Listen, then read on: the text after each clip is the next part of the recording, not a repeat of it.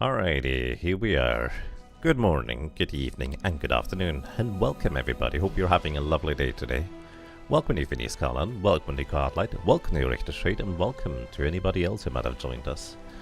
This is a relatively old game, and as such, whenever I click outside of it in order to change, let's say, my scene in OBS, well, it just minimizes on my end, and you guys gonna get a standing screen, and the music goes out because that's just how these games work. Let me actually change the background color. I feel like black is appropriate for this game, so there we go. Welcome everybody to Might and Magic X Legacy.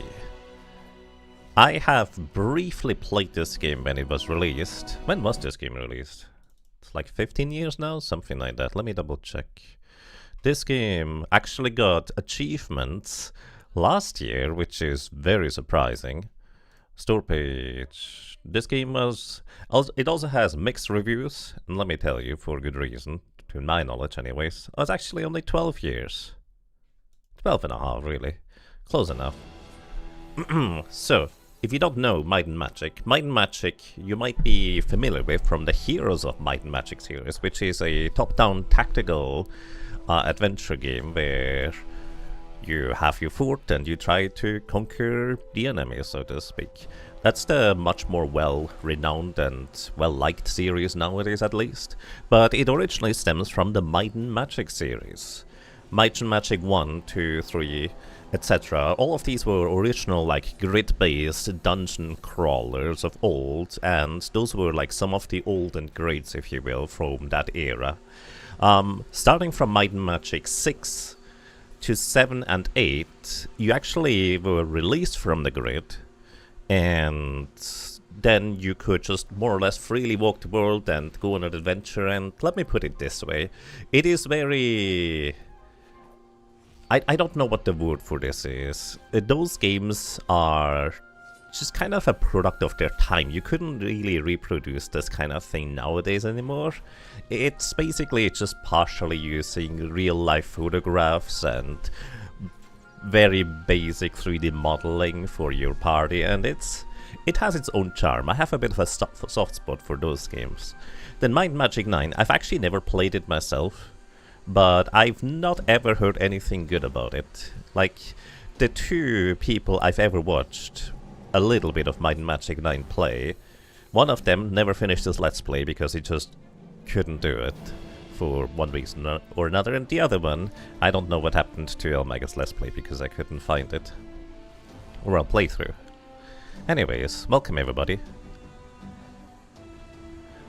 Jagabot is still sleeping. Discord notification. Why is Jagabot sleeping? Oh, by the way, Quadlight, I have a black border on the far right side in my Jagabot thingy, and it doesn't go away. Let me actually shut down Jagabot and start it up again. Connect. Maybe this works now? Welcome. Yeah. I need to restart it. Basically, I can send you... Actually, I can't send you screenshots right now because I just restarted it. I did forget the Discord notification. Let me get that up as well. Whoopsie. Thank you for letting me know. Let me take a screenshot of this. Might and Magic X. First casual playthrough. Because I've briefly played this one for... an hour, maybe two, at the time when it was released, and then I was thinking, oh, this game is probably not finished yet, so I'm gonna play this when the game is done. Mind you, that was before the idea of early access release was commonplace and ubiquitous. I still felt like, oh, well, this game doesn't feel finished, so I didn't continue playing it, which I assume is where all of those mixed reviews come from. And I'm kind of curious on how much jank we're gonna encounter for that. Well, we'll see, I suppose.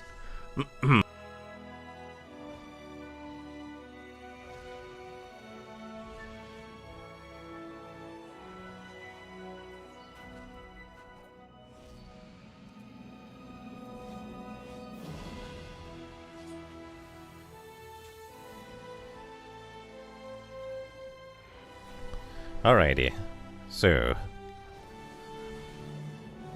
Well, let's see how this is gonna go, shall we? Make sure if there's anything in the error log. Alright, I'll try to do that next time it shows up. Thank you, Godlight. The products of the time, for sure. The late 90s were definitely interesting for PC games, and likewise, you have a soft spot for the Might and Magic games. Yeah, they are just very fascinating. I really want to go back and play through... I think Might and Magic 4 and 5 are like a duology. It's like the Xen Saga, if you will. And they are the grid-based ones, and this game is grid-based. And if you know anything about 2013, I think it was, basically shortly before this game was released, let me actually just start picking a new game. Shortly before this game was released, Legend of Grimrock hit the indie scene and blew up as one of the very great dungeon crawlers of the time, especially. Like, it harkened back to the old grid-based style, but it was also very actiony.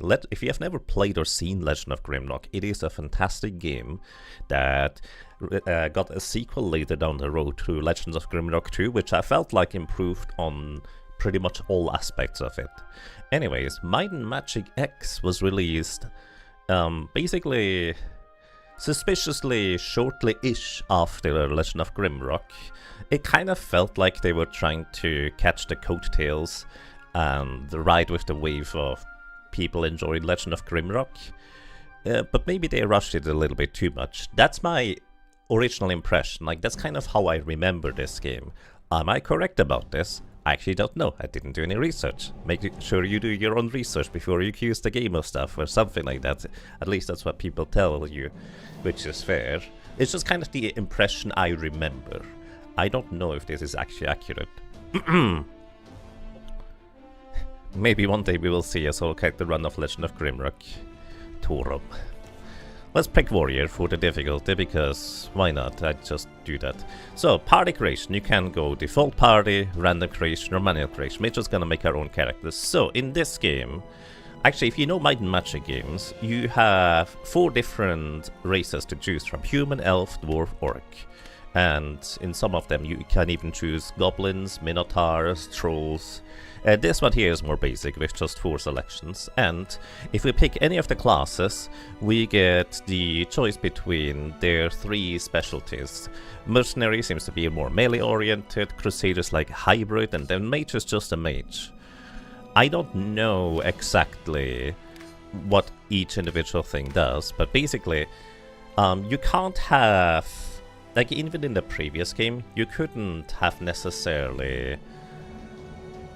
Well, Minotaur was its own class, and then you could also pick clerics, but this game doesn't seem to have like these traditional ideas of cleric and warrior and ranger. They do have ranger and hunters and shamans and such. So, I don't know what is good, but basically, I was gonna just pick, because we can make 4 characters, I was just gonna pick 4 characters. We're gonna pick a human. Humans are the youngest race of Ashan and are the children of Ilath, the dragon god of air, although many of them now worship Elrath, the dragon of light, short-lived but curious and restless. Humans are one of the most dynamic people of Ashan. Children of Ilath, humans have natural 10 air damage resistance. I don't know if this is like just a flat 10 damage reduction, or is it 10%? I don't know. Also, if humans get extra 4 skill points. Then we have the choice between mercenaries and Crusaders. These seem to have like Leon Hands, and the Mandate of Heaven is a fun title. I have not read any of the abilities, by the way. Call upon Elrath to enchant all melee and ranged weapons and magical foci in the hands of each party members for 4 turns. This is turn-based, apparently. The enchanted equip will deal 5 to 10 damage, light on top of its and extra damage on top of its normal damage. Or a free mage, time freeze. You freeze time outside a sphere created around you for 2 turns or until you exit the sphere. The enemies outside can't be attacked nor attack or move. That sounds very fascinating. I'm gonna pick a free mage just because it sounds like fun. And then we can pick between the various characters. I really like the portraits, by the way. This is 2014. There was no such thing as AI-generated images, in case you're curious. So all of these things are hand-drawn. And I do like the art style for what it's worth, at least on the baseline. Then we have the voice choice between heroic Choose me. or cynical. Not choosing me would be a mistake. Wait, that's the exact same voice, isn't it? Yeah. It's just how she answers is different. Alrighty, which one of these characters should we pick? We're gonna pick one of these guys. If anybody has a strong opinion, feel free to let me know. Also, we need a name. I have two names that I usually pick for these kinds of... Your team Cynical? I'll be picking Cynical. I didn't expect this to be the exact same voice. Dice roll? Sure, we can dice roll. I'm not gonna dice roll all of them, because some of them I do have a preference on, but this one I do not. So, alrighty, I roll a 6-sided dice. If the Assassin Cynical is really good. Yeah, one is just, choose me. The other one is, if you don't choose me, you choose him wrong. Okay. Alrighty, 3. This guy. Choose somebody else. Lose. See if I care. Choose somebody else. Lose. See if I care. Yep, you're part of the team now. You see your name Anna? Sure.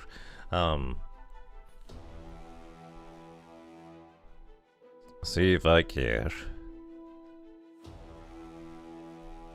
Taco. Taco is a great one. Alrighty, this is Taco. Or Edgar. Honestly, we could use Taco for a different one. Edgar feels... Alright, we have our 4 names, by the way. It's gonna be Muff, Rump, Taco, and Edgar.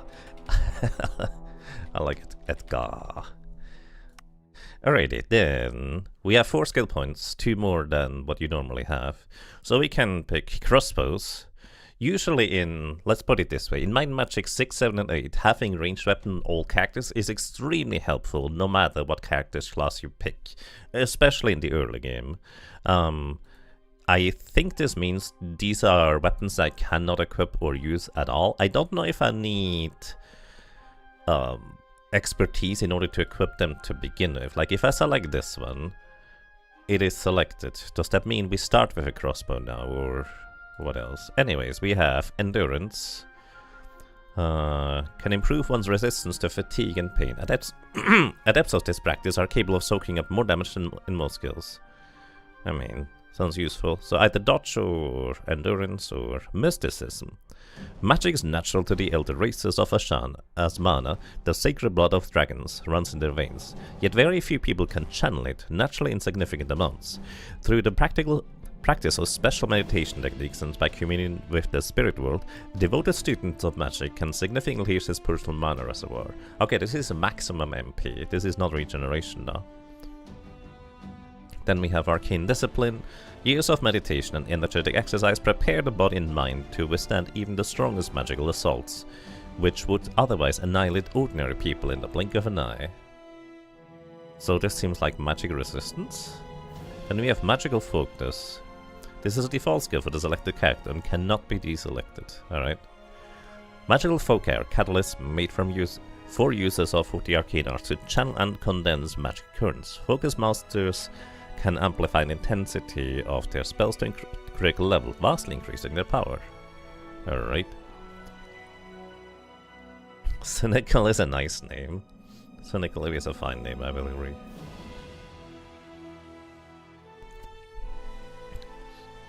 I'm actually kind of in one mind, maybe we pick crossbow, but maybe we can also just get well, we probably can get all of these skills at some point. This is usually how these games work, like we are not selecting what we're going to have in the long run. So it seems like we can get to master light magic, but we can go grandmaster dark magic on let's pick grandmaster light magic and dark magic, or well, I guess we just pick to start with dark magic. I don't know what dark magic includes. Then we have earth, air, fire, and water. Let me think about this. Fire usually has like cheap offensive spells. Oh, it actually tells me. Shadow Cloak. I don't know if Shadow Cloak is gonna be useful. I don't know what it does. Gust of Wind, Entangle, Ice Bolt. You know, if ice and water is in the same category, I'm gonna pick ice as well, and more maximum MP, I guess, seems like a good choice. I don't know how much we need all of these, but I'm just also gonna pick the crossbow. Alrighty, then we can invest points into might, magic. It's kind of nice that they're next to together for might and magic, I guess. Perception, destiny. Destiny? What's destiny do? Increases all critical hit chances and the evade value. Peculiar. Vitality for maximum HP and spirit. 3 mana per attribute point. We have 70 mana baseline, and magic is just magic power. Oh, it actually tells you how it increases things. Ranged damage is increased. All attack values. Attack values, I assume it's chance to hit with perception. You know what? I'm kind of all in on magic for this guy. Alrighty, then we have picked a human. Let's pick an elf. They have natural earth damage resistance. Apparently. So we have the option between Blade Dancer, Ranger, and Druid. I like Druid, so I'm picking Druid. So I'm going to... Do I have a do I have a preference between these ones? I like how this is just the face is different between these guys. Lynn fail. Lynn success. Destiny seems like luck, yes, I think. Richter site says 4. Alright, let's go 4. So, in this case, I think this is gonna be Romp. I don't know why, but it just kind of started a while ago when I picked the name for a female character that may or may not be our tank character. I don't know if druids are tanky in this or not. They're probably more like spellcasters. But, spoilers, I don't plan on necessarily picking a frontline in this. I don't know if that's good or bad. We'll see. Anyways, let's go Romp. And we have 2 skills to use. We start with Earth and Water Magic initially selected. And we seem to be able to go Primordial Magic. Wait, that's different than you had, isn't it? No, you also had Primordial Magic. You can go Grandmaster Primordial Magic, so can you. Maybe we would want to have somebody with Light Magic. Do you need a Magical Foci? I mean, this increases your magic damage, sure. You get a bow instead. You also have light... You have medium armor. You have no armor. Okay. You could also go two-handed with spears and daggers. Two-handed daggers? An in-joke for those that speak Spanish. Your male elf name of choice is Eldilbalar. You would like to see an orc hunter or war? I'm kind of set on picking a shaman, to be honest. I like the idea of shamans. I mean, I guess you can get Grandmaster in this eventually, but let me actually have one character at least pick light magic as well. So Harp is gonna get light magic, and I'm actually gonna increase spirit for... Oh, you actually gain 3 MP or maximum mana per point. You also gain 3. I thought it was only 2. Maybe that was for the other character. Anyways, basically the reason my spirit for me is quite simple. If Harp is gonna be the one healing, then I would like to have a lot of heals rather than necessarily strong ones. That makes sense. That's usually better, but who knows? I don't really know how the game works. Next character. We're gonna pick a dwarf, because I'm gonna just pick one of each. Then we have 10 fire damage resistance. And, let me put it this way. When I was just kind of leafing through the characters, I was really amused to see that our characters' heads just stay in place when you look at the little characters below there. Also, the defender doesn't fit into the frame, which is amusing. But the heads just standing in place when you switch between them is weirdly amusing to me. Anyways, we have Defender, Scout, and Rune Lord. Searing Rune. Create a rune on a tile within a range. The rune deals 100 fire damage each turn to everyone on the tile and around it. The rune lasts 3 turns. Sounds fun. Rune Priest it is. I like priests. Wait, I actually didn't pick the... Oh, we're just gonna go cynical on everybody, don't we? Not choosing me would be a mistake. Alrighty, so... Which one of these dwarves? Honestly, this guy goes best in the armor, in my opinion, just kind of visually with that head. Like, it just fits really well. Scout or Defender? I'm so sorry, I'm just picking a spellcaster. I already planned on picking all spellcasters. Yes. Alrighty, so which one do we pick here? I don't have necessarily strong preference. If anybody has one, let me know, I guess.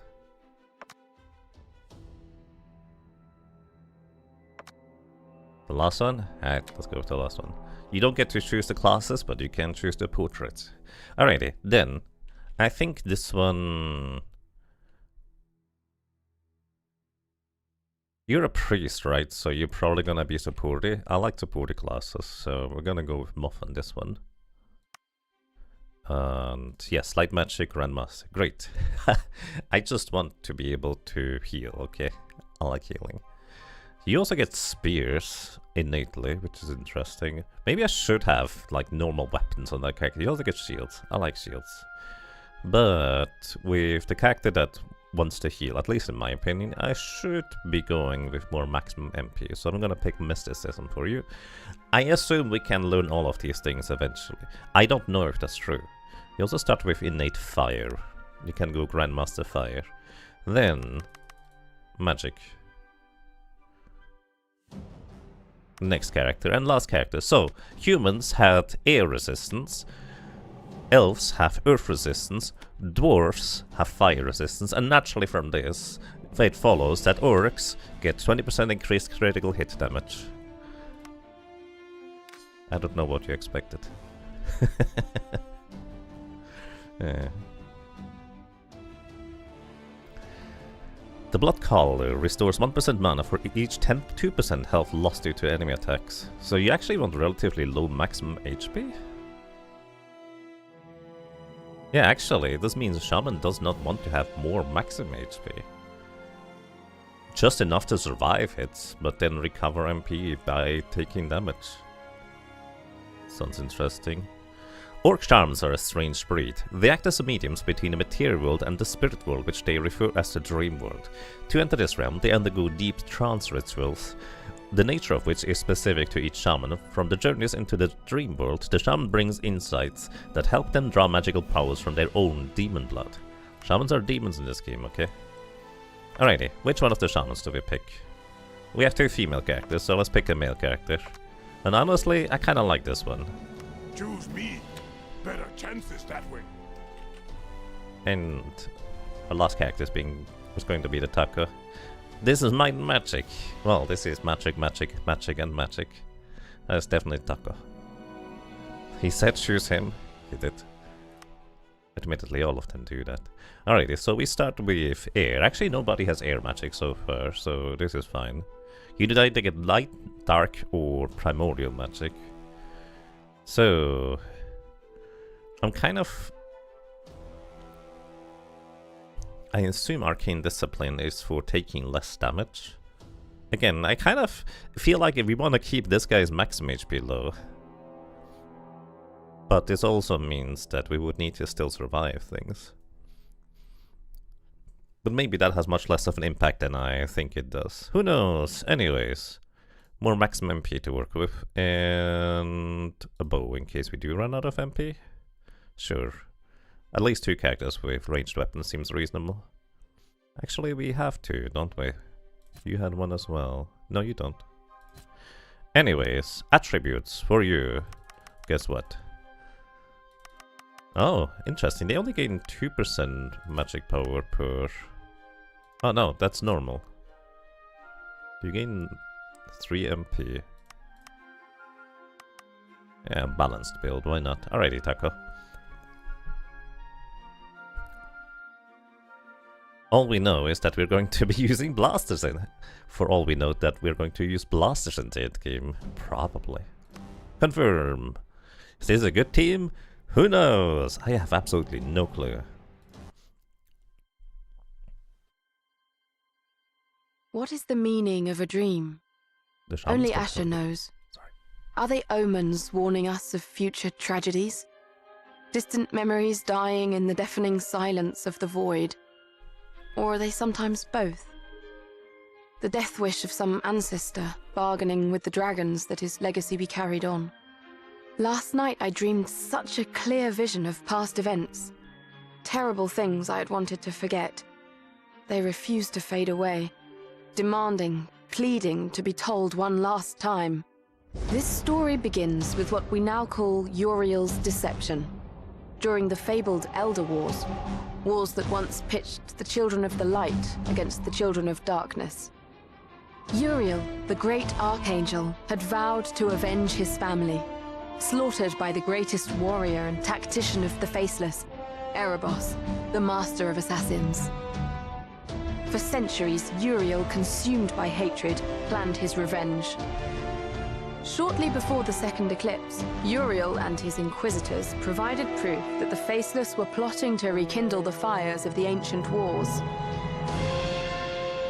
Emperor Liam Falcon, an ambitious man, easily enthralled by the Archangel's righteous determination, declared a holy war against the children of darkness. And Uriel's own brother, the Archangel Michael, esteemed and feared general of the ancient angel host, was brought back from the dead to lead the onslaught. But Uriel's plan had one fatal flaw. He underestimated the courage and resourcefulness of the humans he had set out to use in his machinations. There were some who saw through his lies, seeing Uriel's proof as clever fabrications. The murders and sabotages of which the Faceless had been accused were his own doing. Angels cannot lie, or so the saying goes, but there's nothing written saying that they have to tell the truth. Uriel escaped the justice of the courts, but not the judgment of the dragons. Uriel, Michael, and the Emperor Liam perished in the bloody fires of the second eclipse. But a legacy remained, continuing to poison the Empire. When the true extent of Uriel's deception was revealed, the scandal nearly ripped the once great and holy nation apart. Distrust grew between the Empire and its allies. Dissentful whispers could be heard throughout the hallways of the Imperial Court. And outside of the Empire's borders, the colonies and protectorates were clamoring for independence. In an effort to calm the troubled waters, Liam's heiress, the young Empress Gwendolyn Falcon, proclaimed a series of reforms that were immediately unpopular with the more conservative nobles. These tensions came to a head in the Aegean Peninsula. Once a jewel of the Falcon Crown, the great port of Carthal on the Savage Sea was threatening to secede and join the loose coalition of the Free Cities. Skirmishes were multiplying between the rebels and Imperial garrisons. Brigands were stalking the trade routes, and pirates were raiding the coasts. This is a story of a particular group of adventurers who had just set foot on the peninsula for the first time, on a quest to fulfill the dying wish of their mentor. They were called raiders, but would soon be known as legends.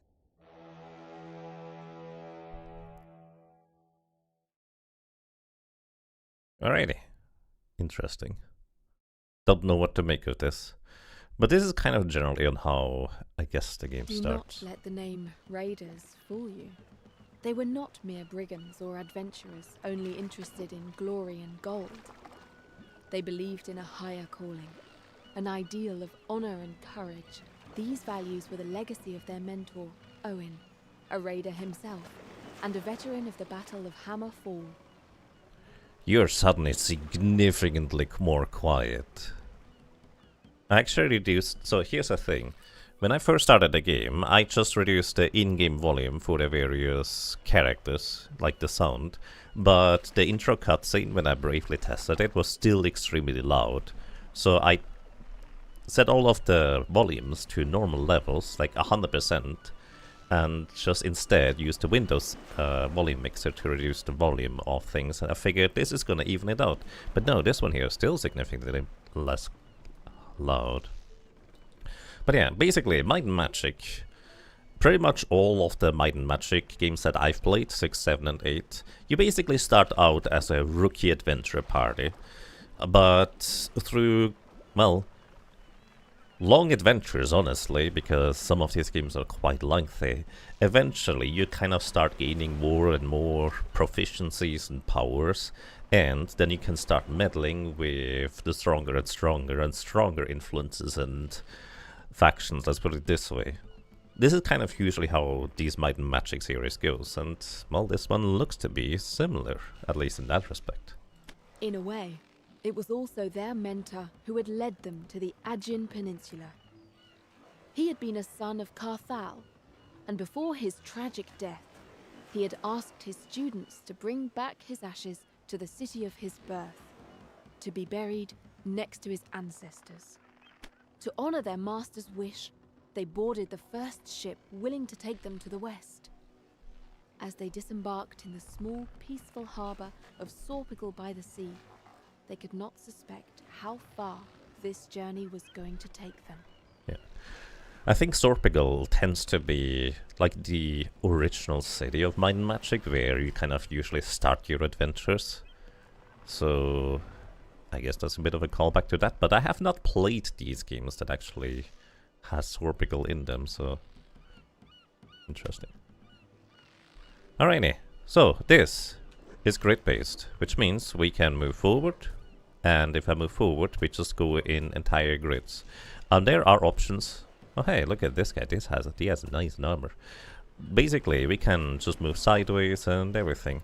Also, I think my screen is slightly tearing, so I saw a VSync option. Let's hope that fixes that. But I don't know. Basically, this is grid-based. Like, again, this came out relatively shortly after Legends of Grimrock, and I kind of imagine this has a bit of something to do with it. Then we also have the various characters we can select, and then we have abilities for these characters. This also seems to be at least partially like real-time strategy. I don't really know how it works exactly anymore. Talk to Sir Christian. Well, I assume this is the guy that brought us here, so hello. Welcome aboard the Seahawk. How can I help you?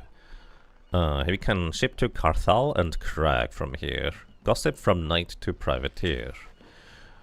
Duchess Irina has many contacts in the Lotus Empire. They even consider her one of their own, since her rise to power. The Wolf Duchy has opened many trade routes with the Nagas and the free cities of the Far East, like Hammerfall. Maritime commerce has flourished, or is flourishing under her rule, but as one would expect, so is piracy. The free city of Foster's region in particular has become a pirate haven. The Duchess had to strengthen her navy to protect the merchant ships, and as a result, many a knight embraced the life of privateer. Alright, good enough for me. I don't want to travel anywhere yet, because I don't know where I'm supposed to go. Ah, new faces. Very good. I suppose you arrived with the morning tide, with that boat from the east.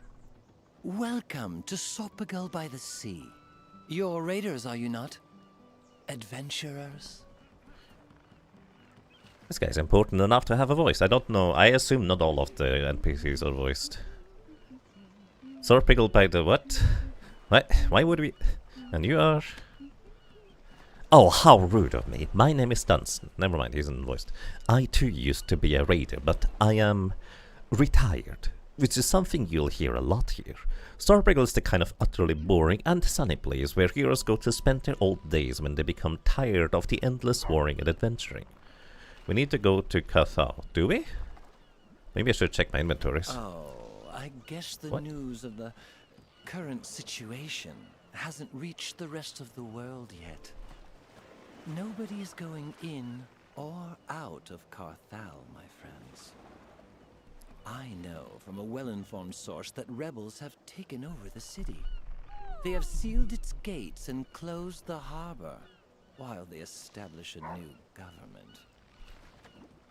Alright, and immediately afterwards, looking for work. I guess it's a quest, hey? And this one is not voiced again. It's kind of weird. You can see why I thought, oh, this game is probably not done yet when I originally played it, because it just feels very janky. But, let me be honest, this is very much in line with the Might and Magic 6, 7, and 8 I played, They are very janky too, one way or another. That's part of the charm, but they're also like old enough to... For where that feels like it was still reasonably acceptable. This one, 2014, feels like where, you know, you expect a bit higher quality at the time. And as such, I assume that's where the mixed reviews come from. But... I've actually not necessarily heard anything bad about this game, so I'm kind of curious what this is going to be about. Lucky to earn some gold and make a name for yourselves, eh? You should go to the town garrison and ask Captain Maximus. I heard he was looking for some muscle to hire, but I keep forgetting you're new here. Do you want me to show you around? No, I'm gonna... Yes, actually, sure, why not? Don't like new faces.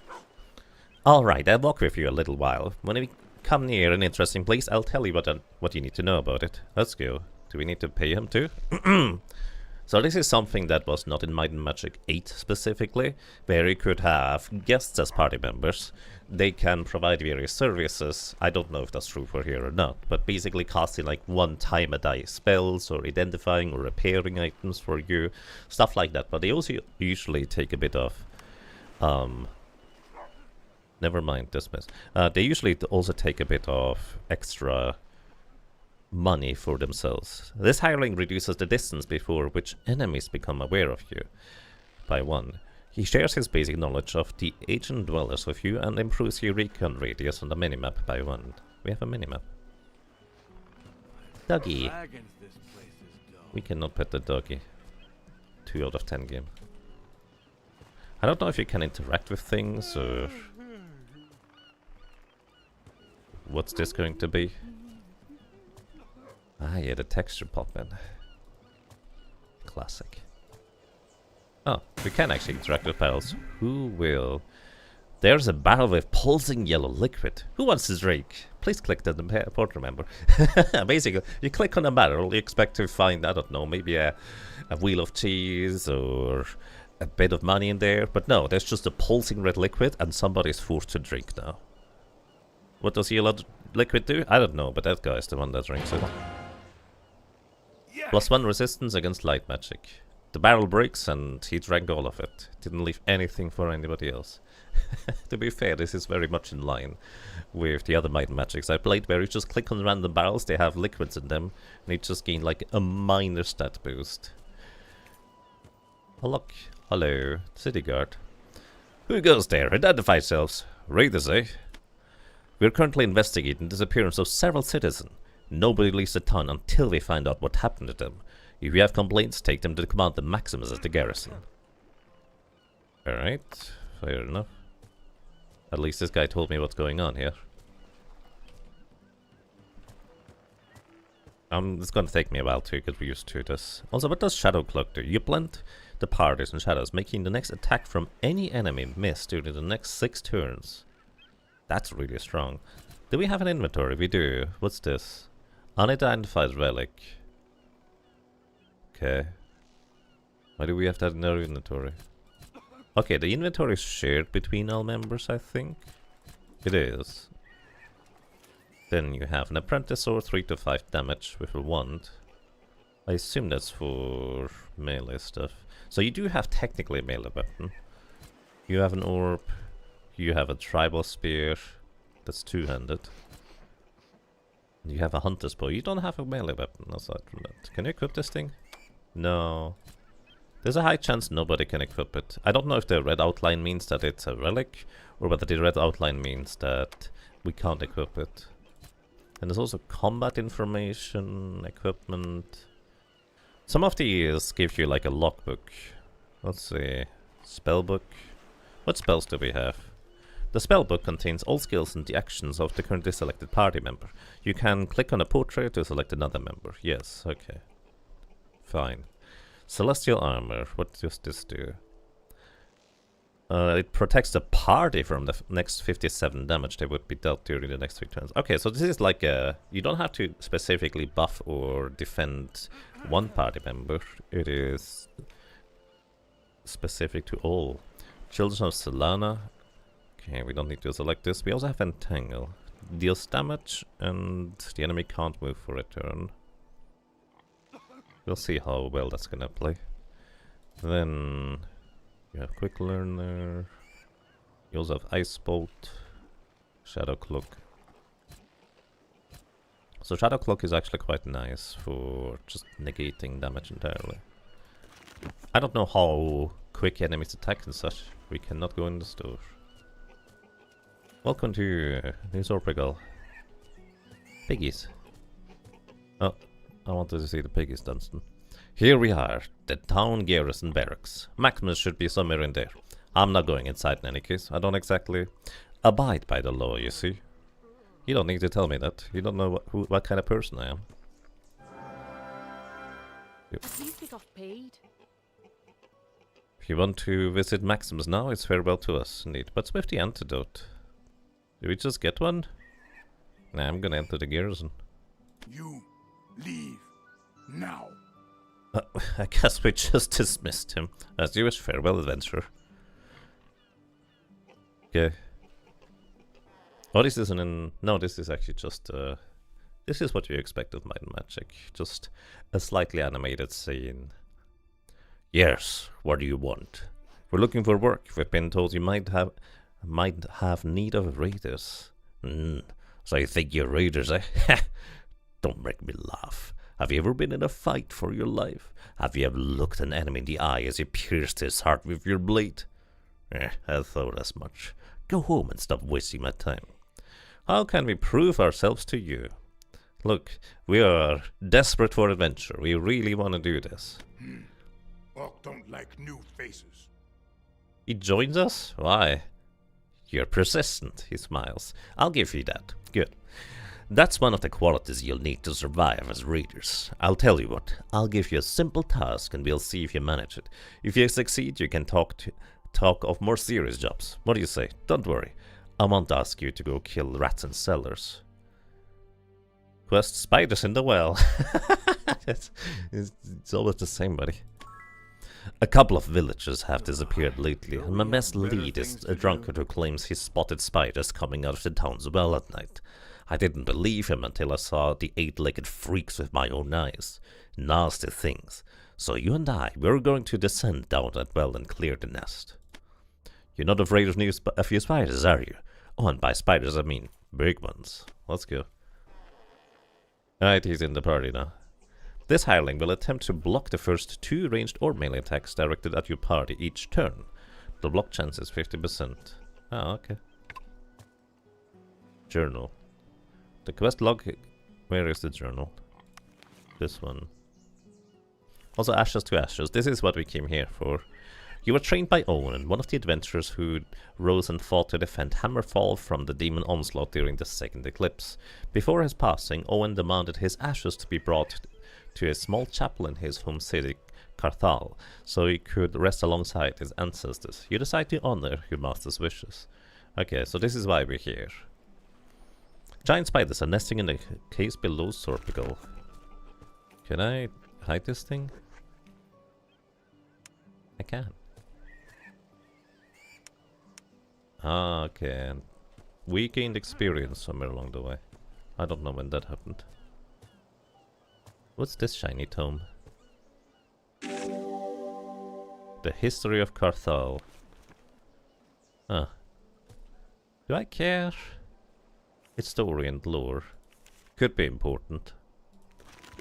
I doubt it. I like reading occasionally, but I feel like this game is gonna make me read a lot already, so... Find Dwarven Armory. Put the lore in the trash. Nah, we might read it if somebody says that, hey, the storybooks are actually quite interesting, we might read them.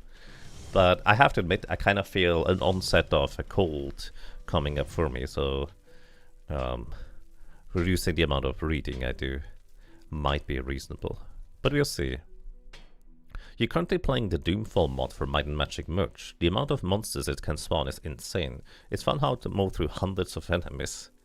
The Doomfall mod? I actually have not heard of that one. Then again, I also haven't played Might and Magic merch, so I should probably do that someday. Alright, we can train in heavy armor expert specifically, but nobody can even reach that rank because we can't even equip heavy armor. We can buy things. Normally the shops in Might and Magic games are randomized as to what you can buy. Some things are less good and others are just better and stuff like that. I don't really know what we even would want to see. Like, one armor value. What does one armor value do? Does it reduce damage by 1? How much is 1 damage? Who knows? Gloves. They don't appear to do anything. We also don't have that much money, so I'm not gonna worry about equipment stuff, but we can buy stuff here if we feel like it, I guess. Alright, local dwarf gossip. Oh, I can't tell you how much it pleases me to meet members of my kin here in Thorpical. There are many dwarfs in the Aegean Peninsula, and the ones you'll meet in the Sea Haven or Carthal probably used to live in the southern outpost of the Sutgard before it was abandoned a couple of centuries ago. Me? I'm a stronghammer, born and raised in Grimheim. I've been crafting armor since I was a wee boy. Dwarf clans of gossip. May the fires of Arkath keep your family warm and your clan prosperous. Moth of the deep flames. We don't meet many rune priests in this part of the world, not since the fall of Sutgard. I don't want to impose on your town or delay your travels, but could you engrave some runes of blessing in my shop? We don't even get to that opportunity to answer. Yeah, sure, we can do that. For a small fee, earn 100 gold. Yeah, it would be kind of neat if you could do that, but apparently not. I see a big chest. Day and night, every time you move onto another tile, game time advances. The amount of time passing per step is greater in the outside world than in cities and dungeons. In the outside world, you might encounter different enemies depending on whether it's night or day. Fair enough. Mine is. Generally, Mind Magic games have absolutely no consequences if you're just stealing everything. That is not nailed down. Anyways, what time of threat indicator?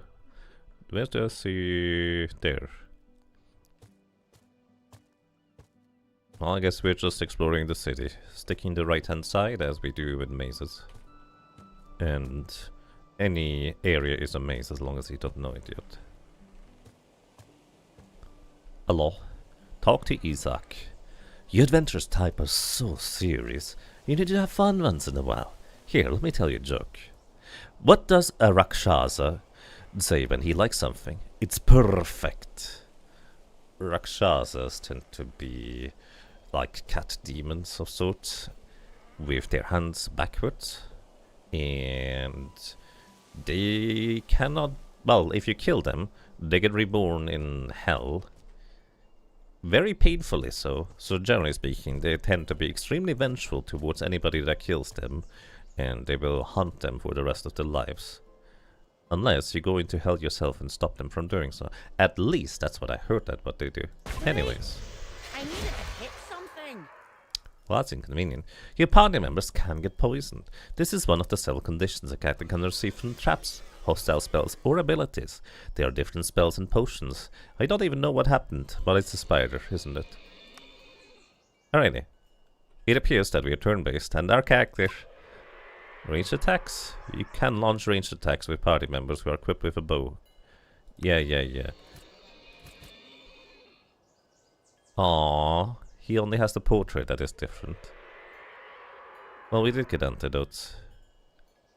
It's an elixir type. Eat it. Can we use it? Oh, we could right-click. Combat turns. Can only act once per turn. Fair enough. Alrighty, so... Protect against damage. Well, thank you for that. The Celestial Armor. It does cost us quite a bit of mana. Firebolt, 34 to 47 damage. How much HP does this thing have? That's about 200 HP, I would guess. Alrighty, then Gust of Wind. Starts blowing air to target enemies within range. The enemies pushed back and dealt 15 to 10 physical damage. Okay, so you deal air and physical damage, so it's 10 to 30 damage, 10 to 20. Or we can do a ranged attack. You literally don't have a weapon. So without a weapon, you literally cannot attack, not even punch. And Tangle.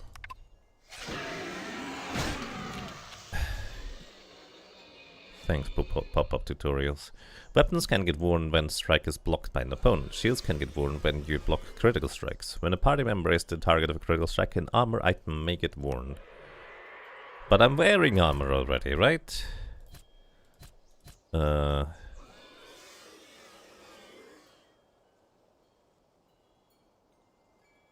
Does that mean we got a critical hit somewhere along the way? Who knows? I don't know why the game told me about that. Oh yeah, Giant Spider attacks Moth for 0 damage, critical.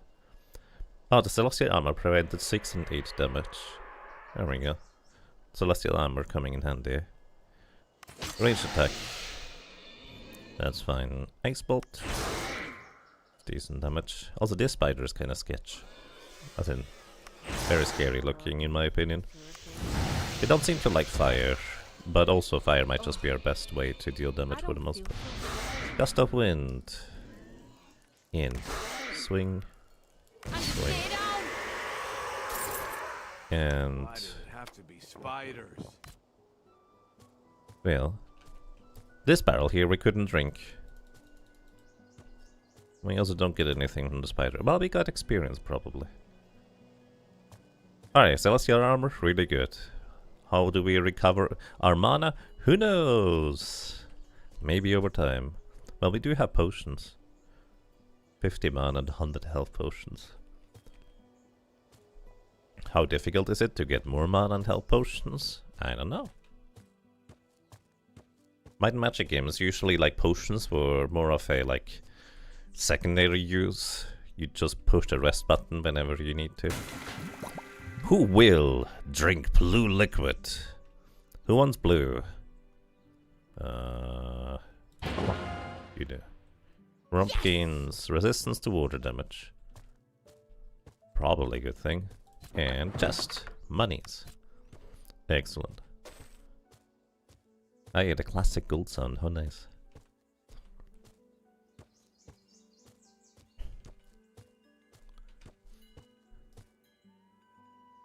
I was about to say, can I look up and down? Yes, you can like, look with the camera. What's that stuff? Is that just little flowers? So weird. Is this a thing I can open? No. And there appear to be potions here. Something in talismans. Ah, adventurers. I love adventurers. Always looking to buy some exotic, almost authentic artifacts. Welcome. I am Jehora. Training, magical focus expert. Alrighty. Not skilled enough for this rank, so we need to invest skill points or get better at this. But magical focus is something we have on every character, technically. Identify equipment. 100 gold. Sure. Thunderblade helmet. It is level 1. You can't get experience in your equipment? I don't think this is useful, is it? Because I'm pretty sure nobody can actually wear that thing. Yeah, never mind, we can wear that thing.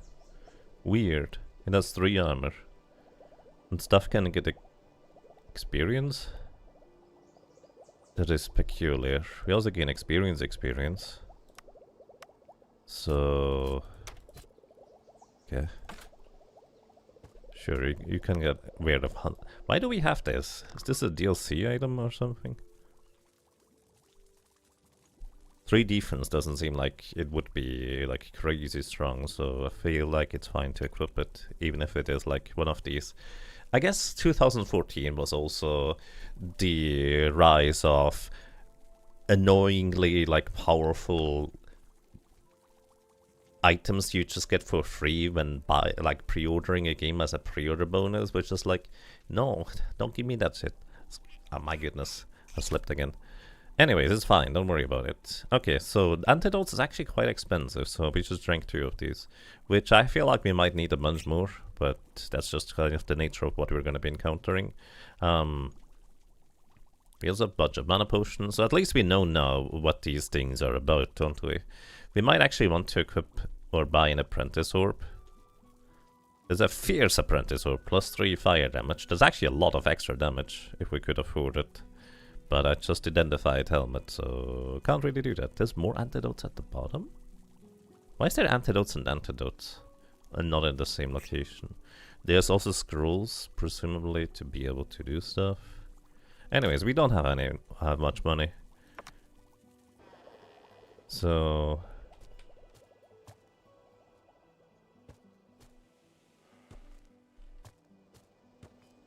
let's just see where we can go. This looks like a temple. Temples tend to be rather important. What's this? Stories. Harbor songs. The siren's curse. A piercing sound. Her screams rings out. I'm captured by her spell. A window opens and she starts to shout, I'll have your salty hide in hell. We married on a sunny day, omened for a life of rain, and now I dream of the siren's curse to save me from my pain. When men set sail on wooden ship, he leaves his heart ashore. I'd rather swim below the waves than let you love me more. Collected by Sir Christian. Then verses and choruses. Like, these could have secrets in them. Like, that is entirely within possibility. Within reason for these kinds of games anyways. Let's see, this looks to be an armory of sorts. Looking for a weapon. Warfare expert. Nobody can even get that, I'm pretty sure. Then he has bows and such. Can we get basic training? No, gossip for veteran. I'm not interested for now. We're probably just gonna get murdered by the spiders. And then we continue afterwards. Anyways, there was Piggy here. Piggy. We cannot go any closer. It's kind of weird looking. It's more like boars. What's that? What are you selling? Rings? Need something? Gossip the end of Empire. Or we can hire a scout.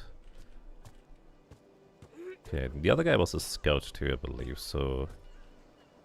Goblin Watchtower. Hello there, welcome to Goblin Watchtower in Hudson Inn. Services. Training daggers expert. Buy supplies. We have enough supplies, apparently. Okay, rest. Rent a room for 8 hours for 40 gold. Okay, so resting is 40 gold. Oh, there's multiple people we can talk to. Quest Jess has a bestiary and hire chef. Oscar and Kenji. We can hire a chef. He almost looks like he has a mustache, but I don't think he is. Quest Jazzad's bestiary. So you are raiders of the lost treasures. Bold challengers of ancient mysteries, intrepid explorers of great unknown and the hidden truths. Oh, how marvelous to meet you. I am, indeed, in great need of services of party like yours. You see, I think you might say, I am an explorer myself. I spent many months exploring these lands, collecting information on its astonishing, colorful denizens.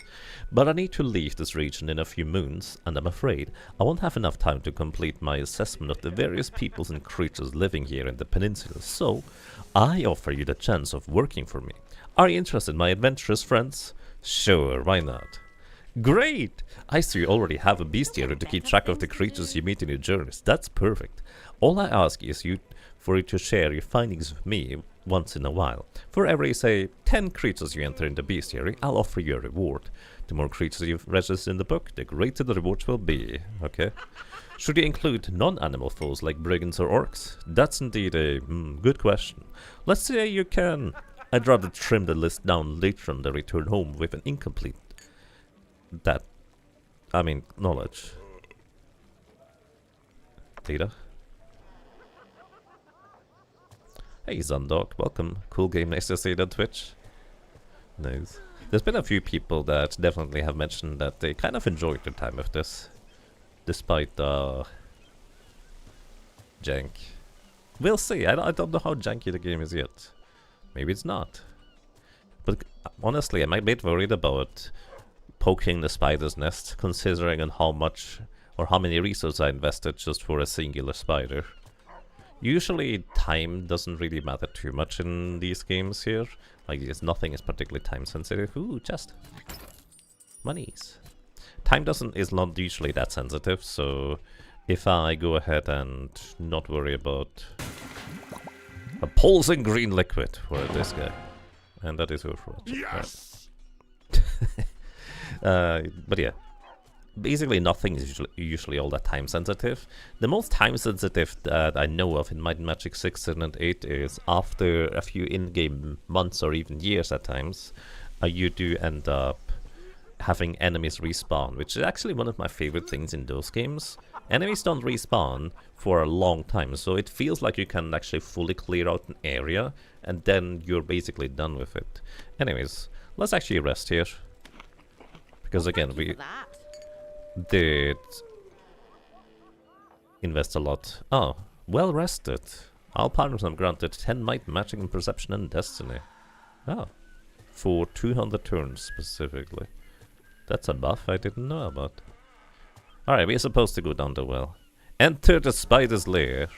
Why did we wait until night? Do you really want to enter the dungeon spider lair? Yes. Sounds like a great time to me. We're intrepid adventurers. Surely nothing is going to murder us immediately upon arriving in what is ostensibly the tutorial city. I did pick warrior difficulty though, so Something down there. high chance of getting murdered anyways. Usually in Might and Magic games, the beginning is actually often the most difficult part, because you are so weak and have barely any resources, equipment, and spells at your disposal to deal with enemies and monsters. So it takes usually quite a while to get anything done until you have more at your disposal. Alrighty, what do we have now? Great. I need something. When the threat indicator turns red, at least one enemy is aware of the party and will try to assault you. It also means that after you have completed your turn, by moving the party or by doing an action with each party member, you will need to wait until all enemies have made their move before you can act again. Okay. Spider, spider. Entangle it. And then... Ah! Not now! Then... The armor of each enemy within ranges of 3 is sundered. Armor value is increased by 10. I don't know what that means. Like, is armor relevant for magic damage? Who knows? Ice. Fire. Ice. Can we take one hit?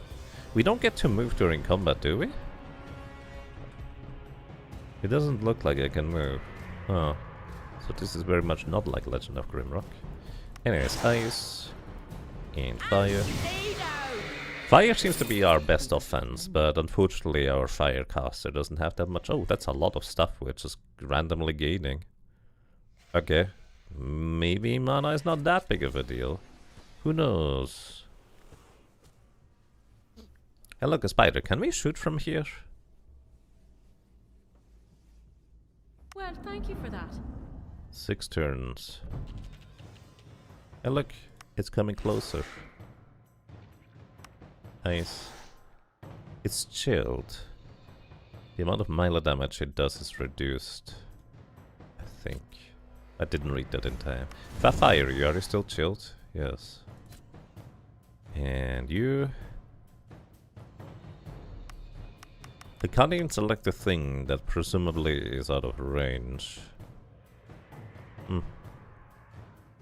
Can defend. So, ranged attack.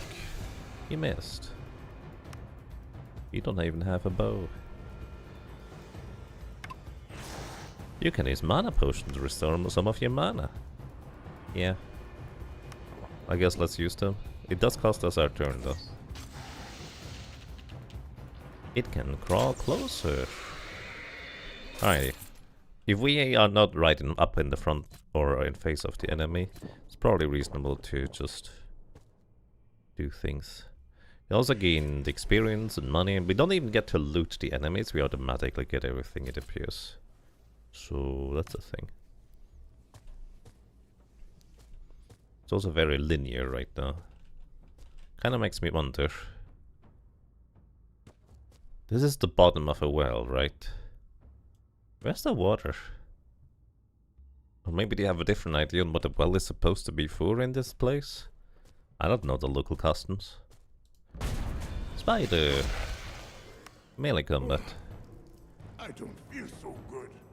Yeah. Alright, we can shadow cloak Well, thank you for that. to dodge the next physical attack. And you... I'd like to not be poisoned, but I feel like it makes more sense to try and knock out the enemies first. So... that was a good hit there. So I'm just going to ice, fire this guy. Fire. Nice. And you eat the potion. We don't have any other healing right now, but for now this seems to be okay. Who was the... you have the cloak. So we tried to use the cloak beforehand. Also, enemies not detecting us for one extra tile might be very convenient. You guys get to move, hey? I suppose this was considered an ambush. I cannot move. I think that is very rude of you, game. Alright, so let's use the gust of wind, pushing this guy back. And... we need mana. Entangle this fool so it cannot move. You need a ranged weapon. Oh, he's gonna drink all of the potions. So this guy's now gonna come over. And there's something else over there. Unless that's where you just came from. Anyways, gust of wind. Push you back. Root you in place. Then we try to deal with one guy at a time. Nice. Then... nice. He's nice. And stay down. And stay down!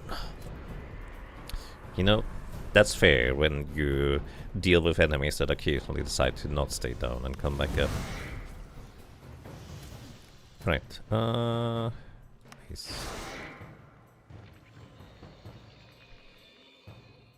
Oh, we have one more turn, but you don't get to do anything. Range attack. Can you range attack even in melee? Probably, right? But he can't melee attack without having anything to melee attack with. Alrighty. Can we rest? Is that an option? Menu. Keybinds. Input.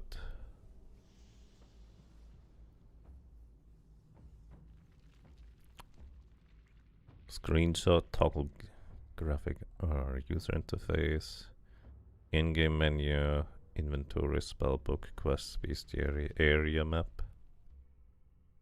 Rest is there we go. Rested for 8 hours. Yeah, neat. And usually there is absolutely no downside of just resting outside of using up supplies. But basically supplies are just a full heal for us. Ring. I think this has nothing attached to it. Any new equipment scavenged on your travels is added to the shared inventory of your party. Yeah, no kidding. That's fair. I guess this 2014 was also the time where pop-up tutorials were just a hot new thing, it feels like. Let's give you... oh, you would like to have a ranged weapon. Can you even equip this thing? Do you need to learn how to equip these things? Requires novice of magical focus. Alright, we don't have that. We can equip rings, but I think that ring does nothing. Leather gauntlets. 1 armor valley. Sure. Who would like to have 1 armor valley? Oh, it's gauntlets, which probably means it's heavy armor. Which I guess the most likely of our party members to be able to equip it would be you. Ah, you can equip it too. Oh. There you go. That spider web is suddenly illuminated. You know, actually kind of convenient now, think about it. There's a hole in the ceiling? Like, surely they must know that there's a hole somewhere that leads to a gigantic spider then, if there's... We didn't travel far underground through the well yet, is what I'm trying to say. There's a bunch of bones here.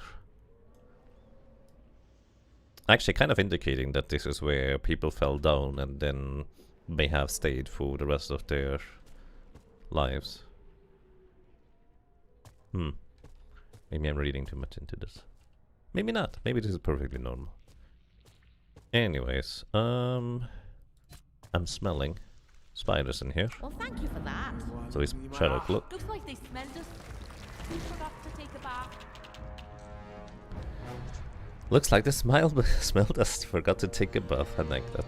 Ah, this time, this thing is ugly. Be careful, right? This is probably a spider queen. It's going to be even nastier than the other 8-legged monstrosities. But if we kill it, we get rid of the nest. Let's fight. Resist it. Oh, you can resist poison. How convenient. Also, apparently that doesn't count as a successful hit. There's no enemy behind us. And... Alrighty, can I push you back? No. Evidently not, unless there's like pushback resistance of sorts. Fire. And...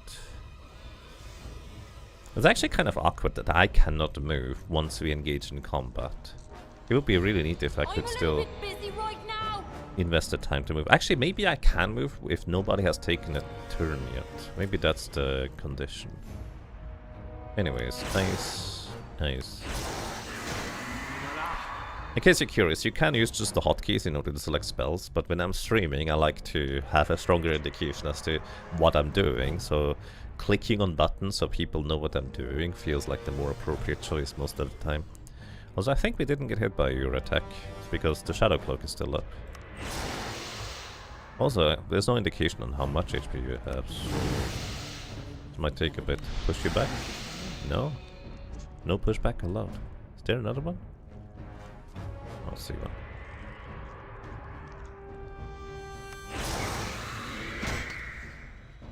Yeah, you just block it. Oh wait, this guy blocks for us 50% of the time, doesn't he? That's what is happening there. How convenient. It's actually really good.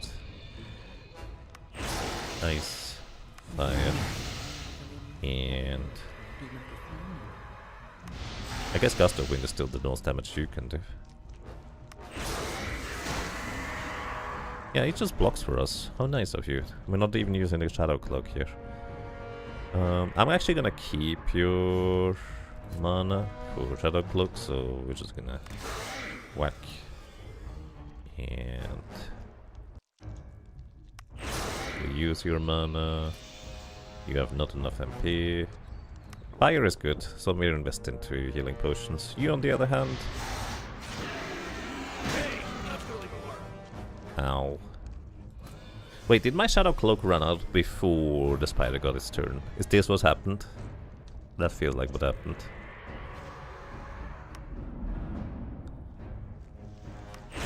Nice. Fire. Yeah, just shoot a little bit. Poison. Apparently that's a different type of attack. Let's have you drink an antidote. Fire. Oh, fire. Nice. I imagine... yeah, deals 50% damage when in close combat.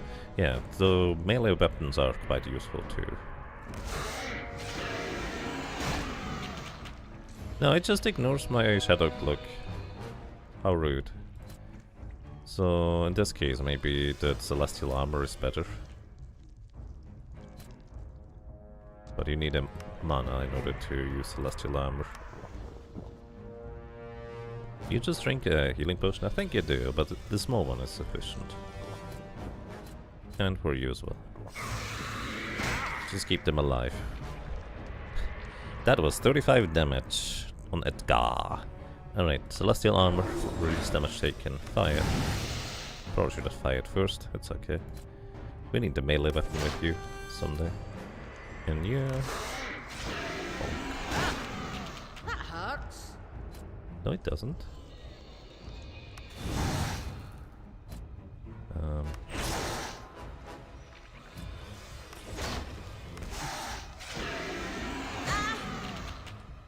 Alright there.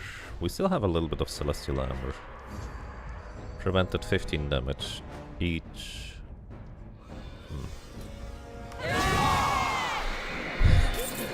Father Sky's power is in me. Level up when you defeat an enemy or so. Yeah. Unidentified wizard sandals, elixir of vitality. Permanently increases vitality by 1 when consumed. Ooh, Hot Shot, thank you. Good morning. Thank you so much for a crazy long time of 129 months of support. Welcome back. I'm glad you enjoy your stay. Hope you're doing well. Thank you kindly. Can you equip these? No, we need to identify the item first. Might Magic previously allowed you to just equip anything, even if you didn't identify it. Which is a bit of a shame. Can't do that. Blessing.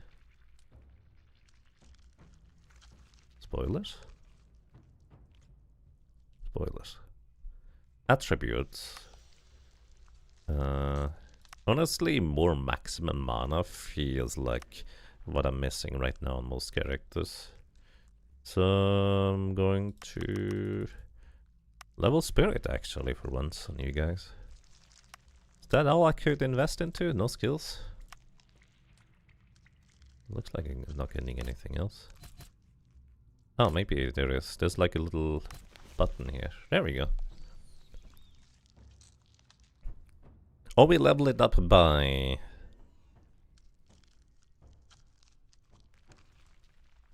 Okay, so I think we level it up by actually using the things, don't we? Like the little bars probably filling up. Spells.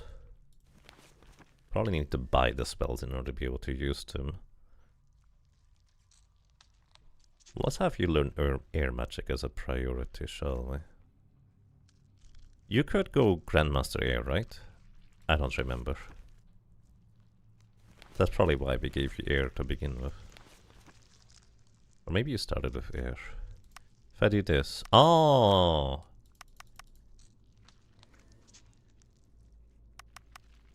Well, we do invest levels. We do gain 5% extra damage or magic power by investing things. But you don't gain like a full thing from it. You do gain a maximum mana with mysticism. Honestly, considering that I'm mostly just relying on spells for the most part, more maximum mana feels like the correct choice right now. But also dealing more damage would be kind of nice. But I'm just gonna go mysticism. Confirm. And I might do the same with you as well, especially you. Unless something else feels more worthwhile. Then again, we could have one character that just chugs mana potions all the dang time. But since fire is our highest damaging capability, maybe more bang for our buck.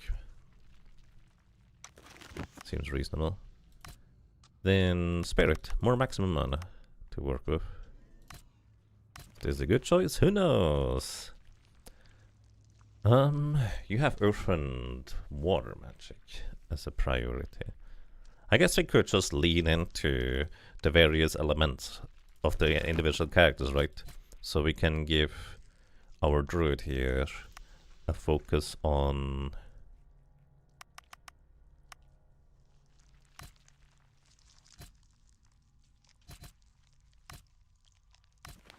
water magic. Then again, usually, let's put it this way, I don't know how true this is gonna be here. In previous Might and Magic games, use water spells for teleportation, air magic spells for fly. Water magic also is useful for water walk, for what it's worth. But I don't know if that exists in this game. We'll see, I suppose. Light magic. Or magical focus. She doesn't have mysticism at all, does she? Oh, we can learn the abilities in here. Oh, we can learn these things. She can also learn primordial magic. She doesn't get fire magic for what it's worth. Mysticism. Oh, this is not how I expected to learn these abilities, not gonna lie. I figured we would learn the abilities by virtue of... Oh. Yeah, okay, we can just learn it like this. I'm gonna lean into water magic with her. Front. And you... Critical chance for spells. Oh, spells can crit in this game? For each skill level up by 0.8% while you have a magical focus equipped. Presumably only specifically magical focus equipped. Your magic power for dark spells... magic power for dark spells right now doesn't matter because we have Shadow Cloak. Which, I mean, I might get a bonus when we... So usually spells in my magic games give you like different effects potentially, or maybe just stronger effects when you level up the various schools of magic to the next level for what it's worth. You also have primordial magic. Yeah. He mostly just uses water spells for now. I'm just gonna go mysticism with you for now, although you can only go up to... No, for now it's fine. More maximum mana to work with. Is there a confirm button anywhere? Because I think the only way for me to confirm is to just exit out and then say okay. Which seems a bit strange. I'm gonna lean into magic power with you. Is this a good choice? Who knows? I don't know. Actually, what's this thing? Restoration power. Restores all health and mana when consumed. The elixir. We're never gonna use that. Silver ring. Apprentice orb. Presumably this is the same. Oh. No, this is just straight up better. You cannot double click. Can you right click? Ah, you can right click to equip. Okay. This does nothing. +1 vitality. Who would like to have more vitality? The shaman is not the one that wants vitality. You have 52 health. Oh, actually that's probably pretty good for Edgar. He has the lowest maximum health. Alright. So... we cleared out the queen. Probably. Well done, raiders. I taught that monster not to mess with the focus Sorpigal. You did good. Here's your reward. It's well deserved. Anything you'll find down here is yours to keep as well. Just stay on your guard. There might be a few spiders remaining. I'll be at the garrison if you need me. Maybe you do have what it takes, eh? Farewell. Well, Him blocking attacks absolutely saved our butts right there, not gonna lie. So, not that he's not around anymore. This might be a bit more sketch to explore. You know what I just realized? If you look at the map over here, the dark spaces is where I have not walked yet. So I'm kind of inclined to fill out the map, if you will, by literally just walking onto these little spaces where we haven't walked yet, just purely because this fills out the map more nicely.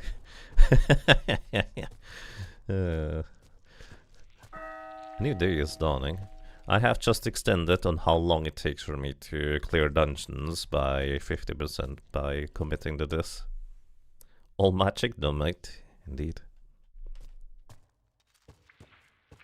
great. I needed to hit something. So, can we? I don't think we can hit this thing over there. Anyways, I suggest we do Shadow Cloak. Yes, I feel strong. You're going to root... You're not gonna root this thing in place. You're gonna root this. Fine. Fire it instead. I wanted to root this thing, but it just resisted it twice. What is the chance to hit? Who knows? Like, did I just get unlucky with a 10% chance to miss? Or is it like the root or tentangling is only like a 20% chance to hit to begin with. I don't know. Game doesn't tell me. Fire! And wind, push them back. Maybe rooted in place now. There we go. This guy's not gonna move. And chill, so you deal less damage. Alright, so let's see. The next successful melee or ranged attack against one party member will miss and remove Shadow Cloak. I feel like this doesn't work, does it? Because this guy just hit us. Maybe this is not a melee or ranged attack. Maybe this thing is attacking us with magic. Magical spiders, okay. That's the headcanon I'm going with anyways. Can I push you back while you're rooted?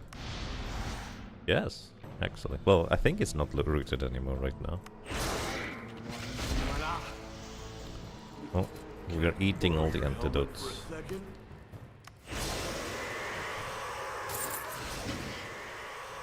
Bestiary entry for Giant Spider was updated. So, did we not fight Giant Spiders until now, or do you need to defeat a certain amount in order to update the Bestiary? Where is the Bestiary? B? No, that's... Bells. Bells. B is probably for book. Area map, world map. We're over there.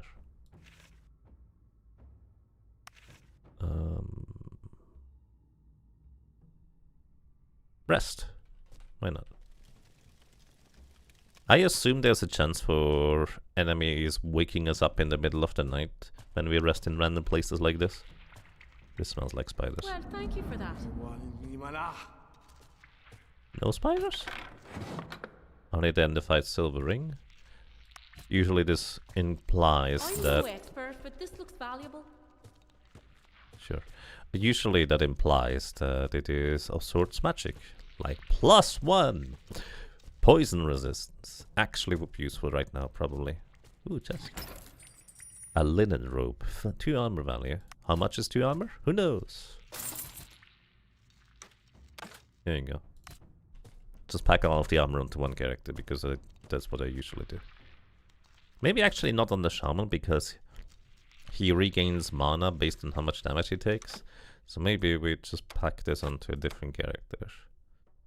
Pack this on you. You're gonna be your tank. Or I'm just a tank. Surely a druid can shapeshift. Actually, in my magic games, they are usually just a mix between elemental spellcaster mages and clerics. Don't know how true that is for this game. You know there's gonna be a spider in there. Do we even want to open this? Yeah, sure. Great! I needed to hit something. Ugh. I don't feel so good. Yeah. Wow. So this armor, or the celestial armor, seems to work at the very least, which is more than what I could say for the other stuff. Yeah, it's actually surprisingly good damage.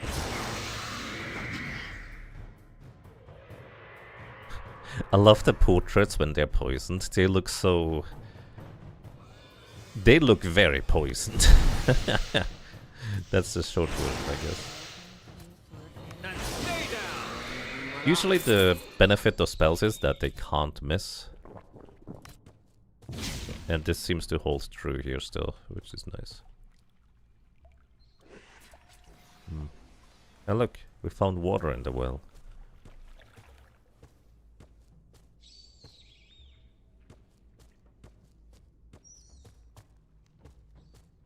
Is this just a way to go around differently? It is. There's something over there.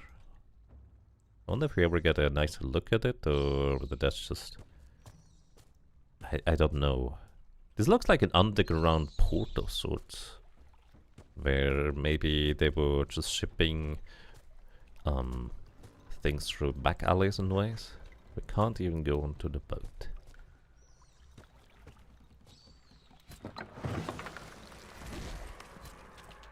There was no spider in there, but Ancestors made this strong. I found the spiders that I expected, I guess. Wow. Thanks. Hello. Look at the bright side, only one spider at a time can attack us. Probably. Nice. Fire. Nice. Wind. Wind. Let's try to knock this thing out without using too many resources, because I think it's almost dead. But... oh, her spear is actually pretty competent for damage. Can we just... oh, we can move in combat. Okay, so I can move in combat if I haven't taken any turns. That's probably what I've been doing wrong this entire time. Alright, root him. You don't have a ranged attack. Just... you have a ranged attack. You want the bow someday. Okay, push him back. We have just enough MP to cast enough spells to knock out these enemies. And then we rest. Now we have 3 more rests, because we are going to run low on supplies. Then again, you can rest. Actually, well, no, you can't rest in Mind Magic games when you're out of supplies. But you can wait. But only that's only useful if you have regeneration. Why did you get a turn first? I'm a wee bit busy right now. Oh, we cannot, in fact, move away. Probably because we are engaged in melee combat with these guys. It would be so nice to just take one step back and have a much more efficient position for combat, but this does not appear to be an option for us. Pushing this guy back. Who else has Gust? Nobody else does have Gust. Yes, I am strong. Nice. Fire. Are they on the same square now? Oh no. Enemies can team up like this. Today I learned. Anyways, push this guy back. Do you always attack the first enemy, or do I need to specifically target one?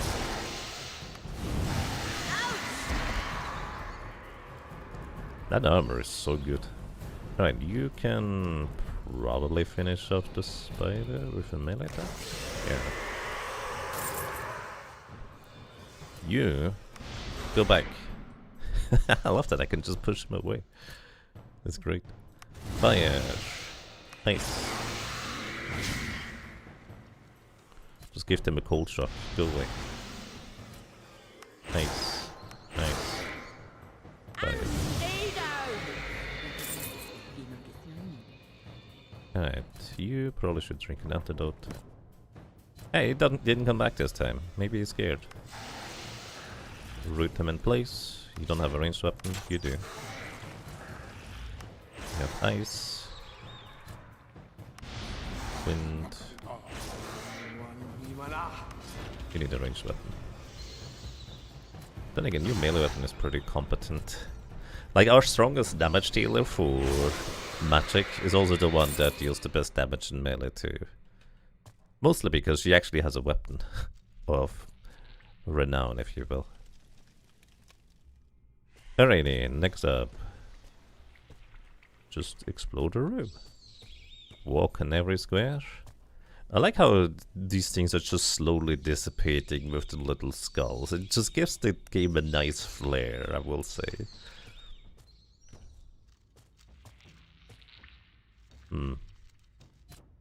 Wow. Nice. Oh, dark red liquid. That's usually might. Let's give it a one. Yes. It is might. So, well, it kind of makes sense to give it to Moth. Maybe I should have given it to Hump. But our dwarf seems to be like the one that might actually benefit from might for presumably melee attacks. Okay, surely this is an enemy. Wow. Nice. No? Wooden shield. Can we actually equip this thing? Do we need shield proficiency? Probably. It's red.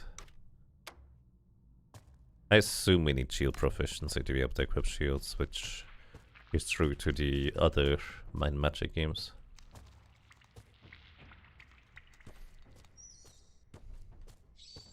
What I will say is actually this place has a nice atmosphere to it, you know. It is a dangerous spider's lair.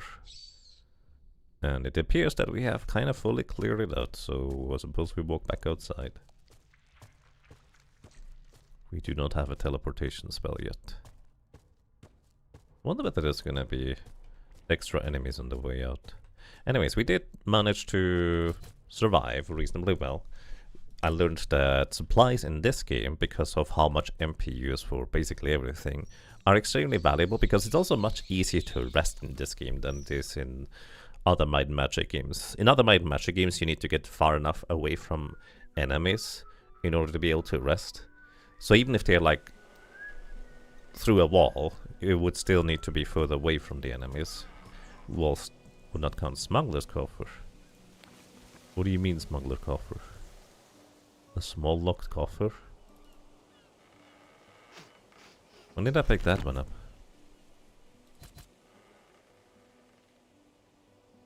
Huh. Also, there's a rest button right here. Alright, it's pretty, but it lacks a bit of green. Alright, it's pretty. Lacks a bit of green. Sure. Also, of course we can walk on every square in this place too.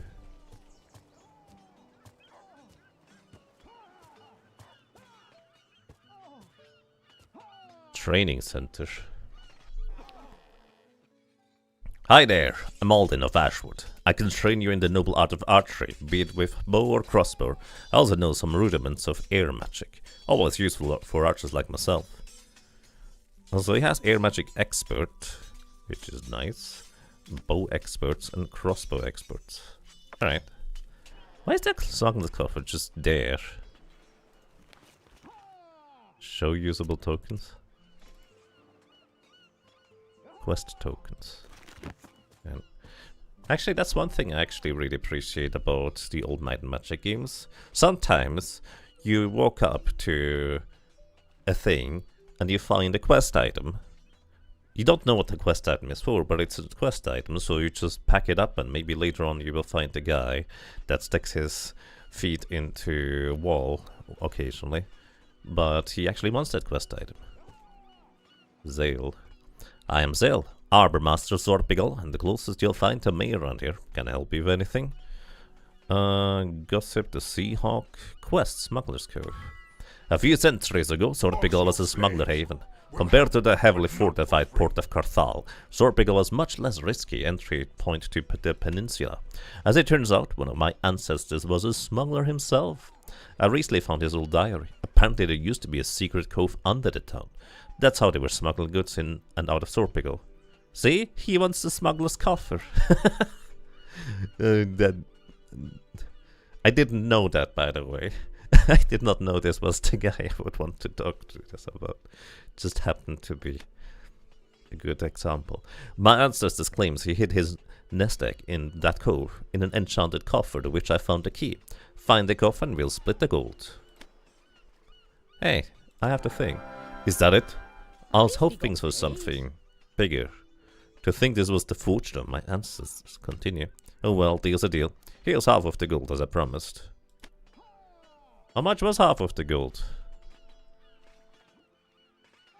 In 112 gold. Yeah, he did say that he was hoping it was gonna be a bit better. But basically, to me, it was effectively free, right? So,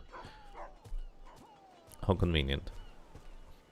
It's kind of curious that it just stuck around over here the entire time, though.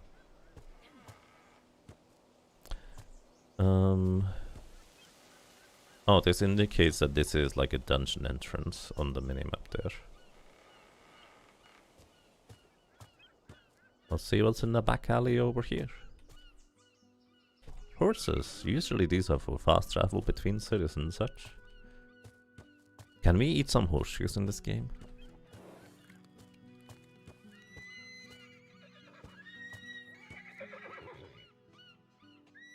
Let's see. We can travel to Carthal and Sea Haven. That's okay. Hey, actually, wait. I didn't realize this, but we can talk to the horse.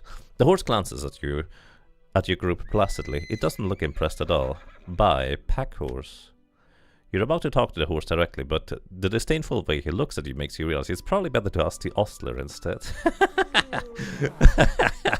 Okay, that's fun. Are you looking for a coach ride? No. Ostler. Hello, travelers. Welcome to my stable. You want a horse, please? Buy a pack horse for 4,000 gold. So, I actually didn't realize this, but I assume that means my inventory space is limited. It doesn't seem like there's inventory weight, but it's probably just more extra inventory spaces if we have a horse. 4,000 gold for one of those. And apparently the horse doesn't like me. Maybe it's a druid that is secretly just pretending to be a horse to get away from his pursuers or something like that. Hello. All hail. Hello? He just says hello, and that's it. I think this is kind of indicating that we need to do the first quest before we can leave town.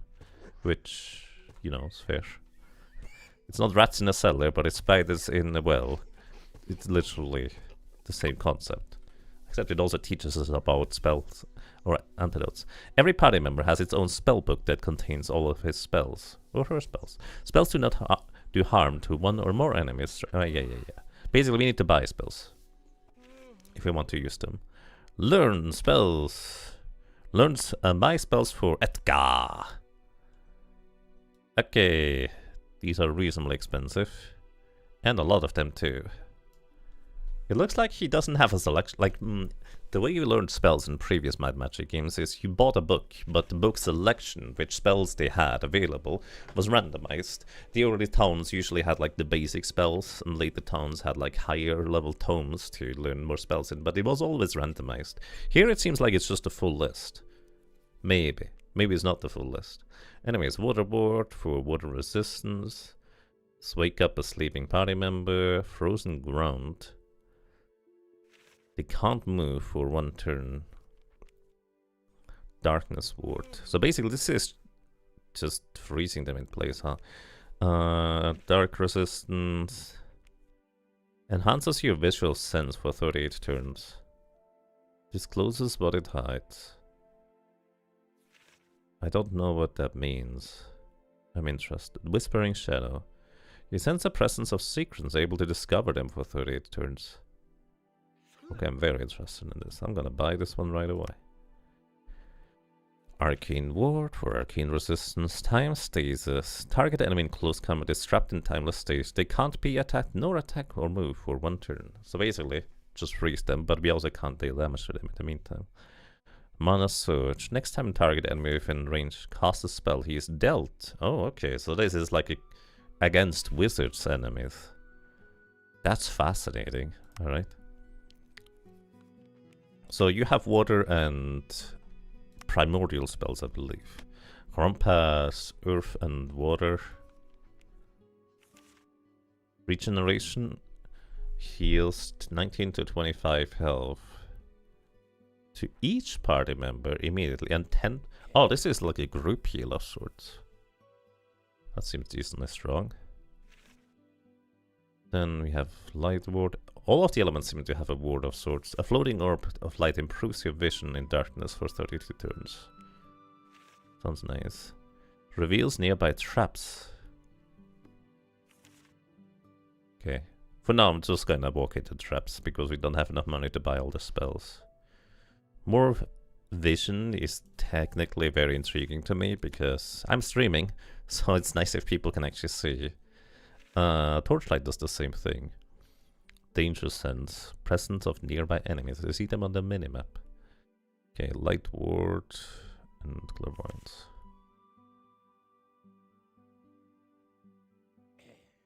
Alright. Moth is our main damage dealer, right? So I want to kind of use her spells mostly for dealing damage.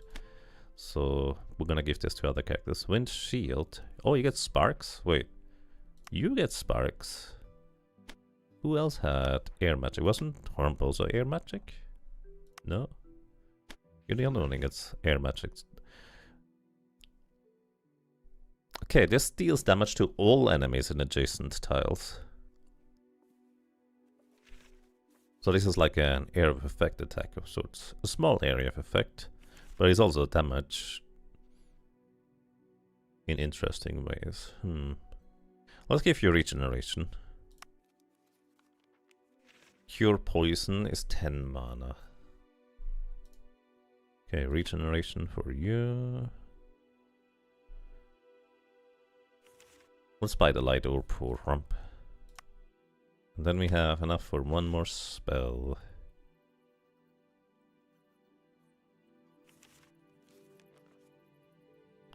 I think Dark Vision, Torchlight, and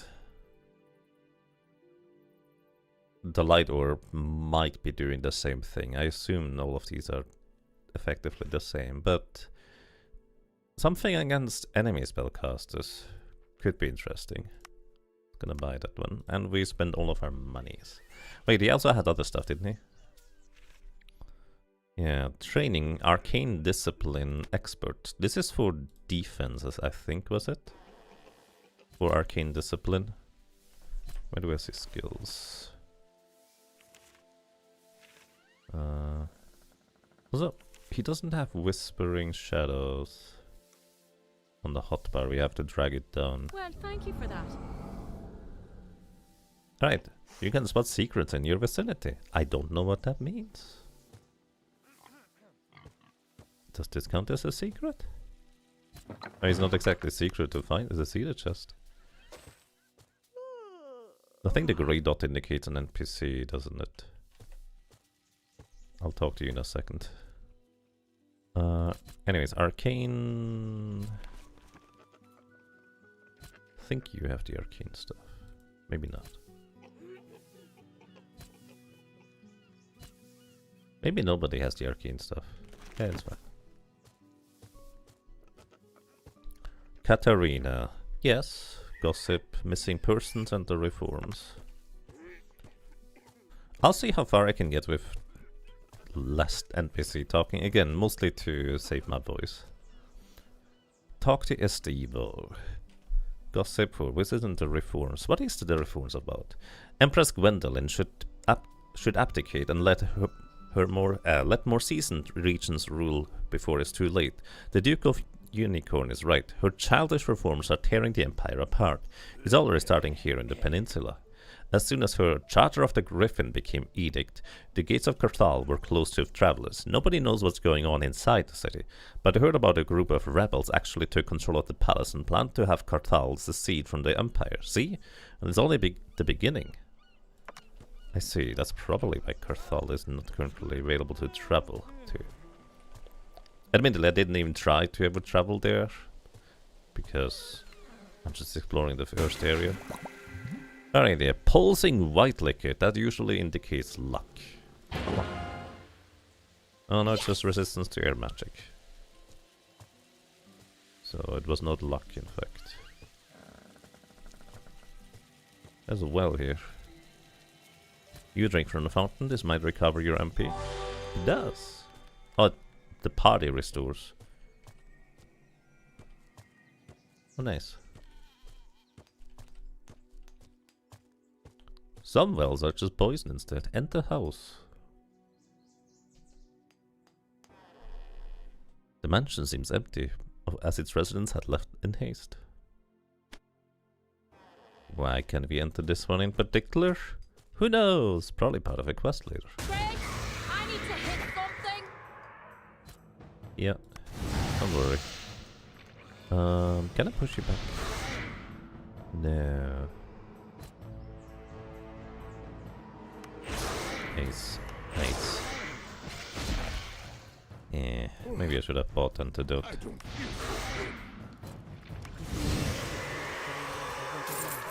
Oh well. I mean, we get antidotes from every single spider we knock out, so maybe having an antidote spell really does nothing for us. Let's see if it also heals HP. Nothing happens.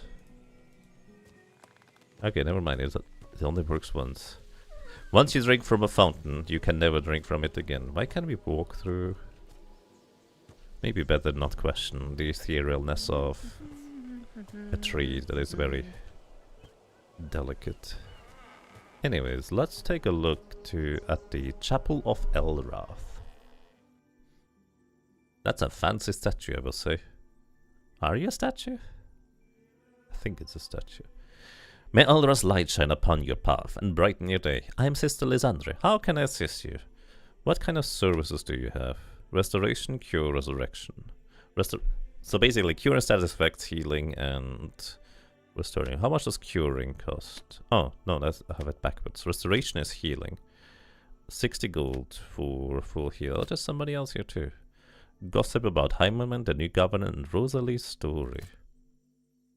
Who's Rosalie? Oh, I clicked the government by accident.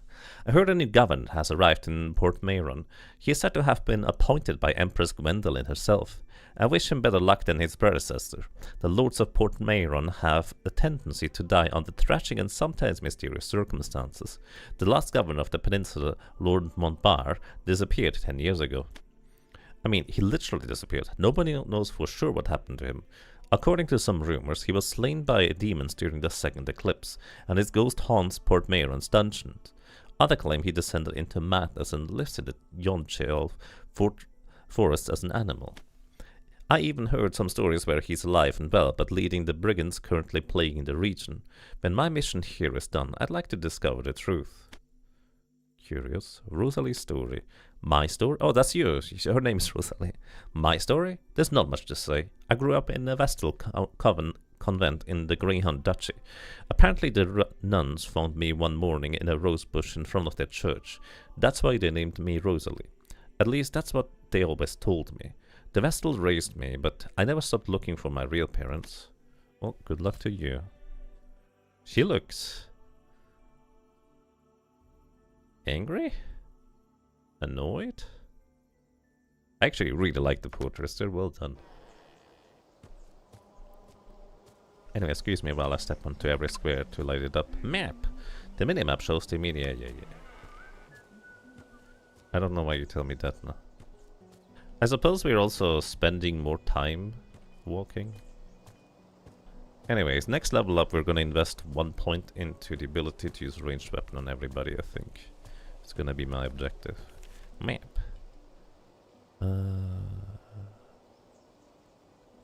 There's like a thing over here. Is that an entrance? I think that's an entrance, isn't it? Anyways, I should probably go back to the captain guy. Because now we may or may not be allowed to leave town after having earned his favors. Yes, what do you want? Quest, Darkness in the Lighthouse. He also has Endurance Master. Huh. Good job dealing with these spiders. I have another task for you, if you feel up for it. There's an old lighthouse south of Thorpigal dating back to the old Shantiri Empire. A few days ago, the light atop the tower was extinguished, just as I received reports that a bunch of Nagas had been slithering around the building. Now, I have nothing against the snake folk, but a few years ago the peninsula had some problems with crazy Nagas calling themselves the Cult of the Wrecker, and taking control of a lighthouse sounds like the kind of thing those wreckers would do. I want you to go to the lighthouse and investigate.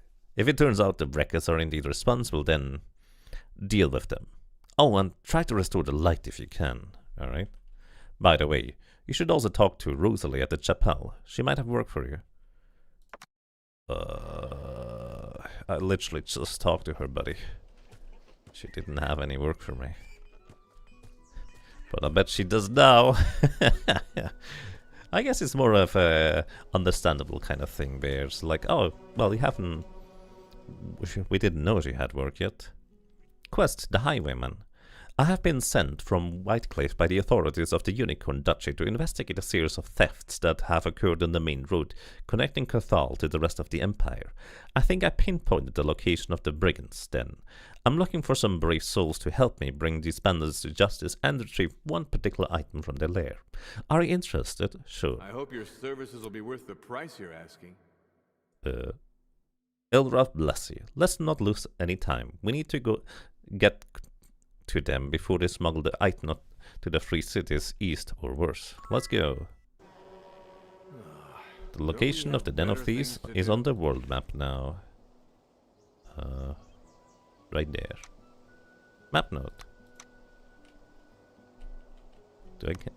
I can just place this thing myself. That's peculiar. I assume I get to walk there. Anyways, no time to waste. That ominous shadow coming up from behind the church with the wings and the statues on the roof. That was actually kind of neat. Anyways, we do need supplies. Services. Buy supplies. 80 gold for 6 days and rest. Yes. Heal back to full.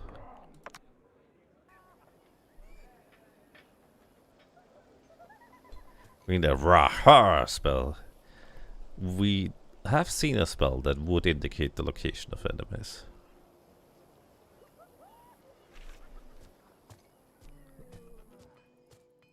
But it wasn't air magic, so... And I thought the day life was boring here. Oh yeah, that's right. We have a bunch of things we could try and identify. For which we will probably need to go... Can I make notes to find the Warden armor? Where was the place for... Keen library. For magical artifact, Isaac. There we go. Basically, if we go backwards through here, this is where we find stuff. Also, this appears to be a place. Eileen's house. Full armor, holy moly. That lady is ready for anything. Yes, quest Lost Lambs. I have come to the region looking for my... For 3 escaped criminals. One of them has joined a band of highwaymen and has been taking part in attacks against the traders traveling alongside the Carthalian road. His birth name is Lucas, but he prefers to call himself Luke. Another one, Kirk, is reputedly a member of a pirate crew. He can probably be found in that muck pit called Sikrag. The last one has joined the ranks of the Black Guard mercenaries in Carthal, who may in reality be more than cutthroats for hire. His name is Ripley. If you meet them during your journeys, can you give them a message? Tell them I offer them one last chance to abandon this wicked path and atone for their sins. If they don't seize this chance, do what you must to stop their crime. Anyways, this armor looks amazing in my opinion. Very detailed.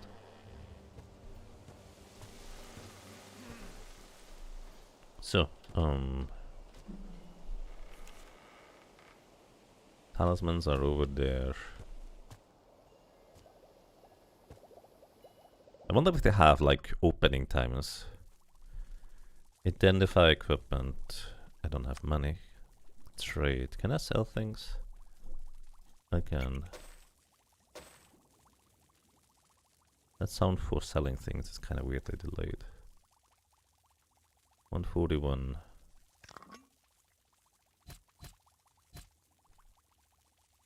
Alrighty. Identify. Cost me 100 gold. Let's identify wizard sandals and a random ring. Let's see. What are these things about? +5 resistance against fire, levels of the magical focus skill, which you do have. Okay, you can just get straight up skills from these things. It's kind of nice. Resistance against magic, adds 100% protection against all curses. That seems really good. Probably. I don't know what curses do. Anyways, give it to a priest. Huh. I didn't expect these early game rings to be actually impactful, but they might just be. Anyways, there's another thing over here that I missed when I was over here earlier. Now that I see the various things on the minimap, Well, thank you for that. I might be able to identify more potential locations for intrigue. Huh? Oh, this is how I get there. Like, I didn't even consider looking at the house because all of the other doors I tried before were... Well, I couldn't enter them. Oh, hello there. Can I help you? Quest Flowers for Fallen Heroes. My brother Severin was a soldier, and he died a decade ago defending Castle Portmeron against the demons. Duke Anton of Griffin, who liberated Portmeron at the end of the Second Eclipse, had a shrine erected in remembrance of all the soldiers who gave their life for the peninsula and the Holy Empire. Since my brother's ashes were never recovered, I took the habit of laying flowers on the shrine on the anniversary of his death. However, with the brigands roaming the countryside, I wasn't able to do the trip this year. If your travels lead you near the shrine, could you lay these flowers on it? The shrine is located roughly midway between here and Portmeron, a bit to the west of the main road. It looks like a small arch with several angel statues on top. Alright. Located roughly midway between here and Portmeron. A bit to the west of the main road. Okay. Sure, we can do that. I wonder how much I actually need to remember specific locations and such. And how much is just going to be, I'm going to walk on every step of the world map anyways. And find it regardless. There's like one dark square here that I have not yet uncovered, but it's probably fine. Okay, this seems to be largely everything here. I suppose we go to a lighthouse and ask the snake ladies as to what their deal is. At least that's what I expect we're gonna do. Where's the exit of this place? Is it over here? No, that's just a... This is where we came from, I think. Oh, this looks like the exit to this place.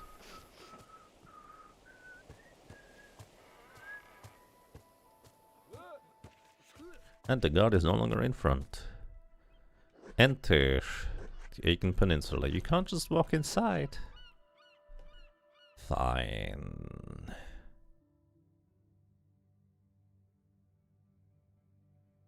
I wonder what the secret reveal spell is gonna reveal to us.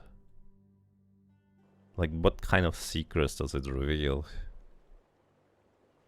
In previous Might and Magic heroic games... deed behind them, the raiders left the safety of Sorpigal and started their journey through the savage Aegean Peninsula, their hearts filled with promises of riches and adventure. Okay. In previous Mind Magic games, you had a perception skill, which allowed you to, if it was high enough, get basically a red blinking indicator that there's like a hidden passageway or a hidden button and stuff like that that you could interact with. I wonder whether that's kind of going to be replaced by the spells. Fantastic adventures awaited them, as their path was to be filled with challenging quests and innumerable battles. Did they have the might to emerge victorious? Only time would tell. Looks like they smelled us. Who forgot to take a bath? Looks like they smelled us. Who forgot to take a bath?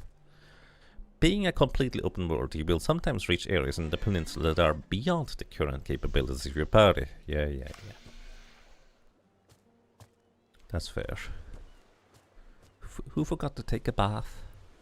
Yes, I feel strong. I didn't take a bath, I only took a shower today. We are all aware that these parts are full of brigands, right? Nah, surely there's no brigand around here. You need a blessing of Shalasa to pass through here. Into the water? I don't see anybody. Smelled us. Right. Who forgot to take a bath? Okay, we will be able to walk through the water with the blessing of Shalasa. So no water walk spell this time around. Yes, I feel strong. Right. Great. I need something to hit. Great. Yeah, but actually, how much damage do you do with your hit? 4? It's still 4.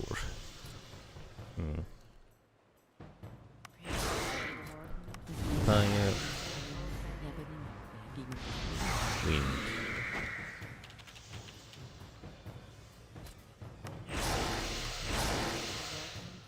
And stay down. Alright. Gonna take one step back. Because we have ranged attacks and stuff. Do you not have a ranged weapon? No.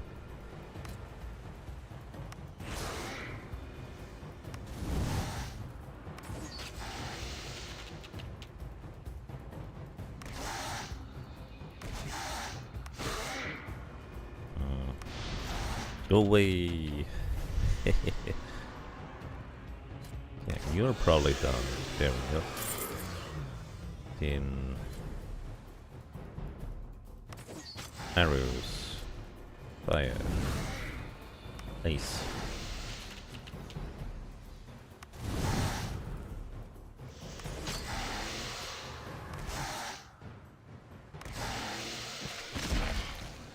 He had to poison us at the very end. Stay down. So rude. Oh well. And everybody's out of MP. Guess what? We're gonna just rest.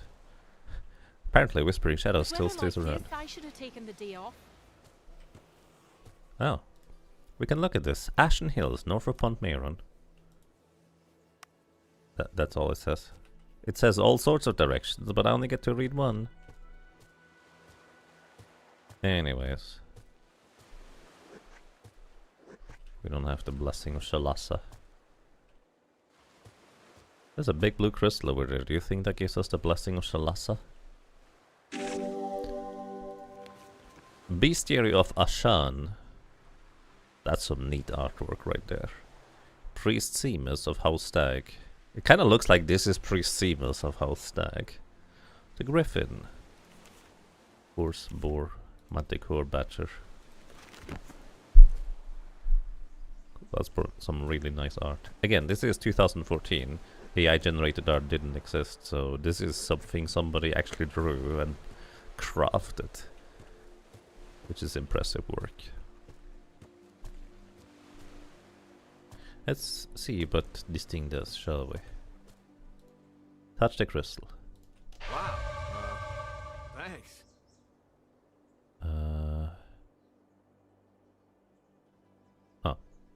Water ward, 20 water resistance.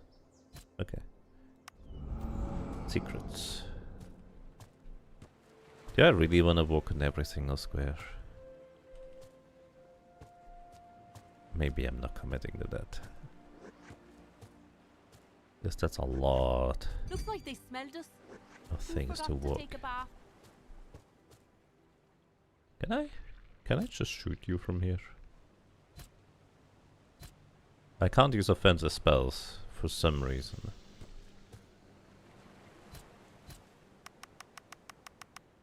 There's a wolf over there. I guess we're gonna go the other way. Is this the lighthouse? It looks like a bit like a lighthouse. Alright, let's ask whether the Nagas are in here. Oh.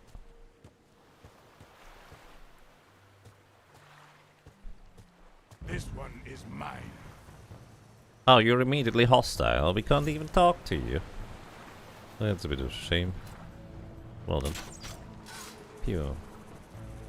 For every strike... I don't know what it says. I think he probably deals more damage every time he gets hit. But... that's just routine plays. He can't even come get to us. Grumpy snakes, indeed.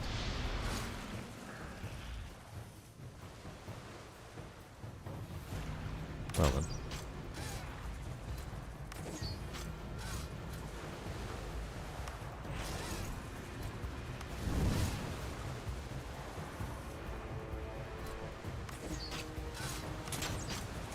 Yes. Stay there. And stay down. Bestiary entry for Kenshi was added. 2 gold. That's all we got for that. Murdering an entire snake person. How rude. Enter the lighthouse. Not strong enough. Do you really wish to enter the lighthouse then? Yes. Place. You should have like a nice description of the surroundings for the dungeon as to what we are seeing when we are entering the place or looking at it. That's kind of how the old things handled that. For a brief moment there, we saw the twisted reality just slightly one step to the left of ours. Crazy how that works.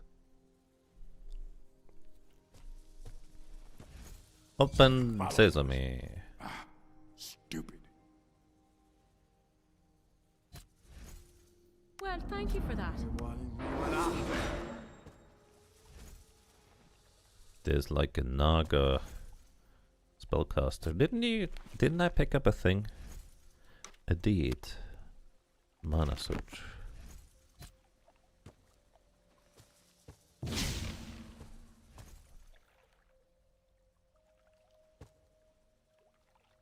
There's a very fancy lighthouse. Big one too.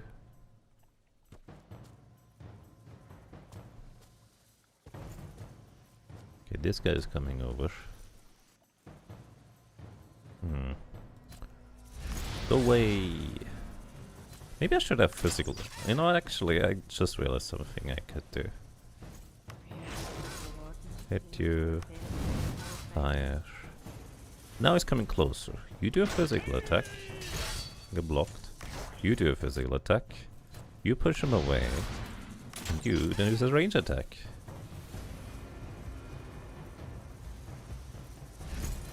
Physical.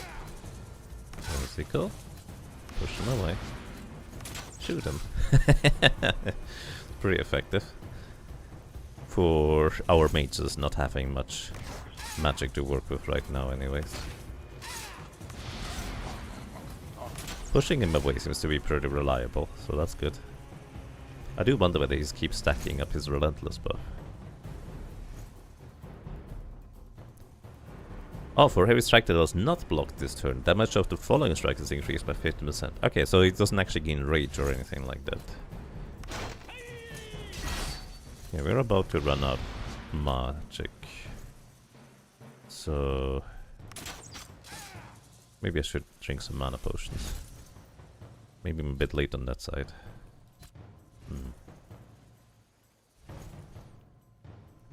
Mana search doesn't help.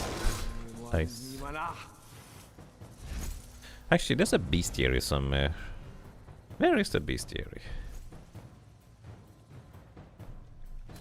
Because surely we get some information about the enemy that they're facing, about their resistances maybe and stuff like that.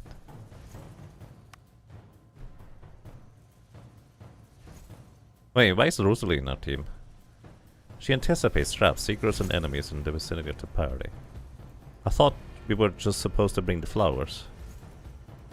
No wait, that's not... She was... What was her quest again? I don't remember. Drink a mana potion. He's gonna hit us.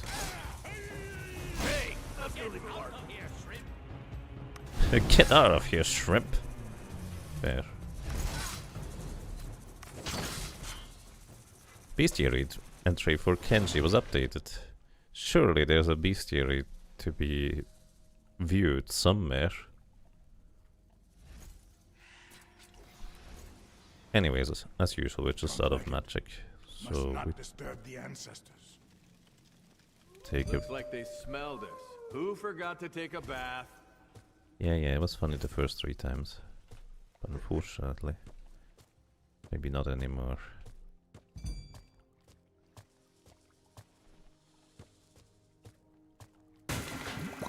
Pulsing red liquid. This one was might, was it? Yes! Oh. So it's either might or fire magic resistance, it seems like. I think that's the same description.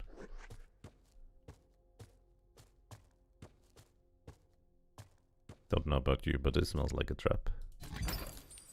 Apprentice's Orb. 6 to 8 damage. That is better than what we have. So, there you go. Upgrade.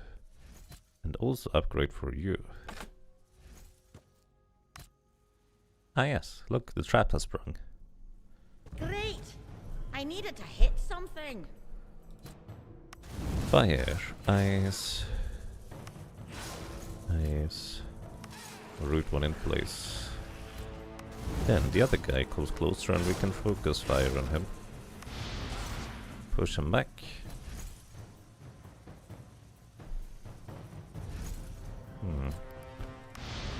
Push one back and then I guess we focus fire the other guy this time. How inefficient. Push him back. No more focus fire. Should have casted the offensive spells first. This is where learning Spark would have been good, huh? You... oh. And stay down! We just really don't have much MP to work with right now. We need some other weapons to work with sometime. Rest again. We rested for 8 hours. Something following us. Ah, stupid. It's kind of funny how long it functionally takes our party to clear a dungeon. Why did it take you 2 weeks in order to clear the dungeon? Well, every 8 steps we needed to rest because, you know, moving around was just way too taxing.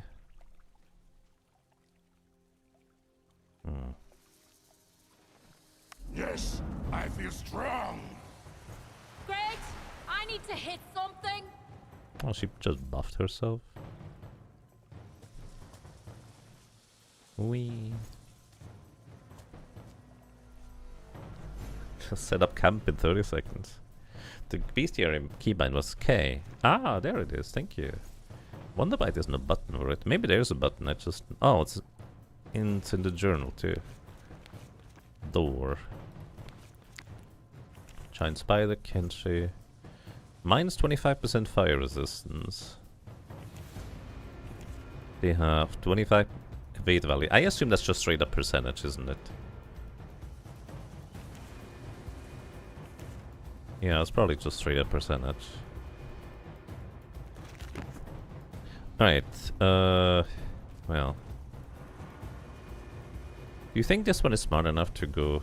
No? No, she isn't. We can just walk back and forth here. Until her buff runs out. I don't even know what her buff is. Surely it's gonna run out sometime. My buff has run out for what it's worth. That's kind of funny. Dance. Puppet.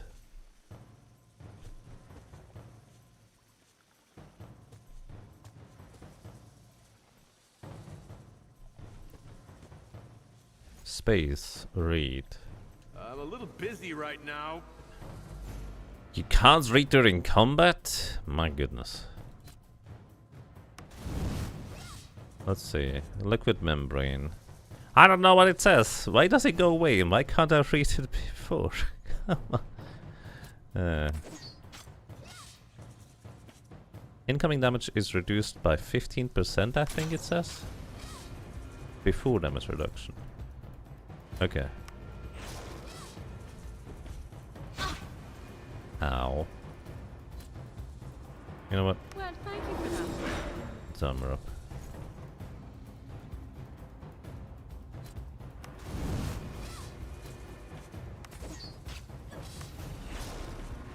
Okay, they are resistant to ice, so I should not be using my icy spells.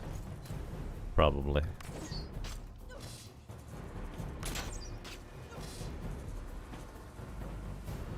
So, entangle instead.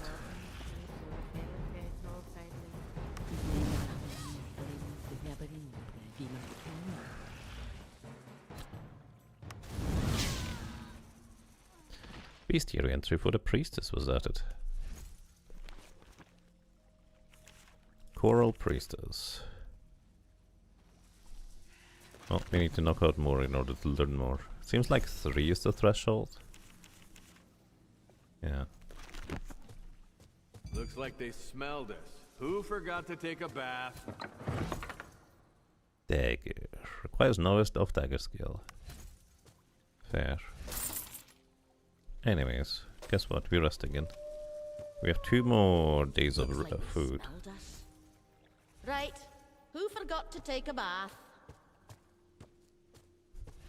I feel like we're gonna hear that a lot in this playthrough. Great! I need to hit something! Alrighty.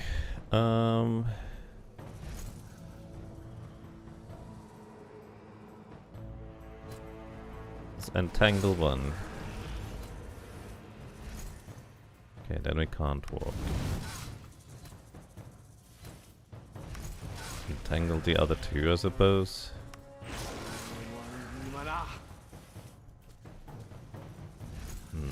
Taking steps away from these does not appear to be helpful. But we can push them away. Actually, it is technically helpful, because now we can focus our fire onto the other guy.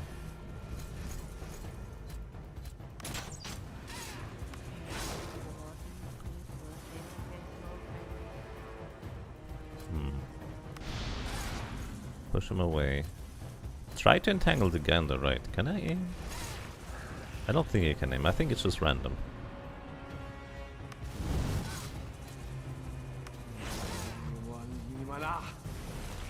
Actually, one thing that I feel like I like to do is I just focus fire on one enemy, remove them from the equation entirely in order to, you know, deal with them. But due to the nature of how we're fighting right now, it doesn't really work that way. Push one back. See, no, this guy is the one that I didn't want to push back. I wanted to push back the other one, but I can't target. So, let's see if this works. The next successful melee or ranged attack against one party member will miss and remove Shadow Cloak. Surely. It just straight up doesn't work. Shadow Cloak does not work. Let's remove that from the skill list because it does nothing.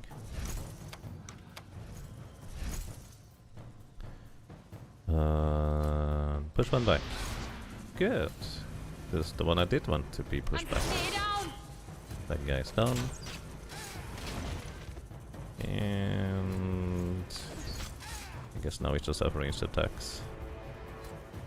You guys don't have ranged attacks. You guys have melee attacks though.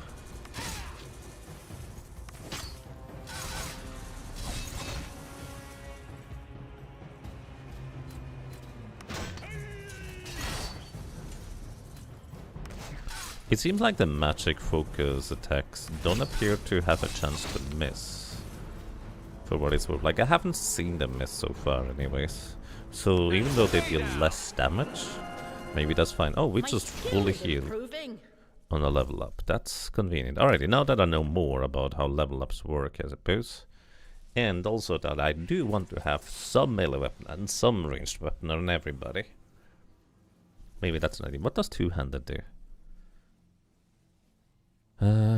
Your attack value of 200 melee weapons is increased by 1 for each skill. What's attack value?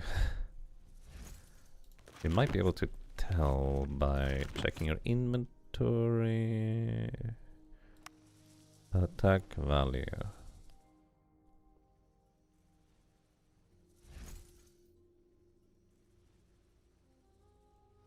I assume that's chance to hit. How much is one though? Who knows? Game doesn't tell me. Anyways, I am using air magic with him quite a lot. If I just put pawn points into here, this means we would be able to train expert, but probably this costs a lot of money anyways. So I'm not sure how useful that actually is, but it would be more maximum mana to work with. But yeah, I'm using a lot of air magic on him, so I'm gonna invest into... Well, actually, before I do that, I will want to use... I guess since we don't plan on using shields, at least not right now, and two-handed with spears, which are ostensibly two-handed.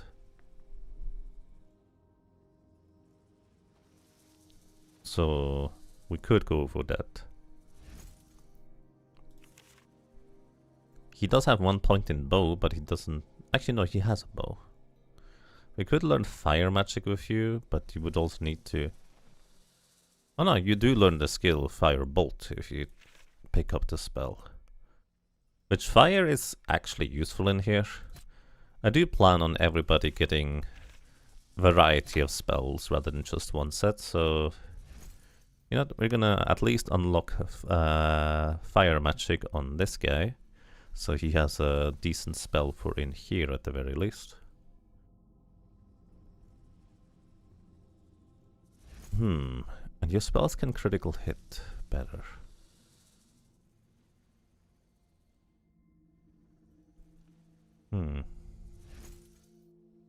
Dark magic, primordial magic. Just more mysticism for more maximum mana. Besides, that might be reasonable. We could give you dagger, so you would have a melee weapon. Actually, that's your only melee weapon. Sure, we're gonna give you 1 point in dagger. The rest in mysticism. This way, we do have a dagger, so we can actually equip this. Oh shoot, I'm a dingus. That's not useful, is it? Because he has already a weapon equipped. I'm such a dingus, guys. My goodness. Well, too late now.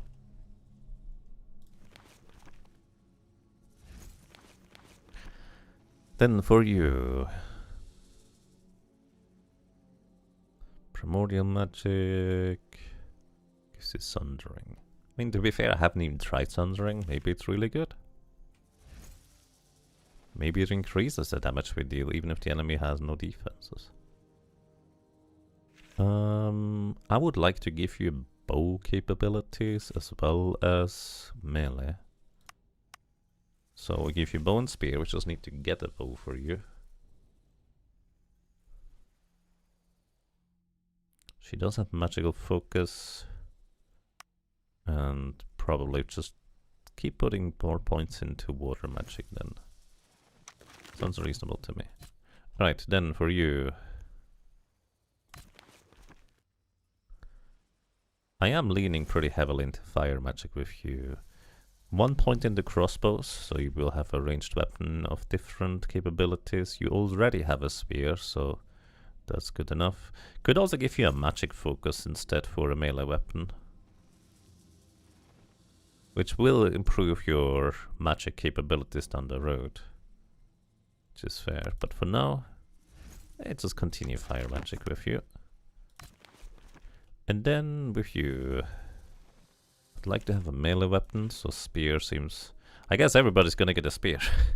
Except for our free mage or whatever his name was. Could also lean into maybe a bit of fire spells for him. Or alternatively water. But I am using a lot of air, like the pushback is nice. So maybe more mysticism so he can push back for longer with more maximum mana. Is there anything else I would want to pick up? Arcane Discipline. It's just resistances, which I don't know how valuable they are. They could be really good for staying alive. But for now, that's good enough. Alright, then we also have attributes to spend. More maximum mana. Attributes for... Can I switch characters here? I can. For you... Honestly, maximum mana just feels like it's the most valuable because our damage output feels decent.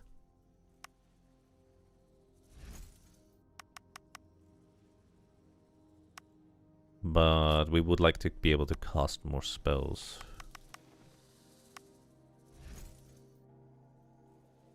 I don't know if this is a good focus, but it's what I'm going for. Also, I just realized there's a door right here.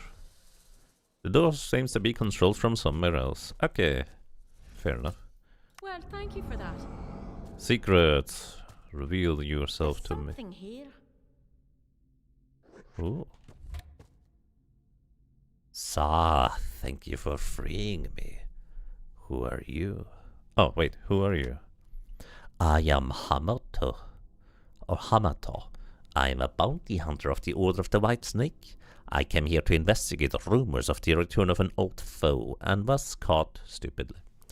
Quest, Darkness in the Lighthouse. Sir, it seems the tides of destiny brought us here with the same purpose. This must be Shalassa's will, yes.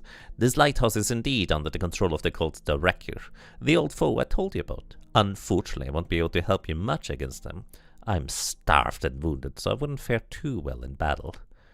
But I can still make myself useful. While you deal with their leader, I will wait outside the lighthouse and take care of any member of the cult that might try to escape. Alright, what is the cult of the Wrecker?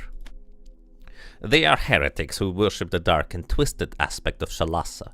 20 years ago, I cut off the head of their great priestess, Ayakashi the Medusa. I thought it would end their madness, but like moray eels, they remained hidden. They resurfaced at first time a decade ago and were stopped by pirates. Now they have returned once again. This time, it's up to you to stop them. Okay. Capture. Careless I was. I am not so fast anymore, not so strong, not so young.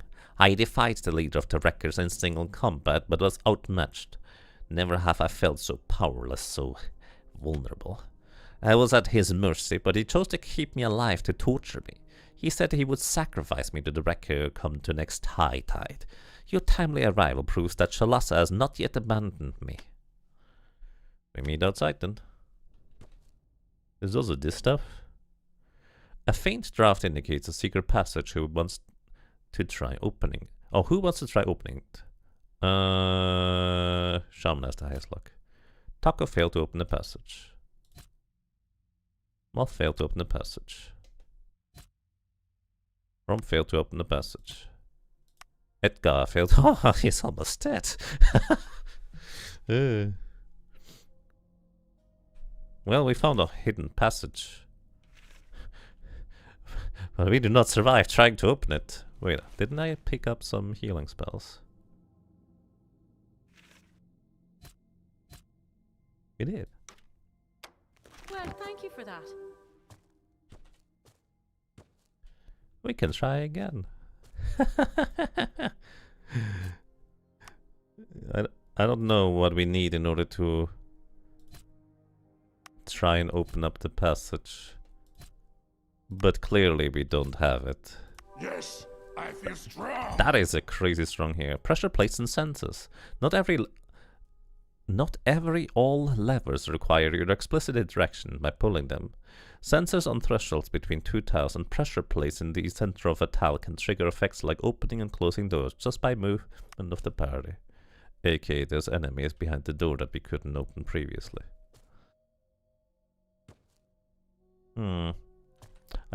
Well, this is a passage we can't do anything with.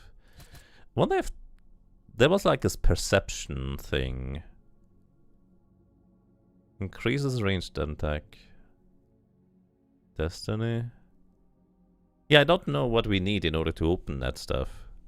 Like, maybe a team of all 4 mages is not the best choice. Who would have guessed?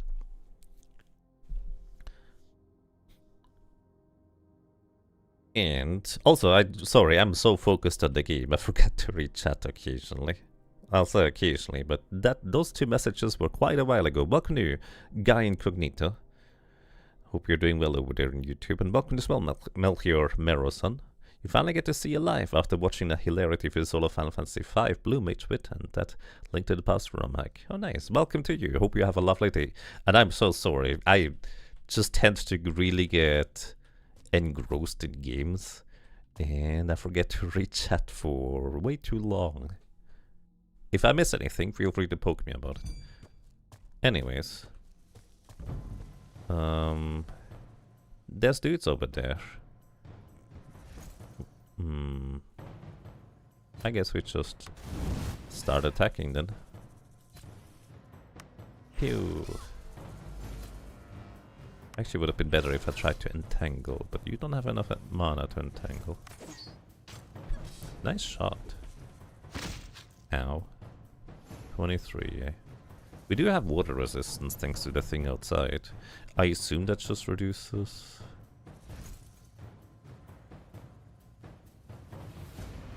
Physical.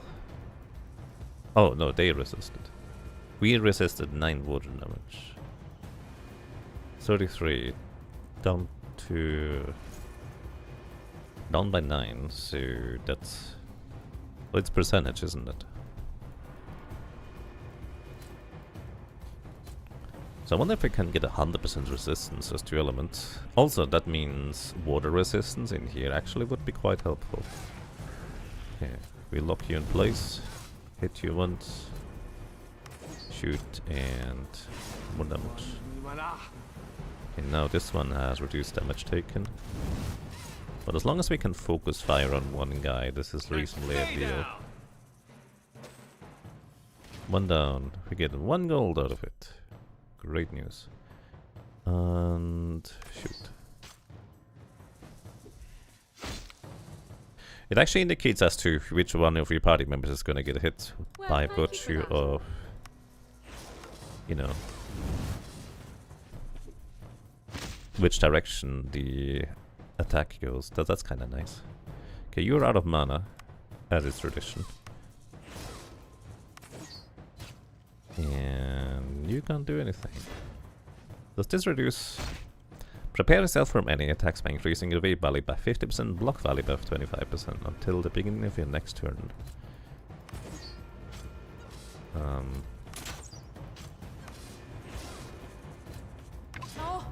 it can't be. Spoilers! Somebody went unconscious. Oh, they didn't. Because of the healing we received. Can restore the health bar of unconscious party members. Yeah. Alrighty, so we probably should chuck some mana potions. Is what you're trying to tell me, so we actually can deal with this one. Immunity against mind manipulation. How inconvenient for us. You know what? Drink a regular healing potion. We have plenty of these.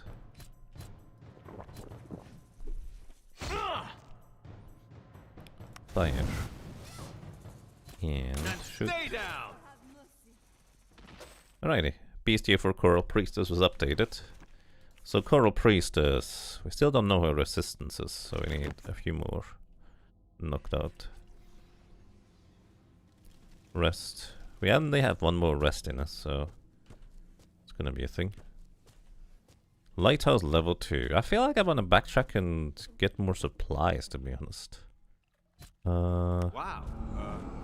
Thanks.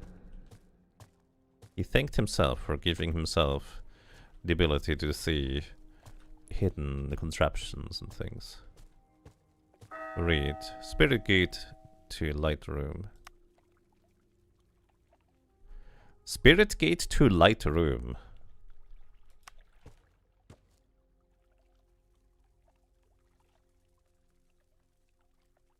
Presumably this is a riddle I need to solve in order to open a door.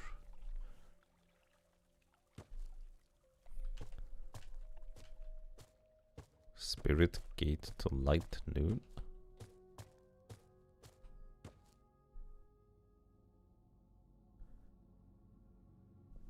Let's go to level 2. Looks like they smelled us. Who forgot to take a bath? Yeah, we're definitely gonna hear that a lot. Also, our water's almost out. Hey, it doesn't come over here.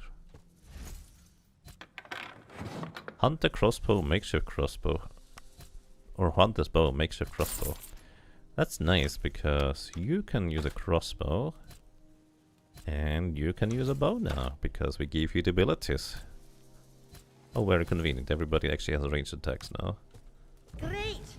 I needed to hit something. Okay, there's 2 enemies over there, it appears. I think we just want to deal damage to this guy. So let's focus on that. I guess Gust of Wind is still your strongest damage. We could try to entangle, but then both of the enemies are gonna be in the same space. Well, I guess you're gonna be anyways. Fire. Nice. Nice. Push them back. You take a lot of damage there. Oh, very inconvenient. Fire. Okay, this guy's almost down. I'd like for you to armor us up. You don't have a melee attack. You two? This might be enough. It was not in fact enough. Shame. Minor mana potion. Excellent. Fire. Nice. Nice. Actually, you know what? I just realized. I'm a dingus.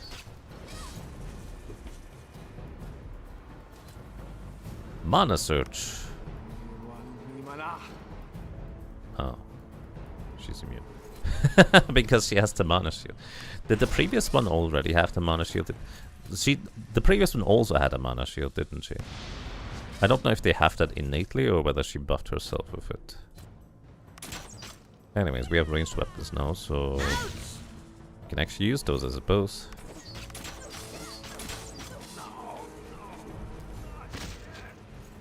Oh wow, that portrait. He is real low. Minus 27 health. That's pretty extreme. Shields up.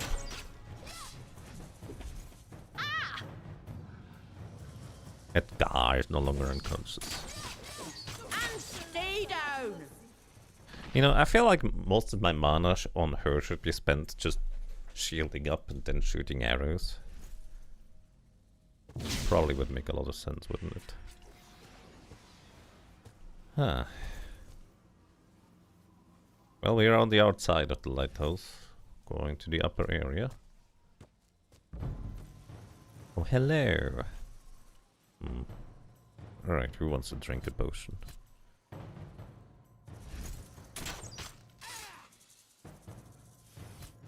I think you probably are gonna drink a potion. So you can gust of wind enemies back and we just shoot them. That seems like a reasonable plan to me. We just gust of wind him. Gust of wind so far has not missed. So that seems pretty decent. Just keep pushing him back. I like how the arrows just stick into him. Push him back. And shoot him again.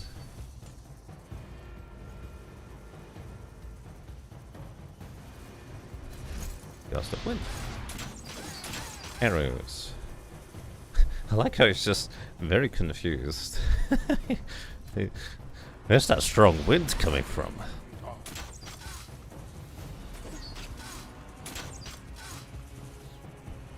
Okay, now we have a problem because I think we don't have enough mana for another gust of wind at this point.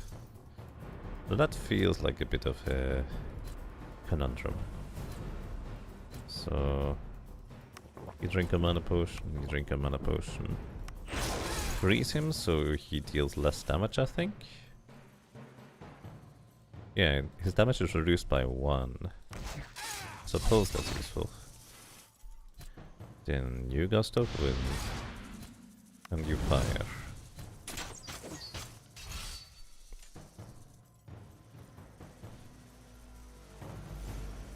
Okay. I think fire might knock him out, but also this might just knock him out.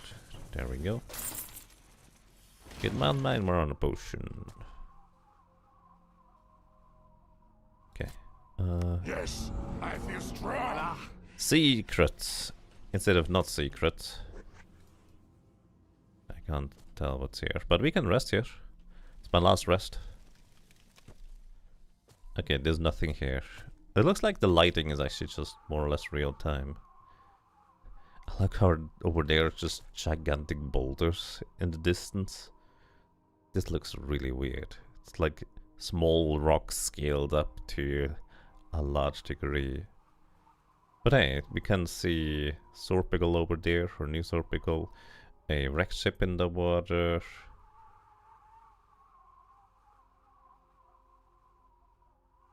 I think this kind of roughly gives us an overview as to what the area is about too, which is kind of neat. Bit low resolution, but that's okay. Ooh, teleporter. Where's it go? I need to hit something. Well, I mean, brought us here. Wherever here is.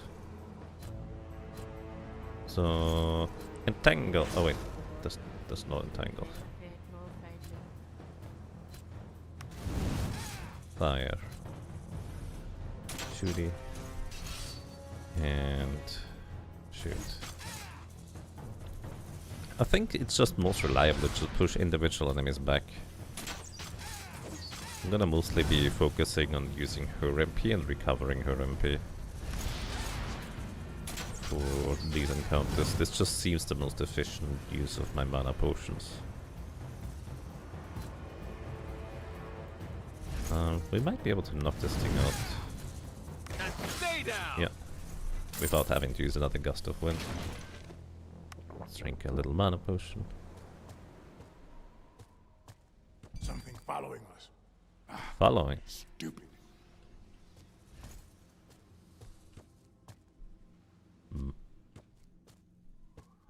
We're still on floor 2. Oh, there's 2 enemies over here. Let's take one step back.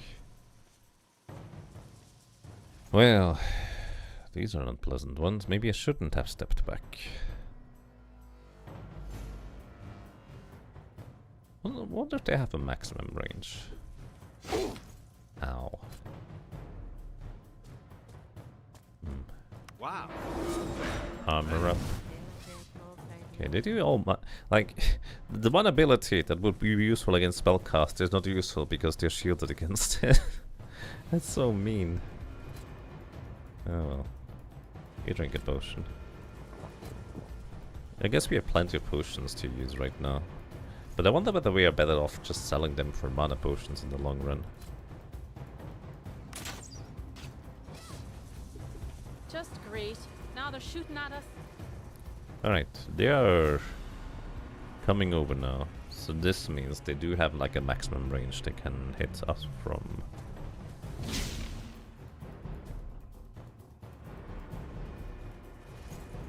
So what I want to do is actually kind of want to step back outside. Okay, now we need to wait with everybody else. They're gonna move one step. I'm intentionally going over here, because now they should be in range of me pushing one of them back so we can focus fire the other one, and both of them should hopefully stand in place while we just knock out one.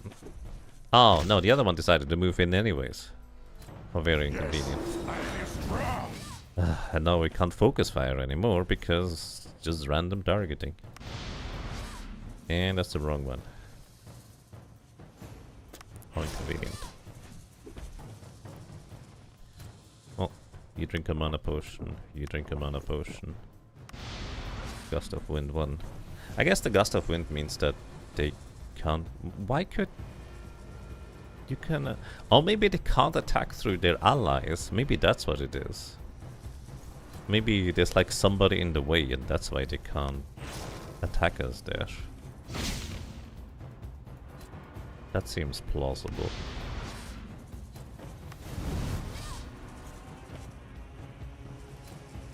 Shields up.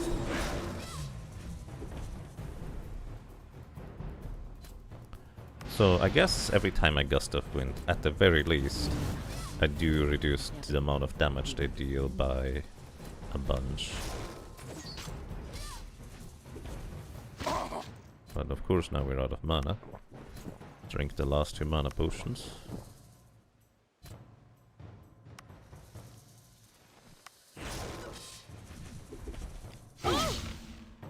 And there's my last shield as well. Move one back. I was hoping the other would be the other one.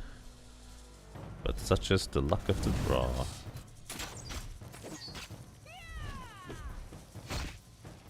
I will say, this game is very fascinating to me in terms of how it plays. It's kind of...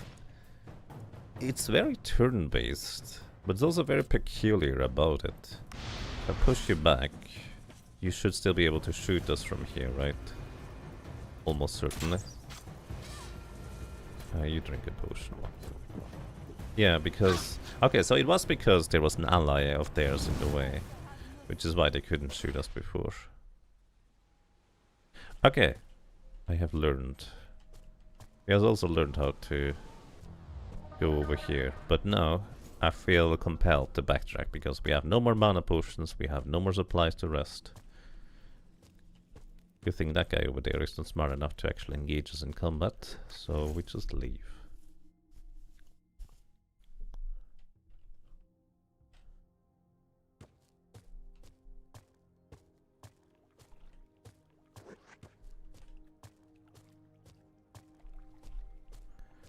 we need more supplies.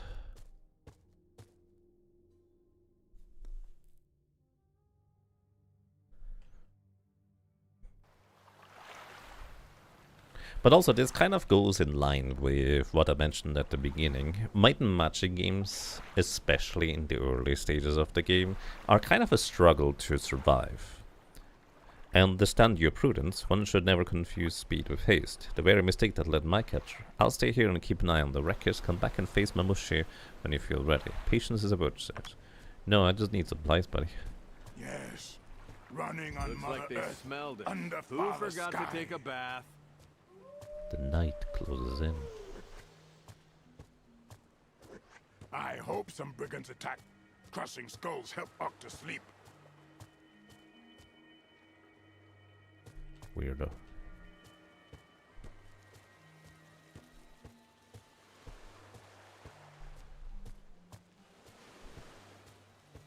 Looks like they smelled us. Who? Wonder where there's an enemy nearby. Do they respawn? They might. Alright. So we need supplies. And I thought the day life was boring here. So we go back in here. Services. Buy supplies. Yes. Services rest. Yes. Everybody gets I healed feel as well. strong. And then let's, I guess, go and buy some mana potions. Northwest was it? I think it was over here. No, there.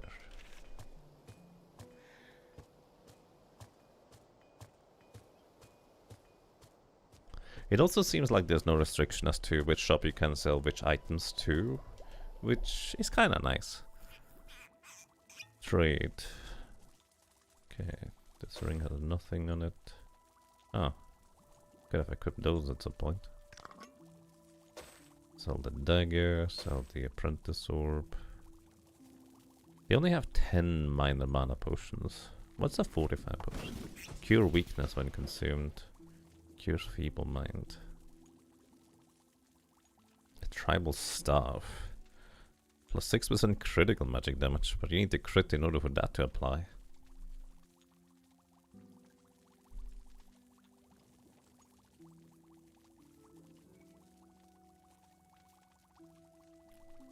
Let's see. Identify the ring. Light resistance and protection against poison. You know, I actually appreciate these things just having actually sensible numbers. Like, you know, 5% poison resistance is a thing that occasionally happens in various games where it's just like, what's the point of having 5% poison resistance? And what does it even mean? Like, if you, let's say, have 95% poison resistance, 5% more could mean that you have 100% resistance. Then it will be insanely impactful. Or it would be 5% more of what you currently have. So from 95%, 5% more would be, what, 95.95% at that point? Actually, that's not quite how it is. But it would be basically not a whole lot. Or in other words, 5% less of 10 damage taken might just could round it down to 0 depending on the calculations. Basically, I don't know what that means. But what I do know is we just want to buy 8 magic potions. Thank you. What do you mean I shouldn't have had a party full of mages that all rely on the same resource that is relatively difficult to come by? I don't see any problems. A new day is dawning. By the dragons, this place is so dull. Loading. I guess this is another thing.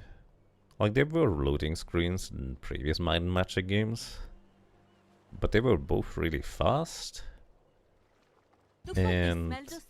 usually forgot like to take a towns and surrounding areas were like just one thing. Only when you went into dungeons you got into loading screens for such. Interact with the spade. There's just a random buried treasure there. Okay, oh, there's a fountain over there. Okay. Well, thank you for that. Thank you Something indeed. following us. Ah, stupid. What's this? Michael and his glorious. Is that the archangel? Or angel that did things? Probably. Look. Great! I need to hit something! Wow, the spiders and the wolves are teaming up. Rude. So you can't even use your abilities if they're out of range. Well, I mean, I suppose that's fair. There are more over there, but...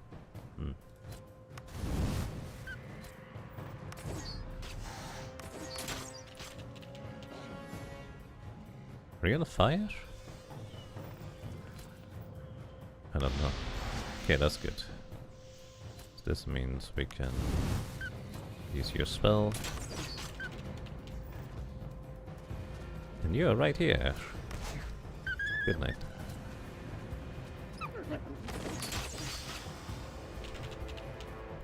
Push him back. Oh. That's not the selection of button I meant to go for.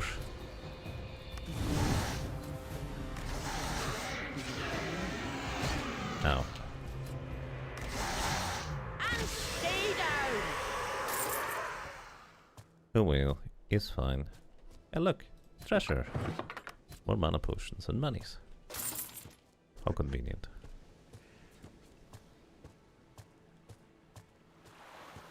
What is this kind of thing just glowing on the ground?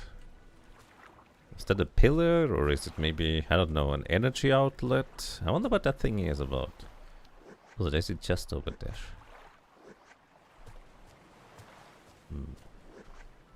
Back into the lighthouse we go. Certainty of death.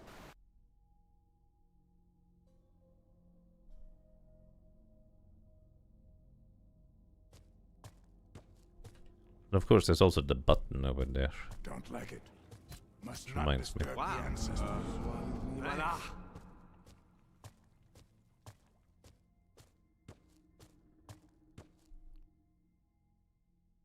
Again, still kind of amusing that he buffs his own party, he gets a buff and just thanks for it.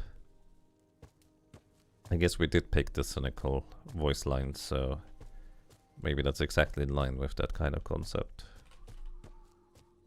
Right, this seems to be the only way forward, actually. The classic teleport zone. Something following us. Ah, stupid. Well, let's see what's over here. Well, thank you for that. Nothing we can see. Great. I need something to hit. Okay, there's something coming from over there. Which one do you think it's gonna be this time?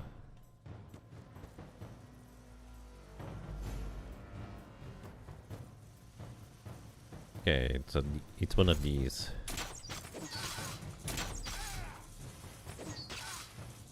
It's an elite Kenji. Look, they can be pushed back just the same as the other ones. Push. Too bad our ranged attacks are not particularly good. You know what? If I use melee attack with you, that's probably stronger, isn't it?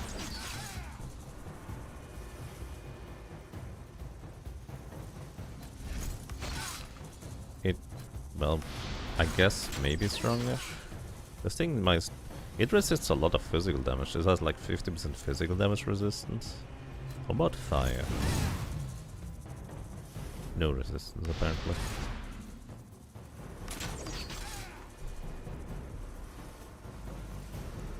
Anyways, my last pushback on this. Mana potion.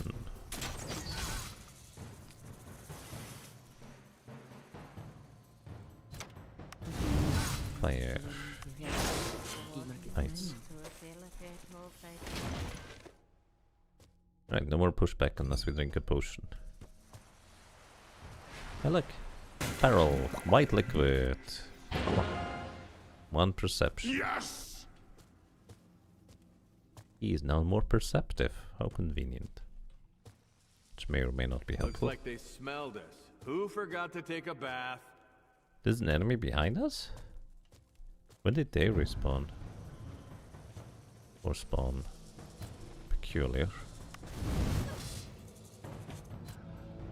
So, Wow. we're up. Thanks. And I wish this would work, but it doesn't. So I guess ice is still your best damage.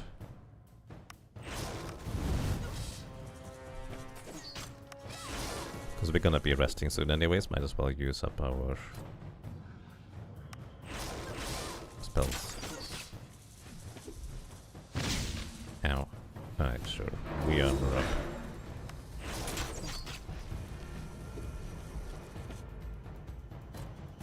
You're out of armors. Which is... Oh, no, I accidentally defend. A bit concerning. Because this is gonna remove... Oh, it's still active.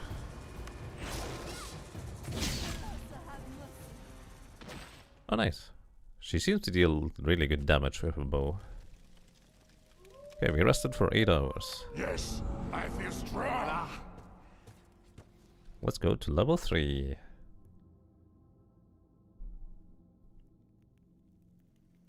There's something here.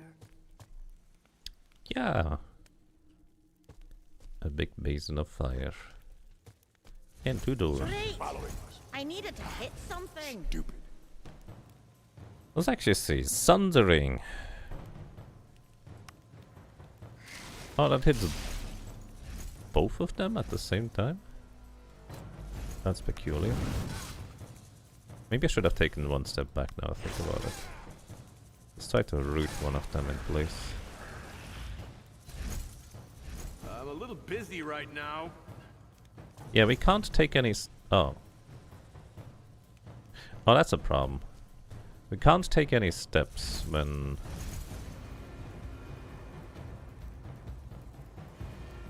Okay, we have to push through these guys fast. Okay, we are in trouble. Because both doors opened.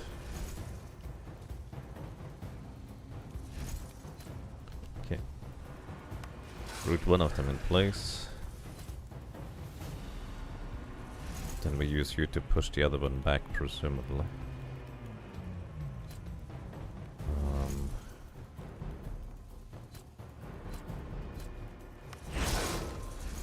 Reduce your damage.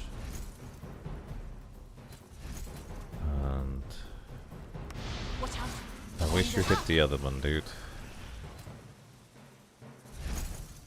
Push them back. Yeah, this is a problem. Yes. We're in I a feel lot of strong. trouble.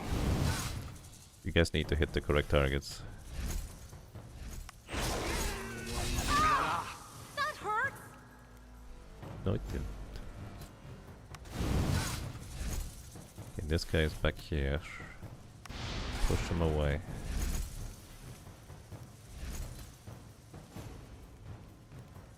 I think we wanna maybe armor up again. Or root this guy in place. Okay, now we armor up. You push the other guy back. You need to drink mana potion.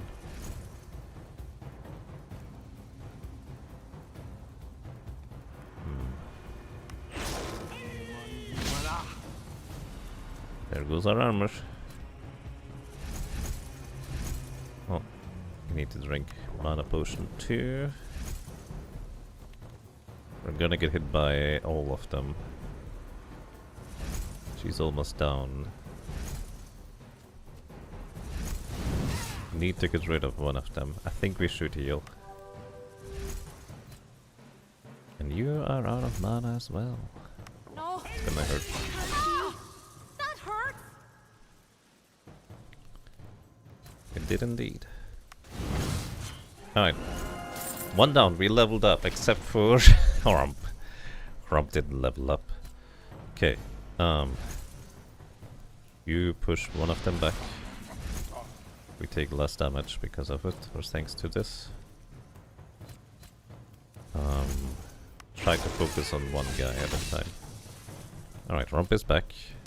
Armor up for us. Push one of them back, we take less damage. Fire. Nice. Push one of them back. Fire.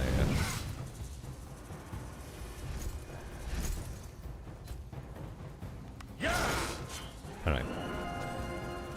Now Romp leveled up as well. Probably should have cast spell first. Alright. We might actually survive this one, surprisingly enough. Thanks to our characters actually focus firing at one enemy at a time instead of splitting damage.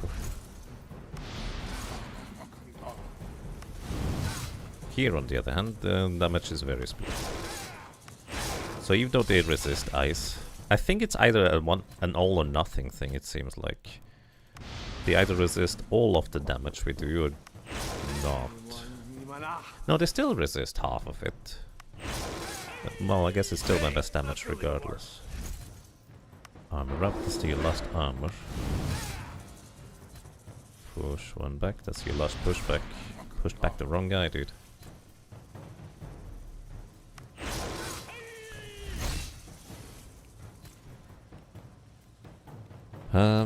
Fire the correct guy? Well, both of them at this point are correct, I suppose you could argue. We still have armor, but it's probably gonna run out. Okay, one down. Medium mana potion. Hit him. Oh, we still have one guy ready to act.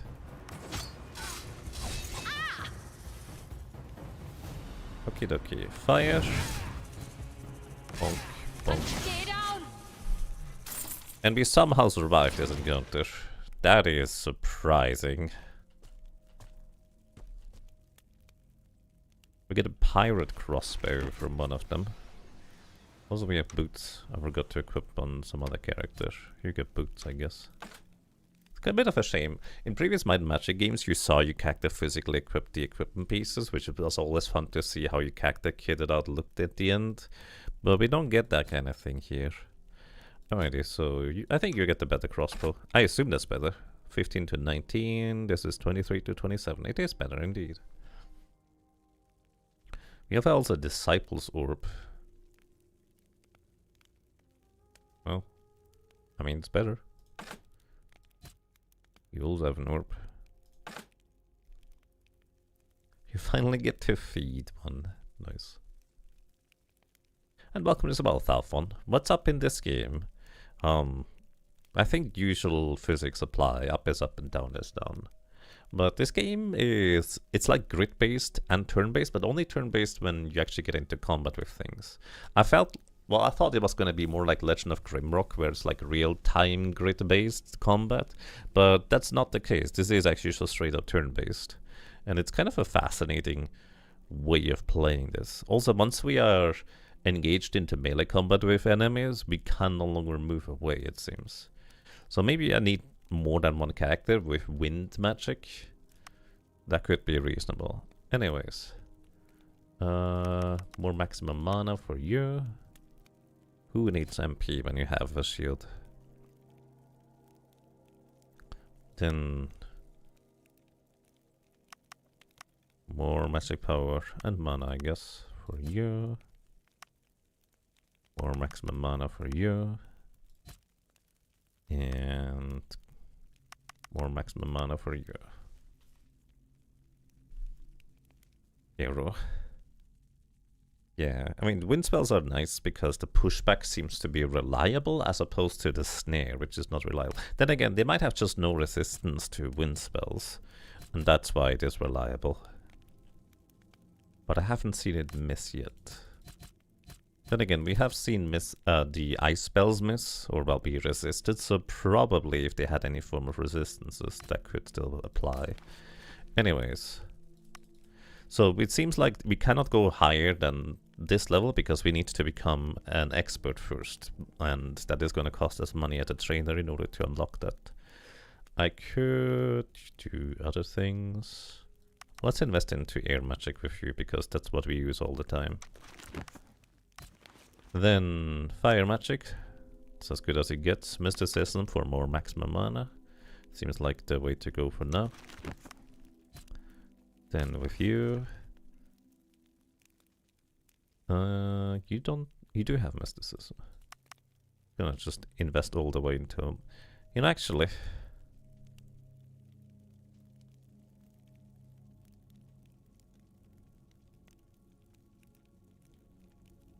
I wonder who gets the highest magic power. Who gets the highest magic power in light? You do. You have the highest light level. You're Grandmaster. But maybe it would be reasonable to invest into light magic with you anyways. Sometime. Eventually. Anyways, we go mysticism as well. Learn. And last and maybe least. Wait, you have fire magic. I just never give you the skill. Sorry, buddy, I forgot that you could actually cast fire magic as well. That would probably be a lot more efficient in here. He also only can get to master fire magic, which is peculiar. We don't really use primordial or dark magic otherwise. So maybe more maximum mana with mysticism. Let's give him air magic. That way we have another guy that can push enemies around. Gust of wind.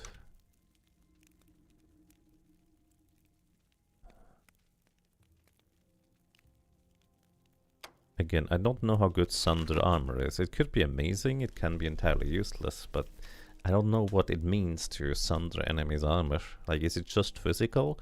Does that only also apply to magic? I don't know. A new day is dawning. What's that? There seems to be, well, a passage. Who wants to try breaking through? Taco. Taco failed to open the passage and took a ton of damage in return. Everybody gets to try. Must successfully open the passage. Ah! Our little battle priest is probably the strongest character we have. She is in fact the strongest character, 7 might. Open. Apprentice orb and iron helmet. Neat. I'm no expert, but this looks valuable. It does. A little bit. You know what? Drink a healing potion. Might as well. So what is the story so far? So, our little adventuring party, also called Raiders. We're called Raiders for some reason. We are here in... We were supposed to go to a certain port or city called... I forget what it's called.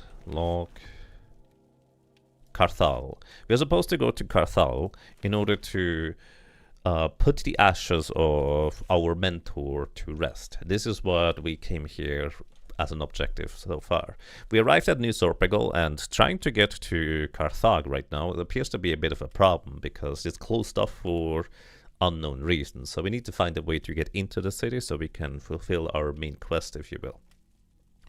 And on the way, we have now cleared the well, which was infested with spiders, and now we are looking to see what the lighthouse is about. Because apparently, a hostile sect of Naga has taken over the lighthouse, and, well, that's kind of what we are investigating right here. That reminds me, didn't you get...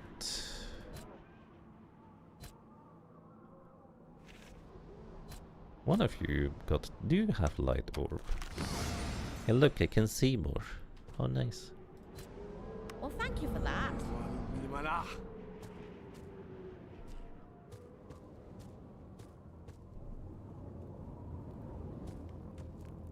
Teleporter. The path to the light room will open when 2 plates have been walked on. Well... 2 plates. This is one. The light room, I think, is at the bottom. That seems like an awkward system to try and control a door all the way at the bottom stairs. Looks like they smelled us. Right. Who forgot to take a bath? Well, an enemy appeared behind us. I need to hit something. Excellent. Let's hit something in that case. Fire. Ah, that's a lot of damage. Did you just crit? That was a crit indeed. And...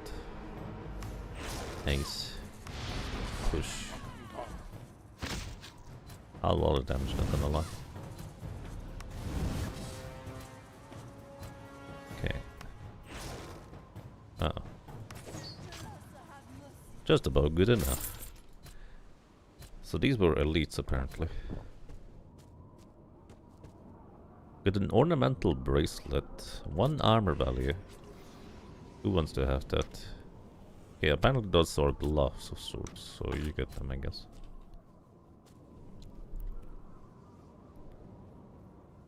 You glanced at one of the class names and you misread it as dwarf replacement. Which one is our dwarf replacement? Yeah, it's Rude Priest. But please do not replace my dwarf. She is quite helpful. Actually does moth. Anyways, it's gonna be another trap, isn't it? It doesn't smell like cut. Oh, now it is a trap.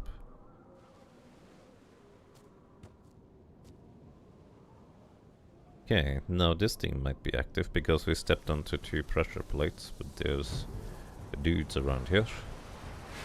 I'm gonna take a step back. Because they're gonna come over. And if they're melee guys, we are... Oh, they're not melee guys. I wish you could specifically target one enemy. I wonder if there is a way to do that, and I just don't know how. Anyways. Fire. Fire. Armor up. I feel strong. And let's do this. Fire. Fire. Shoot and shoot.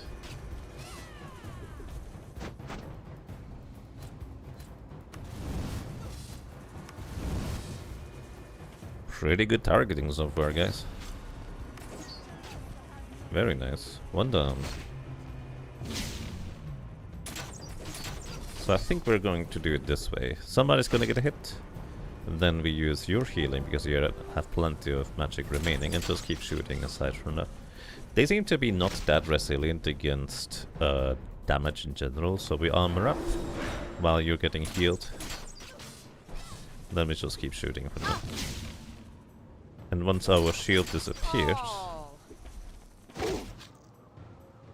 we're gonna shield back up, heal back up. Okay, the shield is gone, but we should be largely fine now. Ooh, he says. He does not believe in what he just said any longer.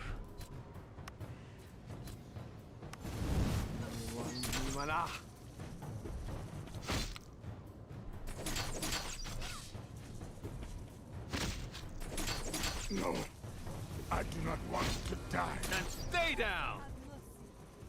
I like how he says that before he got knocked out to begin with. Anyways, rest again, recover all our MP, and we see a little bit more, because, you know, it's not as dark anymore. Well, thank you for that. Did we get anything from this encounter? I did not pay attention. Hey, I got a glove. Put on the helmet. Can't do that. Alrighty. Open sesame. Enter lighthouse level 4. Scary. So these were the 2 treasure plates. So this didn't open up the entrance at the bottom. Mamushi, sa, more sacrifices for the record. You shall be returned to the Sea Raiders. Do you think you can succeed where even my mother's killer, Hamato, failed? Your mother's killer, huh? Looks like they smelled it. Who forgot to take a bath? What? We're not bathing here. That's silly. Have you saved at all?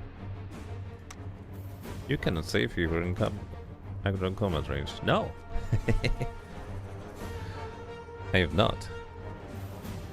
Well, you must really smell, right? Oh, let's armor up. Thanks. Oh, he has a lot of things. Immune against I wish I could just read it. Let me read it. Is this an option to see where it pops up? Fade delay. Fade hot locks. Wait, those are logs.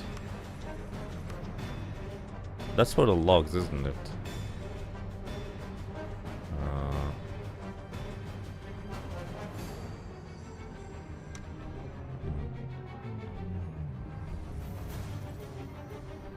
But it's presumably immune to being pushed back and such.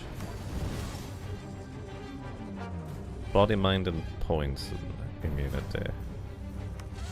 Yeah, you cannot be nailed down, which is a bit of a problem, probably.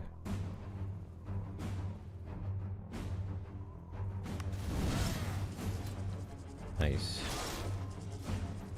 Fire. Wind. Wind pushback doesn't work.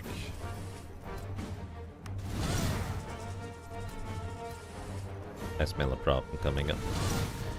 Does my celestial armor disappear before he gets a turn? That would be very inconvenient, not gonna lie. I'm not gonna keep your mana around for healing because I feel like we will need it.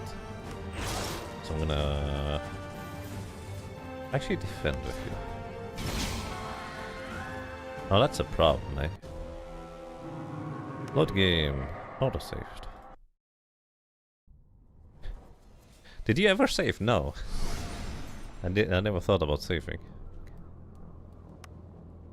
Create a new save game. Lighthouse.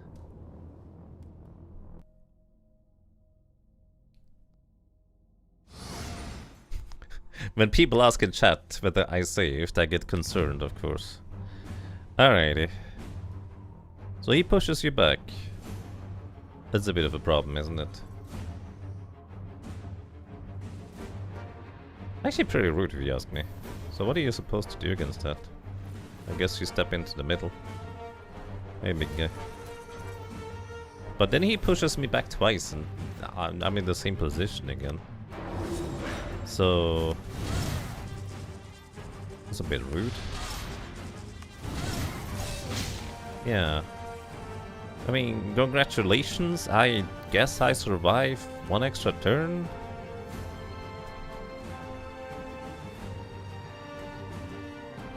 Because I can no longer move as soon as I'm in melee combat with this guy. Right? Well, to my knowledge anyways. Because now, I can't move.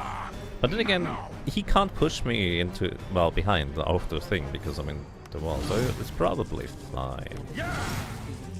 Nice crit. Yeah, sure, it will be fine. No, it doesn't. Okay, we're gonna keep up armor with you. I guess we're gonna keep you for healing, so just attack.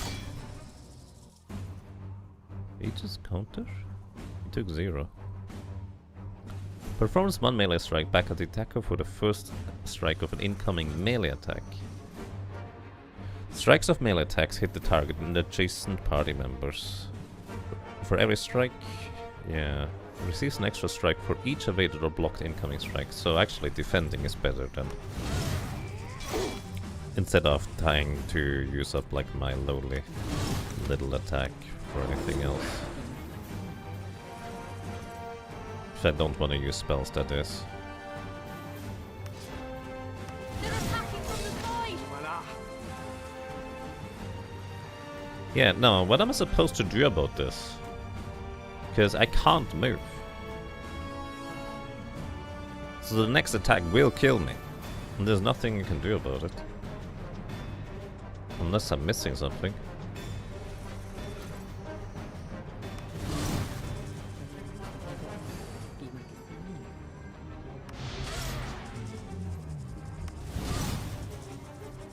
Well. Oh, I didn't get moved. So it's not a guaranteed move, it's just mostly guaranteed. You drink a mana potion. You drink a mana potion. And you... die.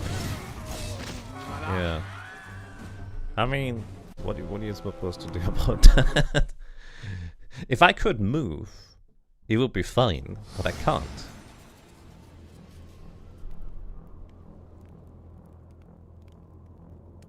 You didn't remember there was an autosave? There might be a more recent edition. At least you died with full mana. Yeah. Full mama. Fight Mamushi. Well, I mean, we were pretty close to knocking him out, I suppose. So maybe if we just attack until here and then move to the side, we're going to have you drink a basic mana potion. Sure, this is only one extra spell cast, but that might be all we need.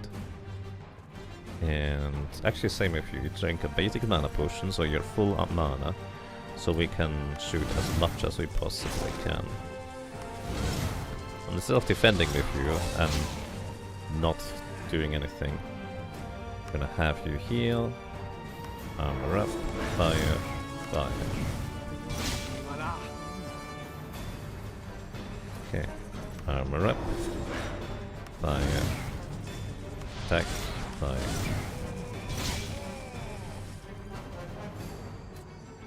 Fire. Do I want to heal? Heal still lasts one turn. Fire. You need mana. But your mana is arguably less important than the other ones, but you still need it. Because now we can armor you up again. This time he didn't seem to move on that turn. I'm pretty sure that was the turn where he moved last time. So he doesn't always do that. And yeah, this time it's easy because he decided to not do the moving thing. The raiders struck Mamushi down, No expert. and with My the death of skill their is leader, proving. the cult of the Wrecker was once again Why did forced everybody need to talk at the same slip back time? into the depths. And then a thingy popped up. Riddles. Objects like pressure plates, doors and levers can be logically connected in complex ways to form all kinds of riddles that reveal epic treasures or open blocked passages once they are solved. Just look out for hints and quest objects on the same map. All riddles can be solved on site. Okay. The raiders struck Mamushi down. With the death of their leader, the cult of Wrecker was once again forced to slither back into the depths. Okay, well, we were successful this time. Like, this time it just didn't go to the side and push me off. By the way, if there's anything I can do to move while engaged in melee combat with enemies, feel free to let me know, because I am very confused about this. So this is a pressure plate there. What am I supposed to do then? Like, it clearly told me something about riddles. You should be able to move in melee. It just has to be the start of the round or combat. No, I can't. I tried. Guess you'll clarify what Andra said before you go to... You can move at the start of combat, but only forward. You decide... Step or backpedal while you see enemies spin around before moving close to you. I swear I tried that, but maybe I didn't. Malasa rules in the shadows and Eldrath rules in the sky. Before light will shine, respect to the dragons must be paid. To the north, Arkarth rules the mountains of fire. Oh, it's a riddle.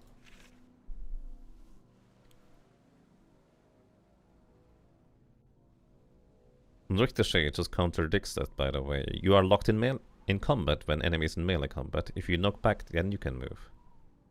Pretty sure you can move with enemies in melee range. Right, I'm gonna try and move forward next time. Because maybe I just didn't try it. Like, I thought I tried it, but there's a reasonable chance I didn't. Alrighty, let me... Oops. Right. The game decides to minimize as soon as I open my notepad. How inconvenient. So I can't even take notes. Oh well, try to memorize it. Malassa rules in the shadows. Elra rules in the sky. Before light will shine, respect to the dragons must be paid. So shadows Malassa, sky... Elra is the sky.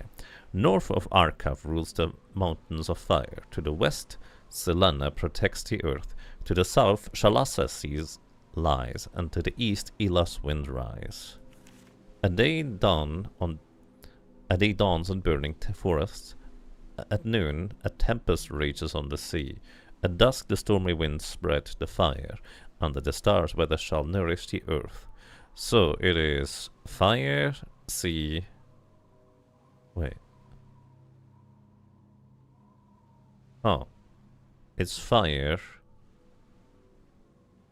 Tempest is more like wind. So it's fire, wind, water, wind, fire, water, earth. Because these are the highlighted words. Only by walking the right path shall Eldra's light illuminate us all.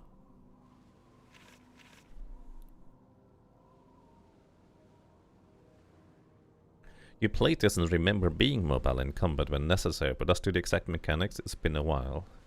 Yeah, we'll try it. I might have just not tried moving forward. Presumably, like, orientation of your party member impacts on how much damage you might take from enemies, like if you get backpacked from the flank or the backside. Alrighty. North is fire, west is earth.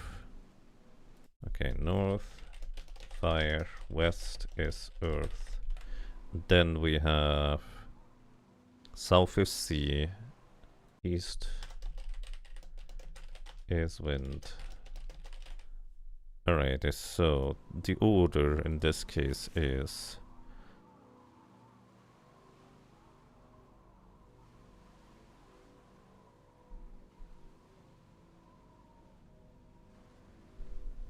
I wonder if I need to reset the puzzle, because I did step on some pressure plates over there. Alrighty, so we need to go fire. Tempest is more like wind-based, isn't it? What is a tempest? Fire, wind, sea, wind, fire, earth. No, fire, water, earth.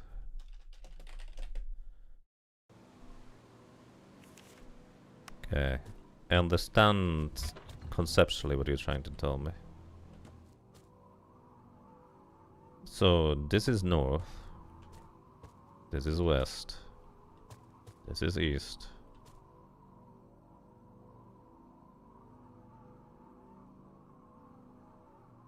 This thing's wings are glowing.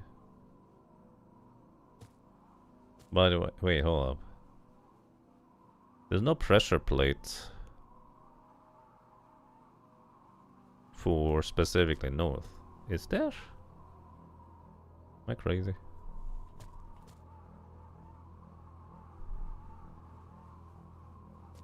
I mean, we could step in front of these guys to light them up, probably. This guy lights up. I stepped on another pressure plate.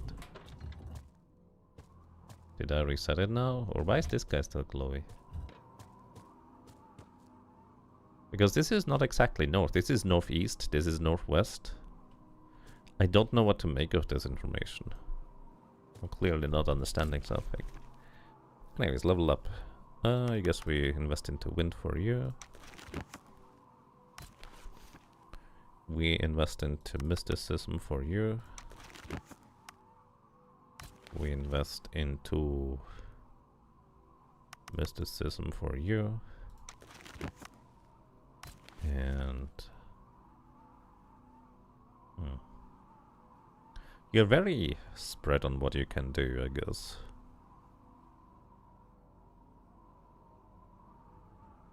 Primordial magic is sundering. Let's aim to have him learn maybe more. Well, if he also could use celestial armor, maybe that would also be helpful. Let's have him going to primordial. I don't know if this is a good choice, but it's the choice I made. I could also just save his points until I know what I want to do. That's also a possibility. Anyways, more maximum mana. More maximum mana. Guess what? Actually, you know what? You're gonna get more magic power. More maximum mana. Alrighty.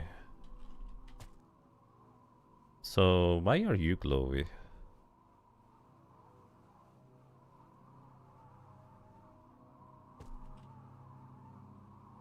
Maybe it's telling me to walk that path from here. So fire is go north. So we go north. Then wind is east. Then sea is south. Then wind is east. Fire is north. Water is south. And earth is west.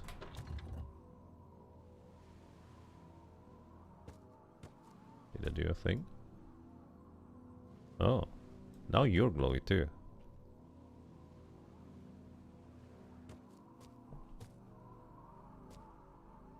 I don't feel like I'm solving this one correctly, not gonna lie. Oh, no, no, only you're glowy.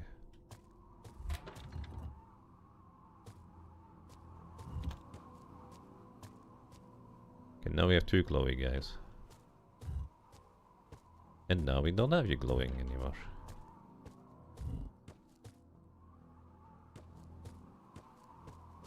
One, two, three, four. I do not get it.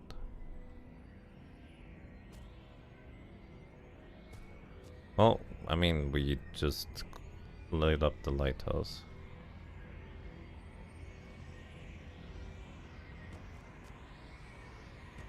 You would have first thought if you had one. Night closes in. Yeah. By the way, as usual, if anybody does not know the solution to puzzles or riddles, you're welcome to tell me your ideas, and backseat gaming is allowed here, let's put it this way, as long as you don't know the solutions. Malassa rules in the shadow and Eldar rules in the sky. Before light will shine, respect to the dragons must be paid. North is fire, west is earth. This gives us direction. And then a day dawns in the burning forests.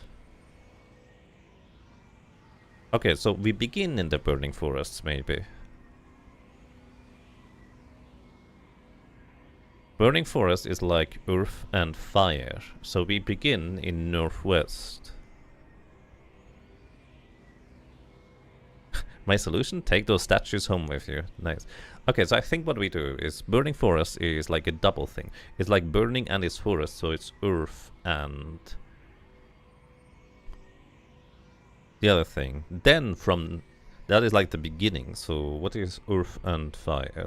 Fire is north, earth is west. So northwest is where we begin.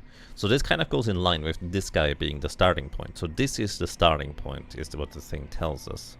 And then from there, we take the steps that we have encountered, which is in fact going to be tempest, which I think is wind. So from there we go east.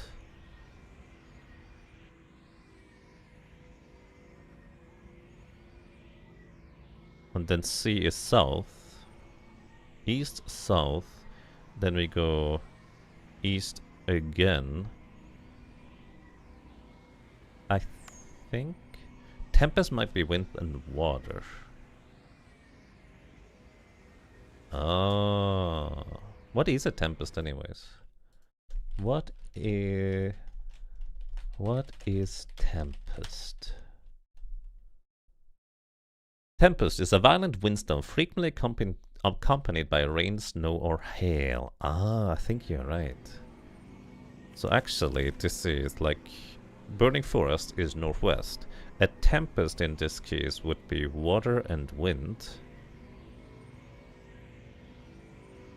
So that's southeast.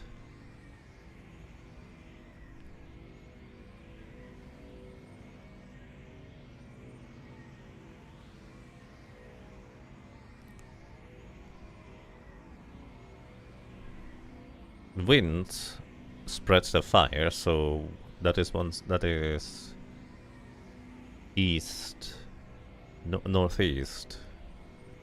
Okay, so this gives... Okay, that's why it didn't really make sense initially, because all of these are two directions. Since you said elements are not... You meant to combine two elements of each step. Yeah, I didn't even think about that initially. Now it makes sense. Okay, nice. I think we solved it. But you know what we have to do? We have to make sure we step onto every single one of these tiles. Actually, let me save real quick. Create a new save game. Lighthouse 2. The game doesn't let me jump down. Considering I was capable of getting pushed down. You know, I've never tried pushing an enemy down, have I? Enter Lighthouse level 1. I presume this is level 3 here again? It is. Alright.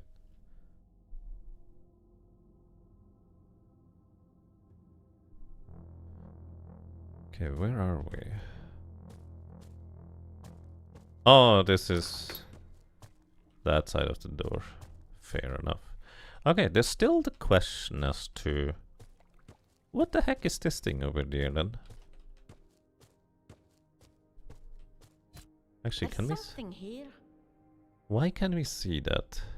Is it because we have already previously tried to interact with it? Alright. Secret passage. Taco failed. Moth failed. Rum failed. Well, Heal up. thank you for that. Guess what? We're trying again. One day we'll succeed.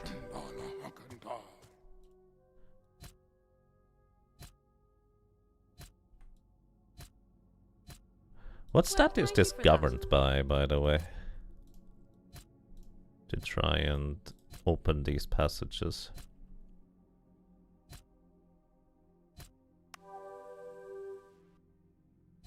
Oh. Probably like might. No, Oh. We're out of magic. Oh, there's a button over here to rest as well.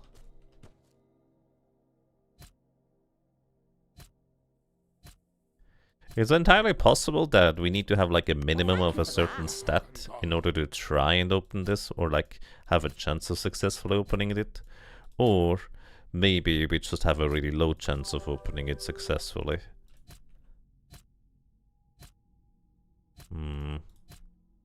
But it's like, the game lets me try, so presumably there's a chance.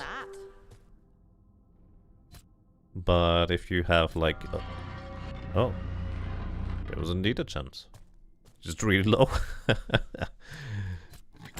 Unidentified apprentice or winged ring. Just sells for money. Alright. I'm no expert, but this looks valuable. It either opens or it doesn't, so a 50% chance. Amount of possible outcomes does not equal the exact rate, does it? Anyways, I need to step on that because that was still grayed out, and we did everything! Probably. You achieved what I could not. Mamouche is dead, and the cult of the Wrecker broken once again. You did well, my friends. Is there anything I can do for you? Quest, Sword of the Bounty Hunter. Quest, the Naga Tea. Tea? I like tea. Dual Wield Master. So, we Nagas have great love of tea, and it is no shame for me to admit I am no exception. I have a particular fondness for the tea we call Akari. It is a tea whose red leaves are fermented 3 times before being dried. Some people might consider it too strong and not refined, but this is how I like it. Do I have Akari tea with me right now? Of course. I never travel out of Hashima without the satchel. Here, take a few leaves. It is the least I can do. Okay. We just randomly ask him about tea because we can. Quest, Sword of the Bounty Hunter. I am troubled when I was captured. Mamushi took my silk sword. It is an ancient family heirloom and one of my ancestors wielded since the days of the diaspora. Its name is Zantenga Mugen. It was forged at the dawn of history from the purest star silver. After you defeated Mamushi, I tried to find it in the lighthouse, but without success. I fear that while I was captive, the sword was taken to a secret location, which might mean the cult has another hideout in the region. This is worrying, and I can't bear the thought of my sword being used for evil. You would do a great service to me and my family if you could look for the sword during your travels. Alright, we will look for that. He doesn't have any other information about it. Alright, neat.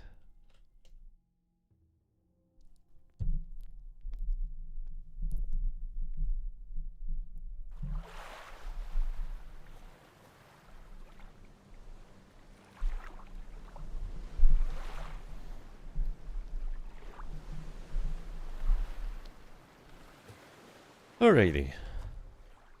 No, I guess we just move on. Yes, running on Mother Earth, under Father Sky. You need Chalasa's blessing to pass through here. There's way too large of a gap for us to cross, otherwise it would be impossible. We would get swept away in the currents. Looks like they smelled us. And the undertow. Forgot to take a bath. What does this say? Dubra River. Okay, this is the Dubra River. There. Well, we just continue exploring the area. And look, spiders. Great!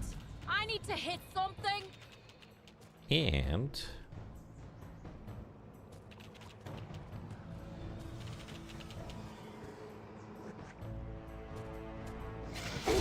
now. Let's see, can I move? Not now. No. Game does not allow me to move here, guys. I cannot go anywhere. So, to my knowledge, there's no way to move like this. Like, maybe if I back off from them? No. To the left? No. To the... I cannot move in any direction right now. This game does not allow me. Again, I might just be missing something. Like, maybe there's a special button to say, yeah, we take an attack of opportunity and then go. But...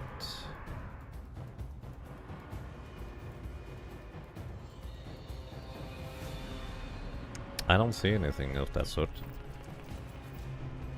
So, I do not know. Anyways, push one back. Fire the other one. Fire in the hole. Or the spider. Fire. Stay down! So we can push this guy back now. And if we still had everybody able to move, we would be able to move. But, because we have 2 characters that are on cooldown, I cannot move right now. So this part does make sense.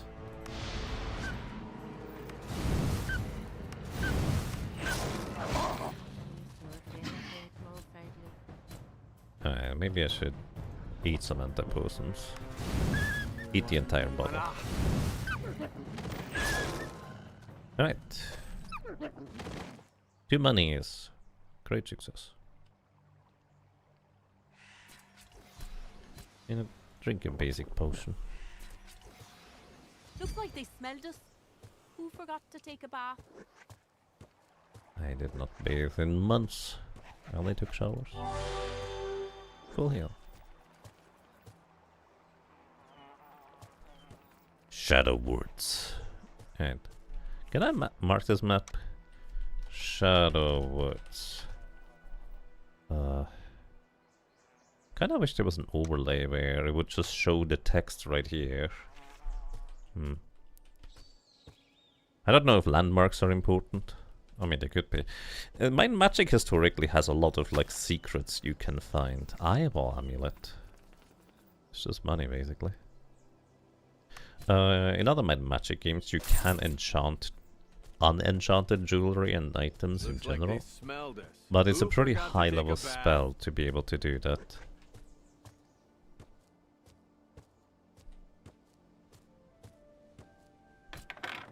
Dagger, linen rope.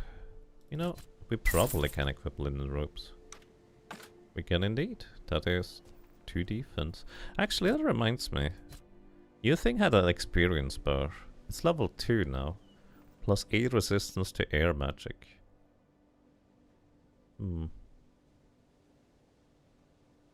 So it does gain experience as we wear it and use it. I'm kind of in 2 minds about this. I just want to know what else this helmet can do on one hand, but on the other hand, I'm just like, I'm pretty sure this is like early access bonus nonsense that I'm not a fan of, so I kind of don't want to use it because of it. I don't know. Does anybody have an opinion on that side? Purple liquid. Who wants purple? Edgar. Yes! Resisting is primordial magic. You know, thematically fitting. He's using primordial magic. You checked the game manual. I didn't see anything even mentioning movement during combat. Yeah, you can move when you have your full party not engaged with enemies and everybody is ready for action still. Looks like they smelled us. Right. Who forgot to take a bath? Yeah, we're definitely gonna hear that a lot, aren't we? Great. I needed to hit something. That's fine.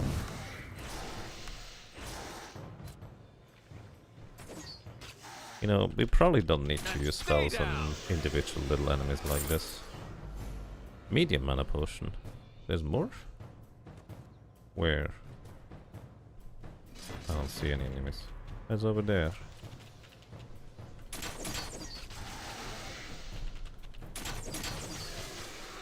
Yeah, we do not need to use spells against these enemies. This looks like an earth resistance thingy. Well, thank you for that. Party feels blessed. Earthward. Yep. This may help against getting poisoned by spiders.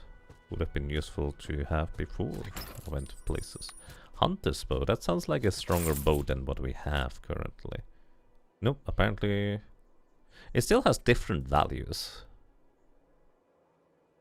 Yeah, this is stronger. So even basic equipment doesn't have the same damage roll every time.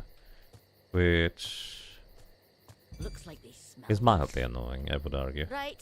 Who forgot to take a bath? Okay, what's this? Read. Notifications. Do not enter the Cyclops caves. They won't disturb us as long as we don't disturb them. Then. Yeah. Dangerous cave. Cyclops. Alrighty, let me tell you. I expect to get one shot by a Cyclops in there.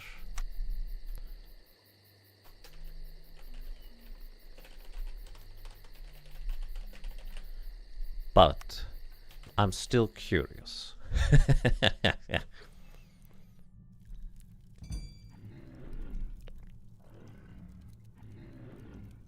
Well. Great! I need to hit something! Can I push him back? He resisted it. Shields up. Actually, you shield up. Reduces damage. It can't be. Yes. Yes, indeed. We did get one shot. That is through the shield, by the way. Light damage received is increased by 25% before damage reduction. Damage dealt is increased by 0.5% per health percent lost. Demonic lineage.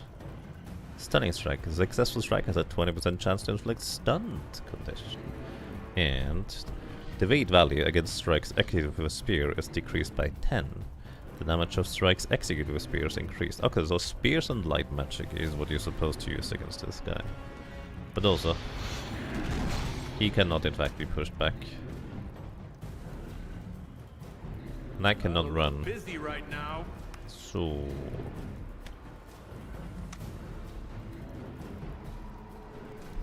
I mean, admittedly, one character survived, so... that is better than what I expected this to be. You can do it, just keep your eye on the target's eye. I mean, I feel like we might want to not keep the eye where it is, because dislocating a Cyclops eye might actually be kind of the key to success, I would argue. Oh.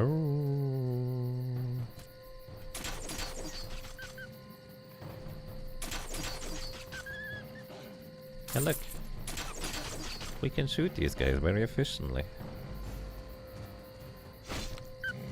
You don't have a shot. It's fine. That high-pitched sound over there is very annoying. Need to investigate what it is to maybe shut it down.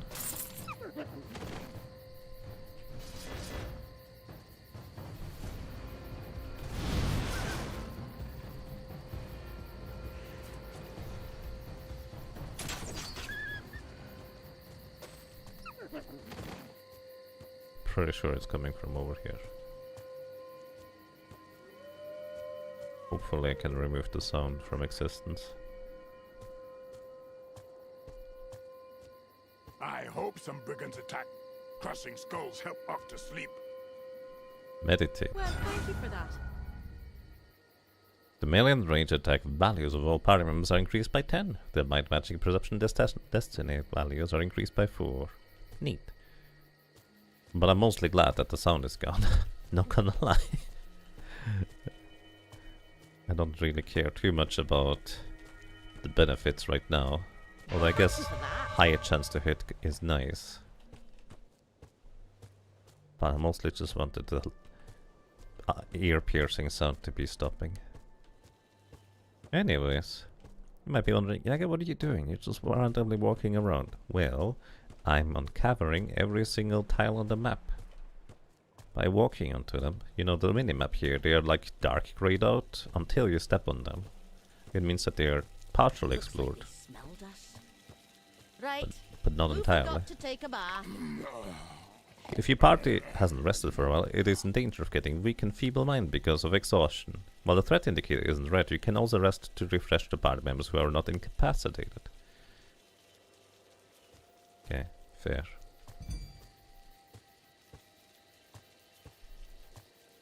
Wanna engage in combat, whatever the thing is. This one is mine. This one is mine. Enraged. The strike rate is doubled as long as current health is below 50% of maximum health. I think that's chance to hit.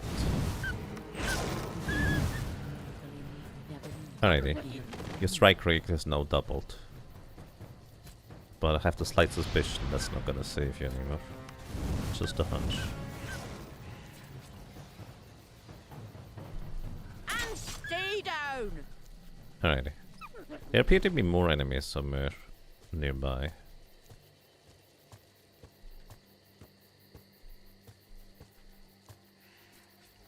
Where are they? Who knows?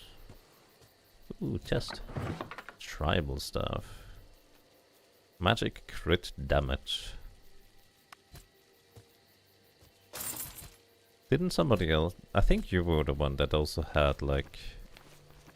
magical focus giving you a chance to crit.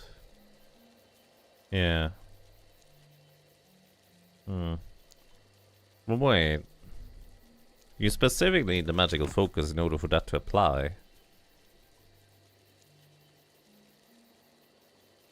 The stuff doesn't do that. Requires expert of magic. Oh no, never mind. This is actually just an... Oh, interesting. This is basically just a better magical focus item then. But you do need expert in order to wield the staff. I can confirm you need to be expert in order to wield staves. It makes perfect sense. Also, I cannot rest right now. There's still enemies nearby, apparently. I may have found them. Anyways. Can I push you off the back? No, apparently not. I kill you. Right, now we can rest. Whee! It's also lighter outside, so we can actually see stuff. There might be secrets hidden. Thanks. Maybe. With weather like this. 0 times 2 equals 2. Equals 0. My goodness, brain. I read your lines while ago and messed it up entirely. This appears to be going up north. This was... Oh. Where's my marker to the dark forest gone? Is the map just not going that far? There's also coordinates here. I wonder if those are going to be ever relevant. They might. Tyria Bay. That's where we are right now. Looks like they smelled us. Who forgot to take a bath? Yeah. Great! I It's needed to hit something. It's a special spider.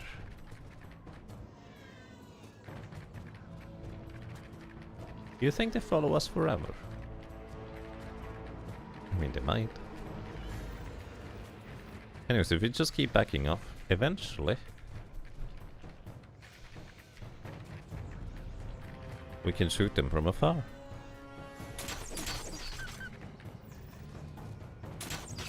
And stay down! I like how she says that before the arrow even impacts and shows the damage number. Ah, what is this thing? Moon Silk Spider. Each successful strike decreases the mana of the target by 25. Rude, I would prefer if that didn't happen. But then again, I have a slight suspicion that's not actually gonna happen. Mostly because you're not gonna get to attack. Moon Silk Spider entry was added.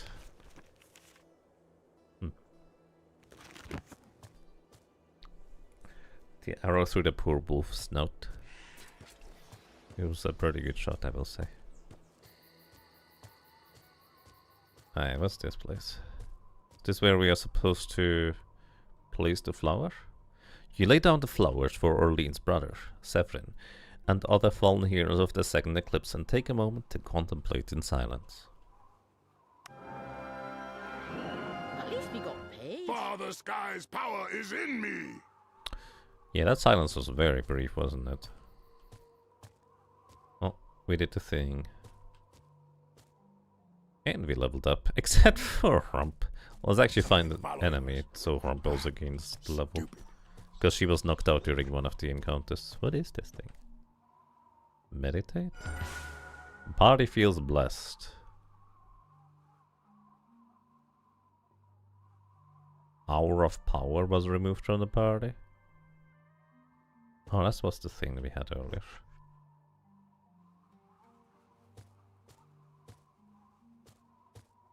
But yeah, I suppose this answers my question as to whether I'll have to worry about specifically remembering where the things are and items if I plan on revealing the entire map anyways.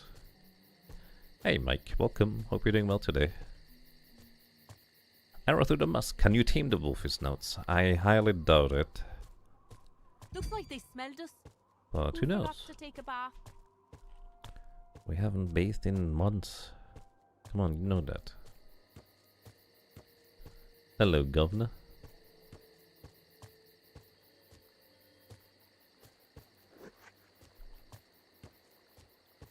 Leave no stone unturned. Something following us. Ah, stupid. Hey look, a stone. We can read it from this side. This signpost was put here months ago. Wind and rain have erased most of the writing. Following reports of witchcraft, dark magic and necromancy, this area is currently under investigation by the Holy Inquisition. Trespassers will be questioned.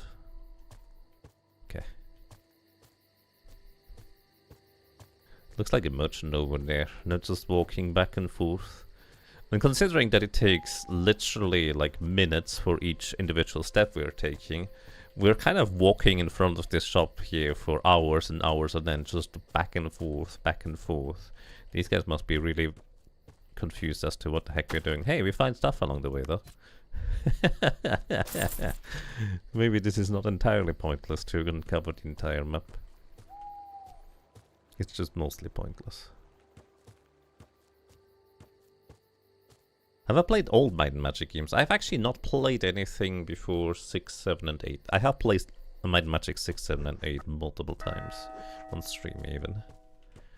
A new day is dawning. Looks like they smelled us. Who forgot to take a bath? Oh, there it is. Itinerant merchant? Itinerant? How do you pronounce that? She-Hop.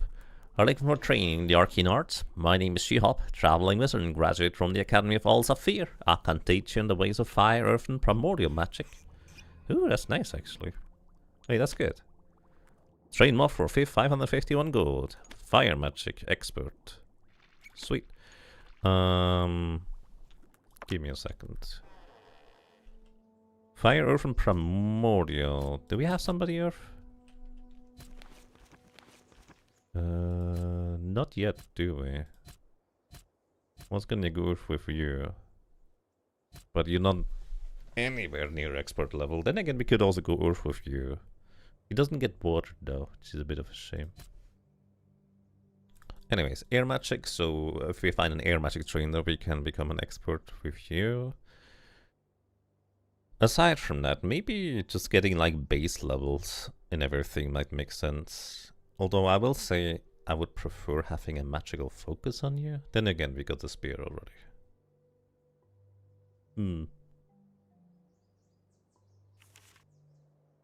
Could also give you a bit of fire magic. Oh well, shamans can equip shields. So maybe spear was not the correct choice then. Yeah, it's fine. I don't know what else to do with you, so we'll just keep the points. That's fine. We don't need to invest everything right away. More maximum mana. Eventually we'll have so much maximum mana that I don't need to invest into that anymore, so we just invest into power afterwards. And more fire. Yes, and more maximum mana. Actually get 2. 25. Primordial magic. Is that enough? That might be enough to level up in primordial magic. Mana for you. Let's see. Prime magic expert. Yes, Edgar! He's now an expert. Excellent. Do you have any skills too? Wait, why could I not select the other stuff? Do you have anything for trade? Oh, it's just this guy. Oh, there we go. Brigand's Gossip and Nagati. A Nagati? Let's see. Yes, I have a box of tea leaves I brought back from the Wolf Duchy. I think it's called Ole tea. The whole box is yours for 200 gold. Still interested? Sure. I thought I was gonna sell it, but I'll buy it. I don't know why we're buying it, but I can. Water flows freely. Cure target paralyzed party. Oh, party member paralyzed, reveals nearby traps for 75 turns. Oh, let me actually read that real quick. The first sound is like itinerant. Itinerant. Traveling from place to place. Traveling from place. Okay, thank you, Zalfan, for the correction on how to pronounce itinerant. Itinerant. Anyways, we can sell all of the rings that are not enchanted, right? Surely that's not gonna come back to bite me.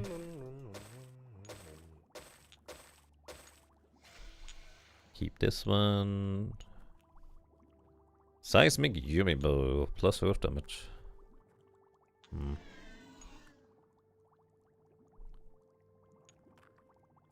Do you have a dying Medusa somewhere in your room? Because that sounds a lot like a dying Medusa.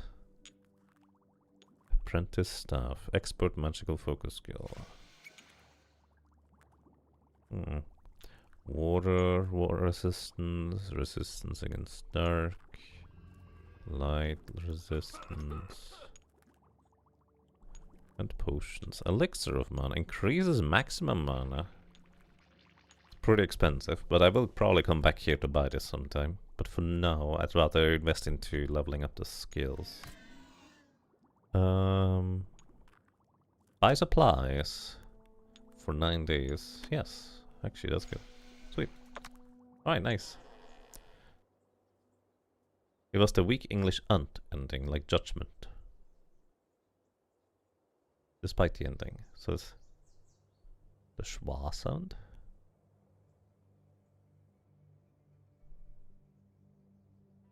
So itinerant. Oh, unt. I thought for some reason you read itinerant. But it's unt.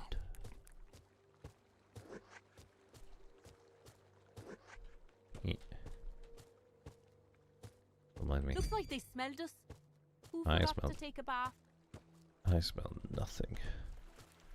I lost my nose at home a long time Greg, ago. I need to hit something. Yeah, well, this guy decided to attack us from the back. But this also means he is isolated. Guess what we're doing with isolated enemies?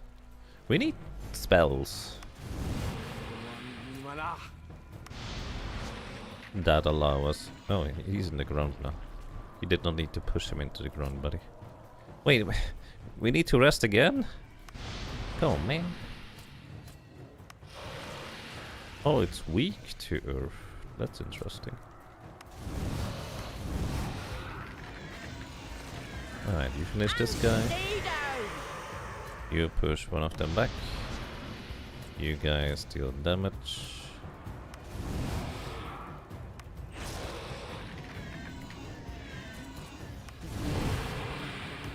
I'm pretty sure this is the same sound that Nagas or Medusas make when you knock them out in Heroes of Might and Magic 3.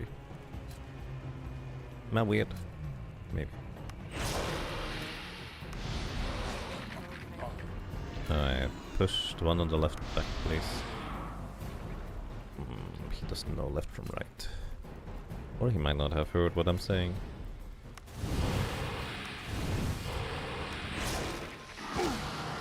Oh.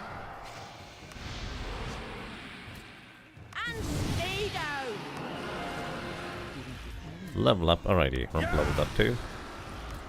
So we can give you stuff.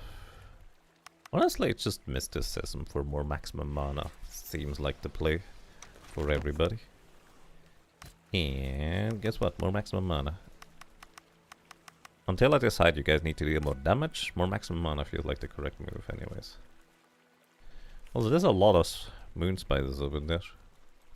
They're kind of peculiar that you can't move the map on the map screen. So I can never see the full extent of the area we are uncovering unless I stitch together a map myself. Anyways, I kind of want to go back to the town to go and sell some things. Also, does this? No, it does not. Drinking from a fountain Sun and wind. does not substitute for a day of rest. Which, you know, that's fair.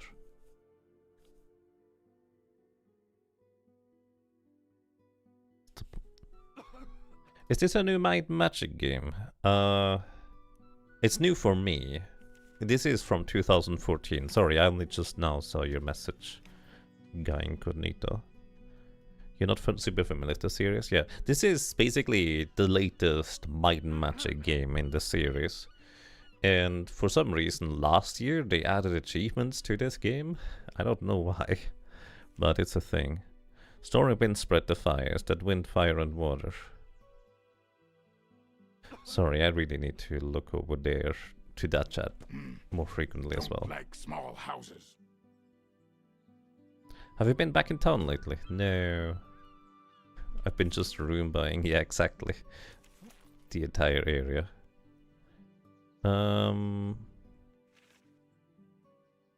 Did I complete any quests in the meantime?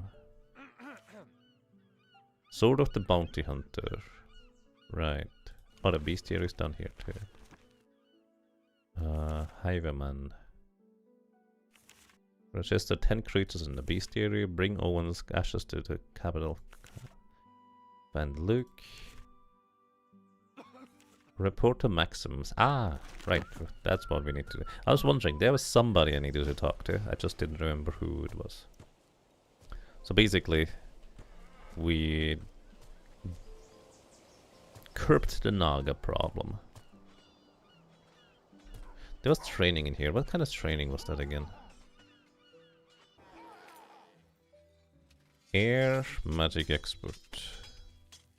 Train. Sweet.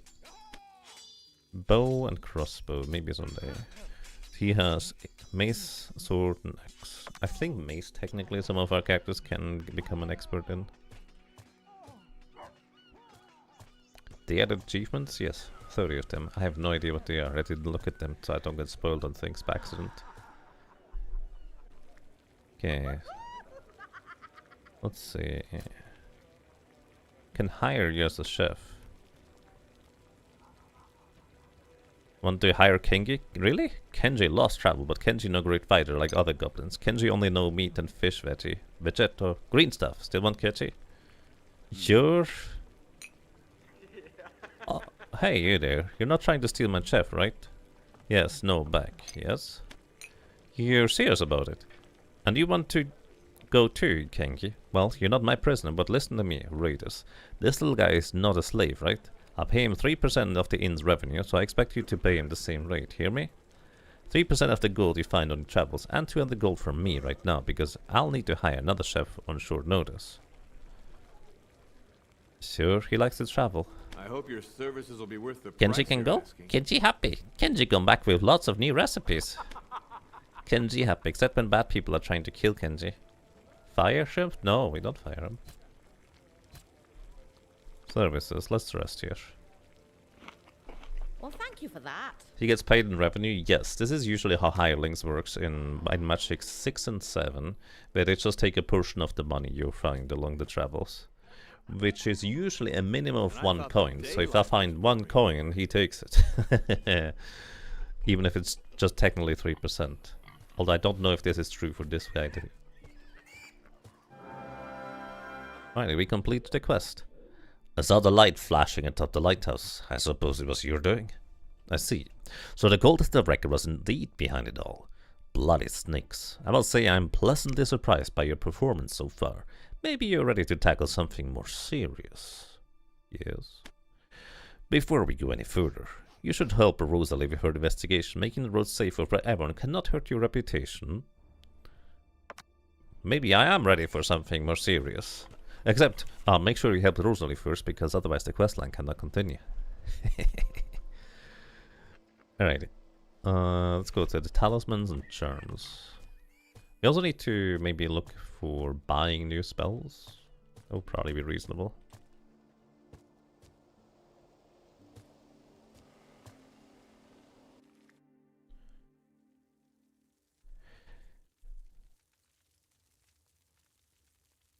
Let's see.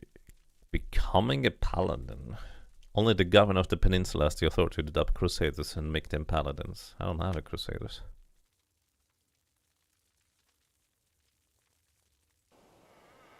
Okay, I thought this was the talisman shop. No, it's over there.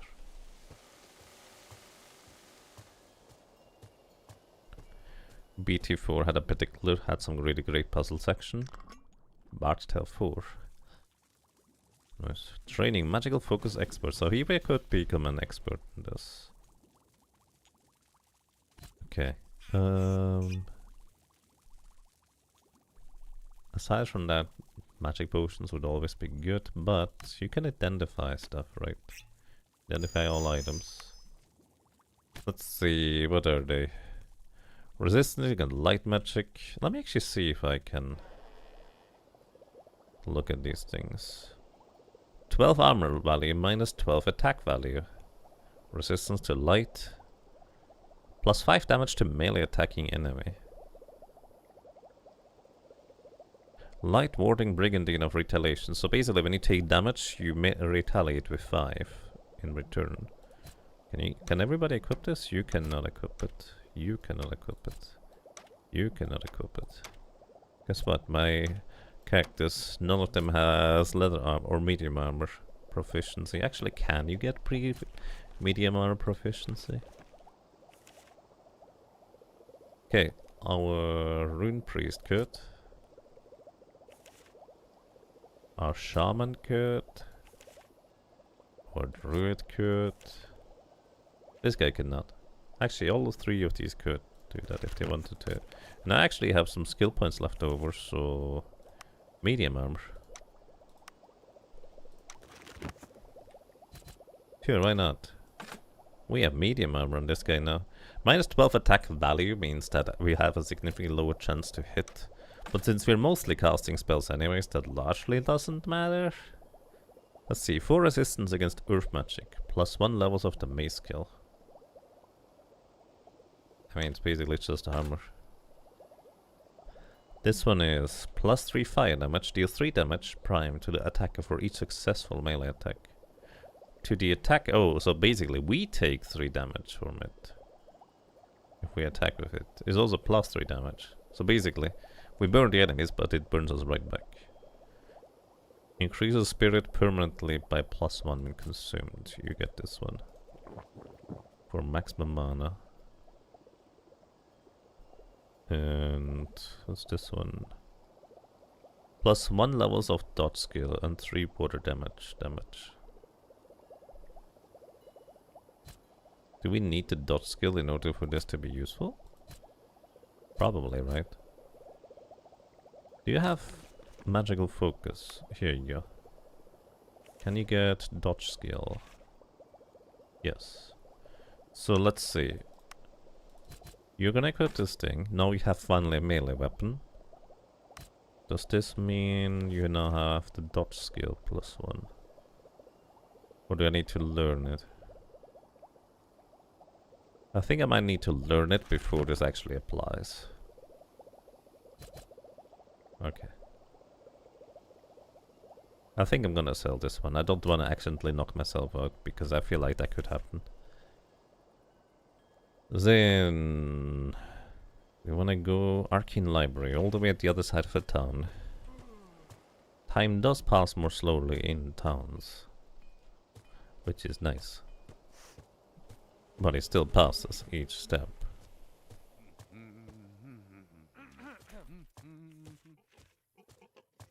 So this should be here. So learn spells. Edgar. Let's see. Heroic Destiny. 7 Destiny, which is crit chance. I think Dispel Magic. Dispels all positive and negative conditions from all party members. Oh, you can't use it on enemies? Come on, man.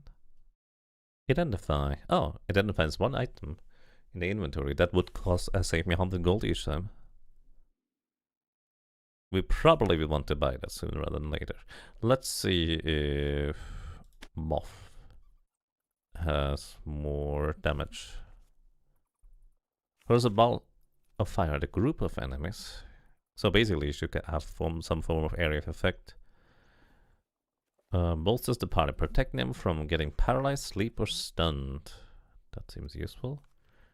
+8 might. I mean, Fireball seems also quite nice. Hitting multiple enemies at a time. Taco. You could get Lightning Bolt. Dealing damage. Eagle Eye. Increased perception. Windshield. Evade well against range attacks is increased. So that seems nice. Clear Mind. Okay. Can cure Feeble Mind from the party. Crump. You haven't learned anything new. Okay, we can buy 1 spell. And I think for now, at least, either Identify or Fireball seems like the play. I'm gonna go Identify. It's gonna save me a lot of money in the long run. Kinda wish I came here before I identified all my items for 400 gold. Anyways, what was the quest for her. That was the Lost Lambs, wasn't it? So Shadowwoods, Carthal, and the Crag.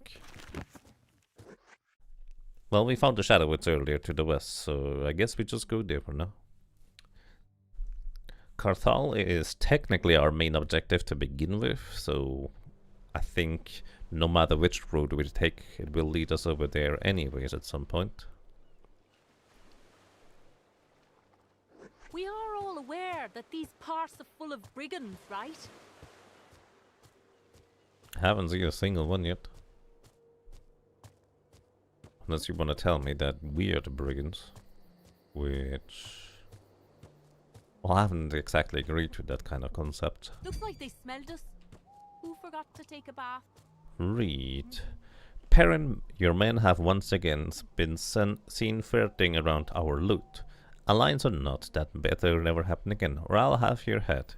You've been warned, Ivan. There's a torch here. Yes, I feel strong.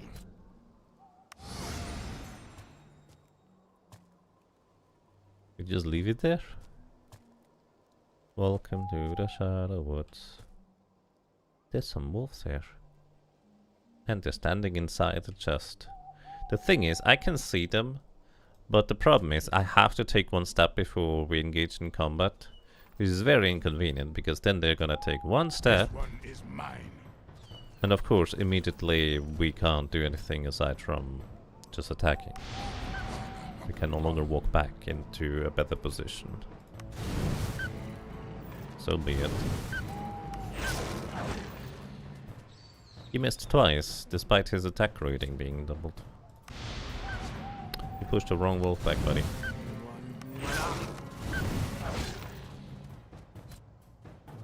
Yeah, it's fine. Stay down!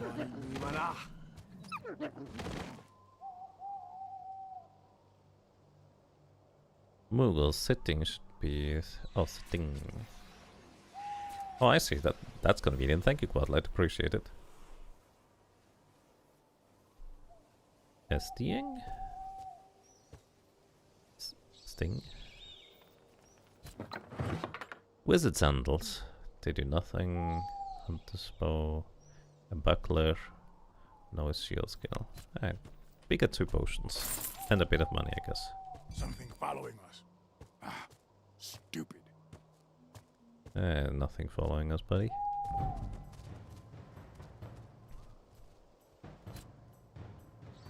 Fire. Fire. Nice. And guess what? Wing. Oh. Why did he collapse there? Anyways, we're just taking steps back. And this is where I regret not having Fireball.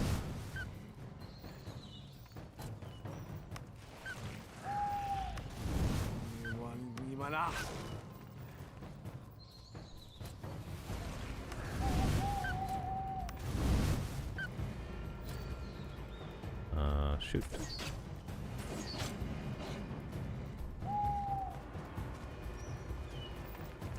Stay down!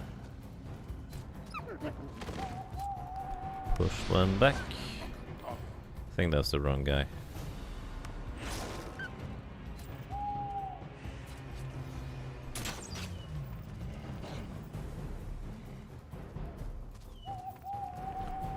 The armor has thorns, the right guy.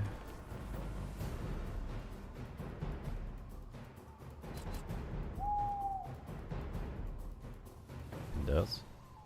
Oh, right. That's why the other guy collapsed. I see what you're saying.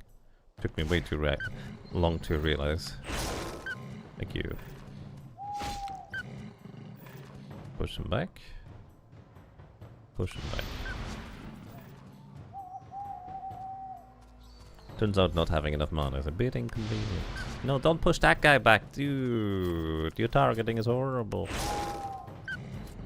Don't hit the guys that are not damaged, guys. Can I select? I can select. Wait, I can select? I can select enemies? Only just now realized. Well, thank you for that. This would have been so much easier Stay down! if I just knew how to select enemies beforehand. No, it can't be. Oh, that's inconvenient. Because you don't get experience when you take a nap. I can select enemies! Let's rest. Yes, I feel strong. I can select enemies. It didn't look like I could select them when I tried to click before, because I didn't realize that the name was lit up there. This also means, I think this is how I would be able to see what abilities they have as well. Or like buffs and such. I think that would help. Hey, this is a different entrance to the Shadow Forest, I just realized. What the heck? It's like a little lamp? Or something statue there? I can't interact with it, it's just peculiar.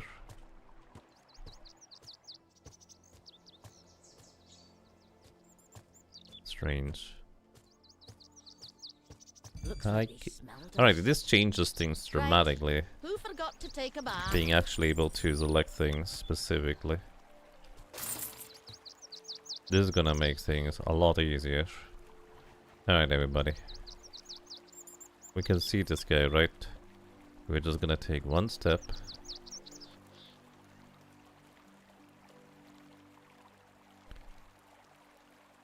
Oh, well rested thanks to this guy. Every time we rest now.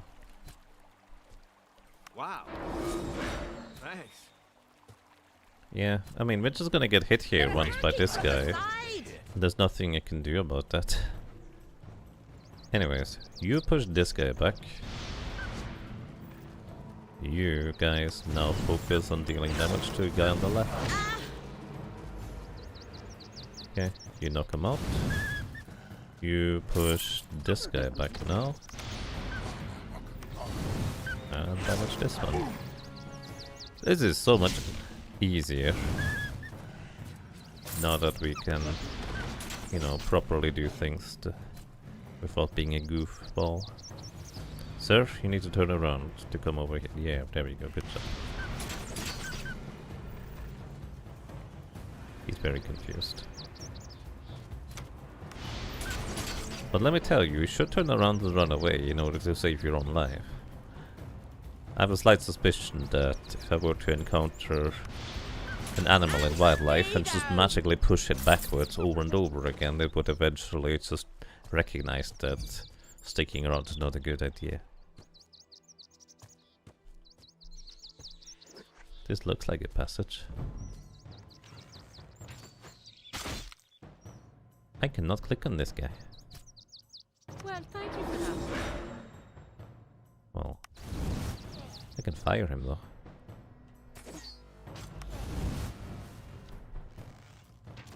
Poisoning strikes. So I cannot click on this guy. Maybe you can't click on enemies when they're too far away. And that's why it didn't work. Because I definitely tried clicking on creatures and characters before and it didn't work at the time. If my hunch is correct, this is it. The hideout of the brigands, plaguing the Carthal road. It is a golden opportunity to take down the whole gang and retrieve the item I've been looking for. What are we looking for exactly?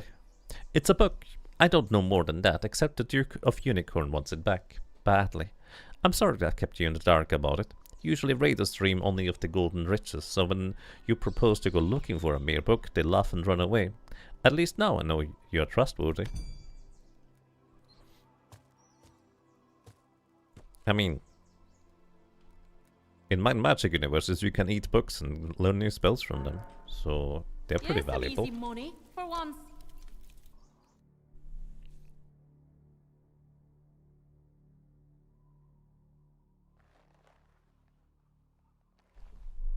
Den of Thieves.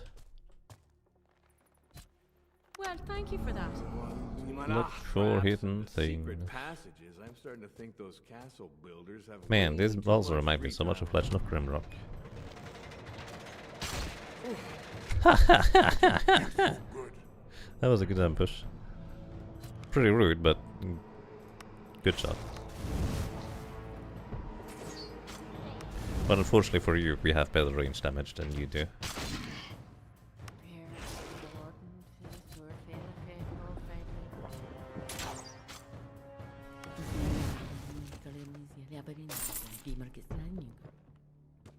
I have no idea what you just said, lady.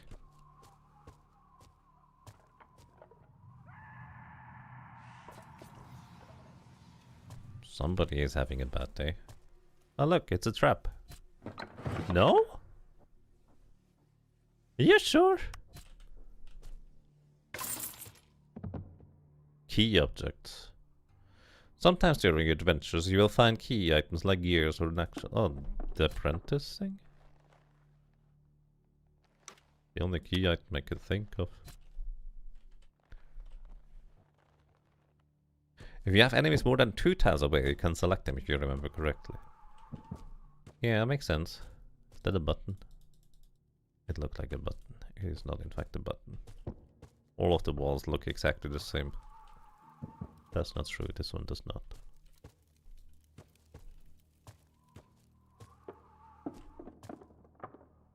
We can't see traps. So I'm still gonna step onto every tile and eventually the traps will get me. Something following us. Hello! Oh. Can't even talk to them. 10% chance to stun. When it crits, it's 100% chance to stun. Well, you're a melee guy, so would you mind taking a step back? I think when I asked him, would you mind just take a step back? The answer he would give would be yes.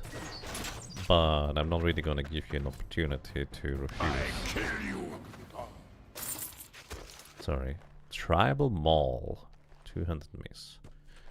Oh, you can have 200 maces in this game? That's neat. Anyways, we're gonna rest. Well, thank you for that. Get a fantastic buff thanks to Kenji, our chef, who wants to see the world. Just make sure we keep him safe. Alright then. Secrets. Yes. In light. I don't know if light does anything aside from literally just seeing more. Anyways. Huh. No ambush? Barrel's upstairs.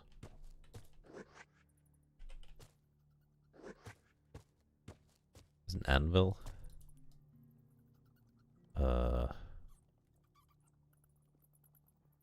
feel like they placed the bookshelf backwards. So, in case you don't know, when developing a game, or assets for a game, it's often reasonable to assume that players are going to be looking at things from exactly one angle, so you don't have to model the entire thing. This bookshelf was modeled to be seen from the other side, and they put it in backwards. Unless this is the point. Maybe these are magical books.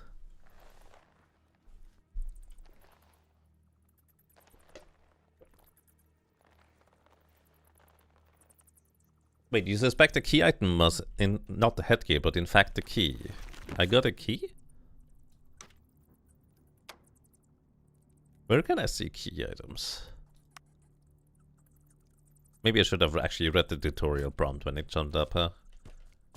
But more usually they seem so... This is also backwards. What the heck? How can they make the mistake 3 times? That's just silly.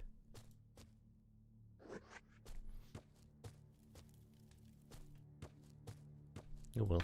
Chest. I got a rusty key. Oh, that's why the door opened. I was wondering. I don't have a key. But it's still open. They're attacking from the side. Hidden passages and secret levers riddle Ashan. The party is unaware of such secrets unless they've cast an appropriate spell or have an hireling that survives to spot secrets. Then all secrets in the vicinity of the party becomes visible. There's a spot secrets hireling? We need one of those.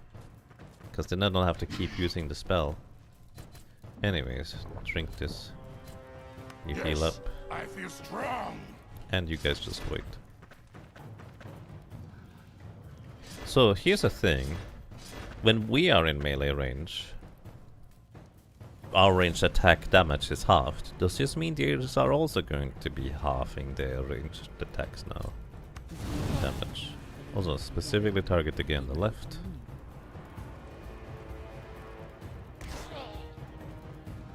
$11 damage. Pretty decent actually. Yeah, they're kicking now. So actually getting them into melee range is in fact a viable solution. Bestiary entry for Brigand was updated.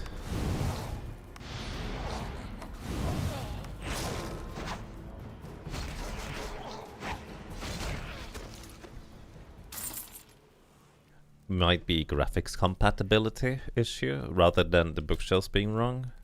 That's possible. Gloves. These have no armor. Wait. Oh, it's an ornamental bracelet. But the other ornamental bracelet has one armor.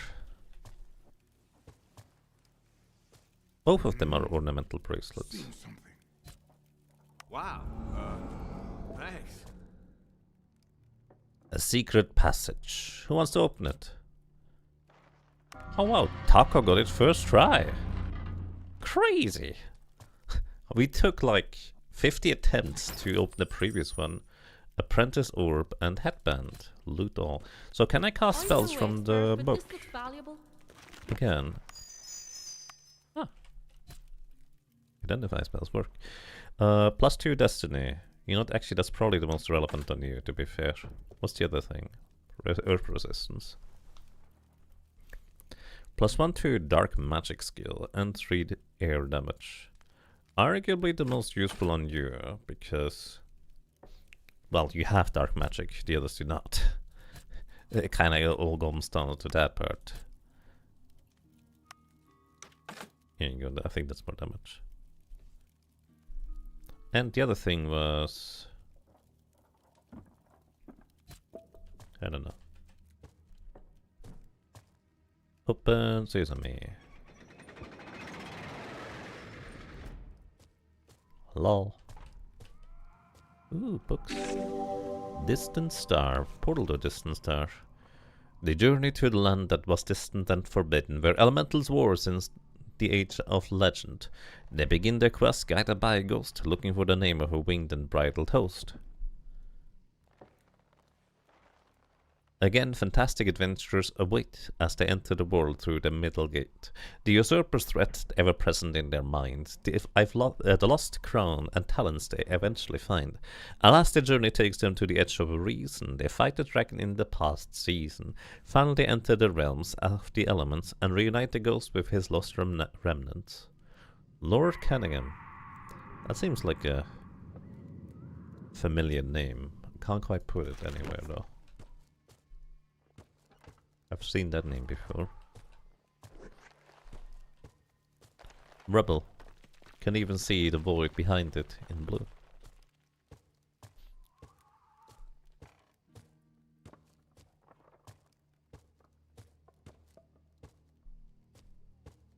Looks like they smelled us. Who forgot to take a bath? Look, it was funny the first 4 times, but you know. I prefer them kicking over shooting, if I'm gonna be honest, so this is probably fine. Well, thank you for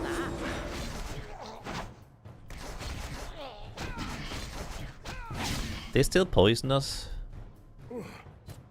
I don't feel so good. Fine. I was not gonna use spells against them because I figured the poison only applies to arrows. How foolish of me! Why would it only apply to the arrows that they had poisoned? How foolish of me. I kill you. Father Sky's power is in me. Combat started with that music sound, or that musical sting was used to initiate like turn-based combat in Might and Magic 6, 7 and 8. It is wrong for this to be the level up sound. In my opinion, that's just not correct. I'm so sorry, but that is not right. Anyways, more air magic for you. Guess what? More magic for MP. Fire magic power for you. And guess what? More maximum MP. The more maximum MP we have, the less frequently we need to rest. And I mean, we're unlikely to get to the master level of anything anytime soon. So I'm gonna start leveling dark magic on you.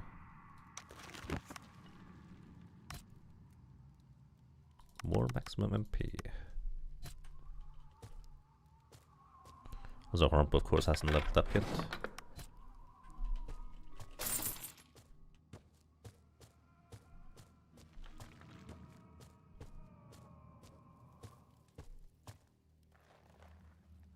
Poison shoes, indeed.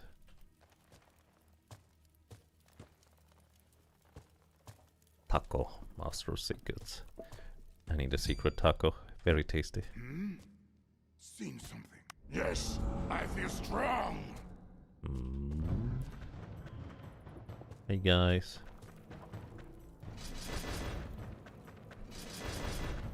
Guess what? We're just gonna wait until they come around. Even though they have poison boots, it's still correct for us to do that. I'm actually gonna push you back. Excuse me, I pushed the wrong button. I pushed the wrong button to push you back. There you go. Now you go back. Wait, that was not a good idea because we're gonna knock him out now. Ah! And stay down. I did not smart this one.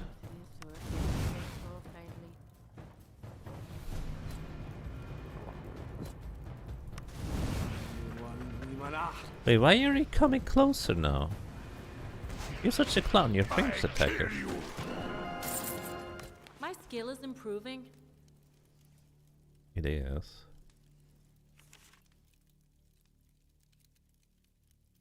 Oh. Do I give you earth magic? I mean, having at least one person capable of learning earth magic stuff is probably useful, so sure. Grump is gonna earth magic stuff for us. We have an iron key. When did I get that? Was that in the chat? Seems to be a magical bearing, masking a passer. Who wants to try dispelling it? Dispel? Well, we have 3 mages in our team. Let's try Edgar. I opened the passage successfully. Levers and buttons can be interacted with when you're close to them in order to trigger individual effects like opening doors. Often levers are placed near the objects they operate, but they can be far away from them as well. Did you really need a pop-up for that one? Did you really need to tell me that? Yeah. Levers are usually right around the corner, but sometimes they're not. I'm so sorry, that's so funny.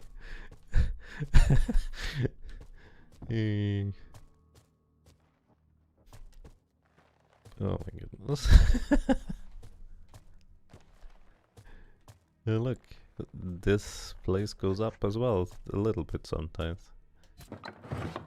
Ornamental bracelet. No hammer on any of these things. No, look. Actually, no, this is not the same bookshelf. These are not the bookshelves. These are shelves of other descriptions. Anyways. Great! I needed to hit something. Militia. This guy behind you can't shoot through you, right? I'm pretty sure. Fire.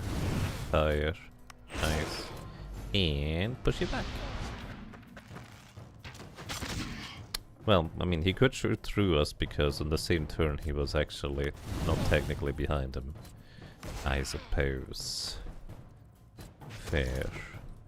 Wait, we knocked out one guy and you regained your turn? Is this what always happens?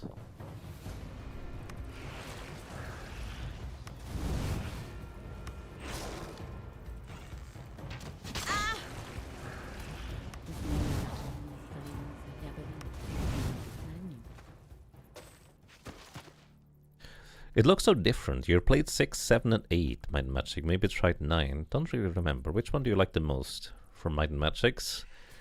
I have played Might and Magic 8 the most personally, because that's the game I owned as a kid. I only actually got to play Might and Magic 6 and 7 properly once I saw that, or, well, Magus really gave me the idea to actually play those games. Because, well, might as well. Because he was playing through them, so I figured I could play through them as well. My personal favorite is 8, to be honest. But that might just be largely biased. Stone Disc Fragment 1. Shantiri Stone Disc. Okay. This, like, my bias might be largely because, well, it was the game I played as a kid, rather than necessarily being the best one. But such is how that stuff goes, I guess.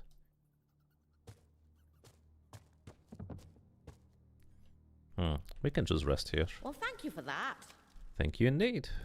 We get a nice meal thanks to this friend. We keep him around forever. Wonder if we can have more than one hireling in this game. Smell something. None of the chests so far were trapped. What's this? Book. This board was used to keep score during the hunting parties. The latest entry was written in 564 YSD, a little more than a decade ago, just before the second eclipse. The name Montbard appears repeatedly on the board. He seems to have been an avid hunter. Okay. We were looking for a book, right? So I guess this is not that book. Why was this behind a locked door?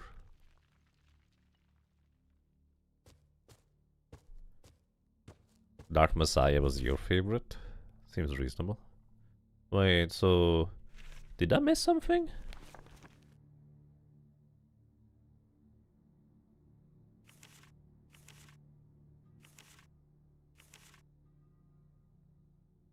Eliminate the leader. Okay, so...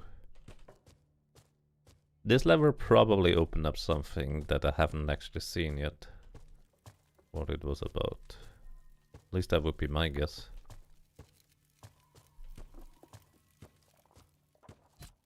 Wow. Thanks.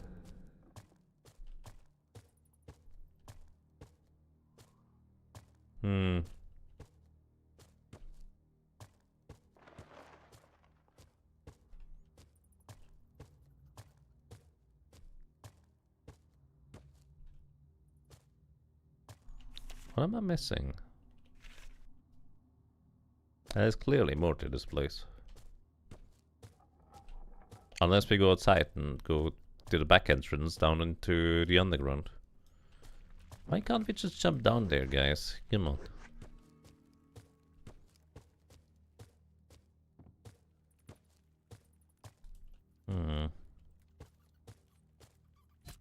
Well, thank you for that.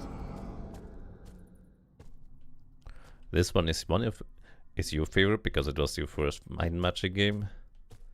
Yeah, it's a bit janky, but for the most part, quite playable. And I feel like the variety of how you can build your team and characters seems pretty decent so far.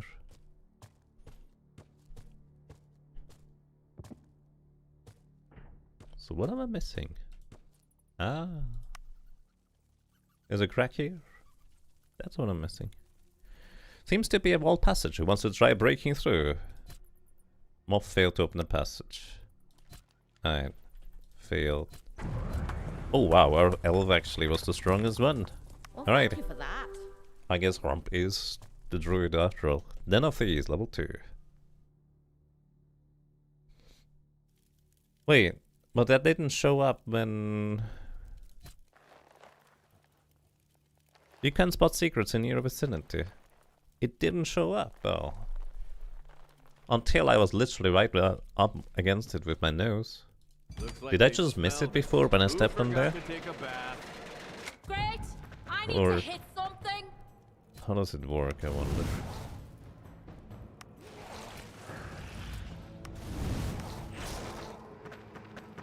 Yeah, look! A melee archer. How lovely of you.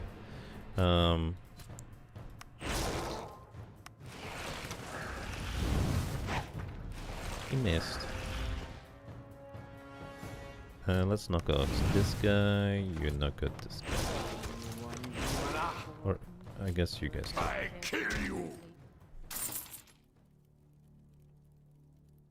Dark Messiah was yours, although it's obviously quite different from the main series. You also played Heroes of Might and Magic 4 and Clash of Heroes before you ever tried one of the mainline games. I actually don't even know what Clash of Heroes is, to be honest. I originally didn't like Dark Blue. Yes! I originally didn't really like Heroes of Might and Magic 4 when I played it, because it just felt like a huge step down from Heroes of Might and Magic 3. But I eventually got back around to playing it again, and I kind of liked it, actually.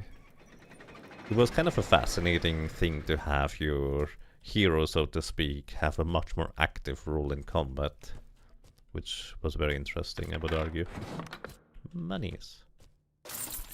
You know, we call these guys the brigands and thieves and robbers, but we're the ones robbing them right now, so really, I am the brigand. So... oh look, this guy can't shoot now.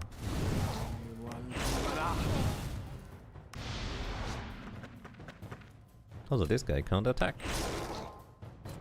And stay down! And And stay down! the Clash of Heroes is a very different kind of game. It plays more like the NES game Yoshi. Yoshi's Cookie?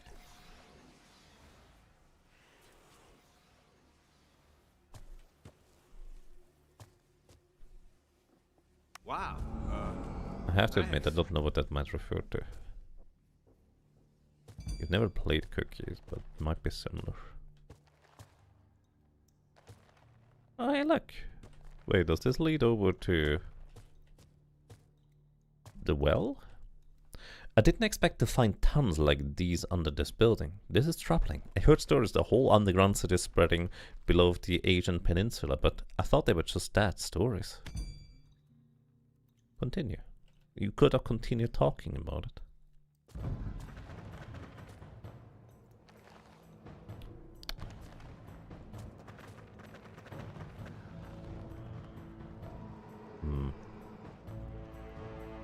We don't have that much mana remaining. Time to drink a mana potion for you. You know what? You also get one. That's probably enough.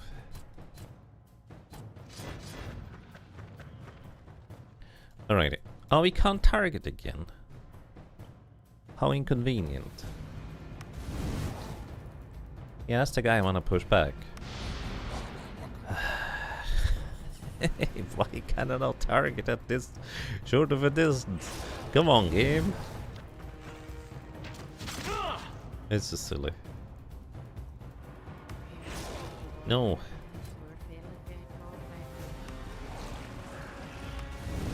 My goodness, guys. Your targeting is absolutely horrible. Anyways. I guess we need to knock this guy out before we can go anywhere. Stay down! Bum, bum, bum, bum, bum.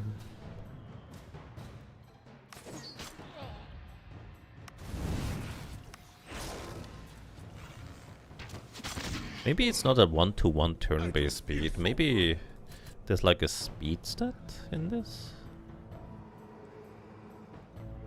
In previous Mind Magic games, basically you did have different speed stats between the characters, and you could get multiple turns on an enemy if they had particularly slow speed or you particularly high speed, or haste for that matter. But I'm not entirely sure I've seen anything indicated like that in this game. I mean, might be. Technically. Taco is poisoned. You know what? I think a poisoned taco is a terrible news, Well, so let's thank you cure for that.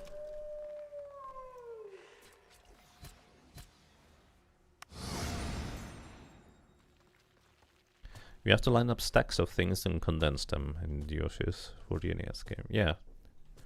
That's pretty much, I think, how a Yoshi's Cookie works. For the most part.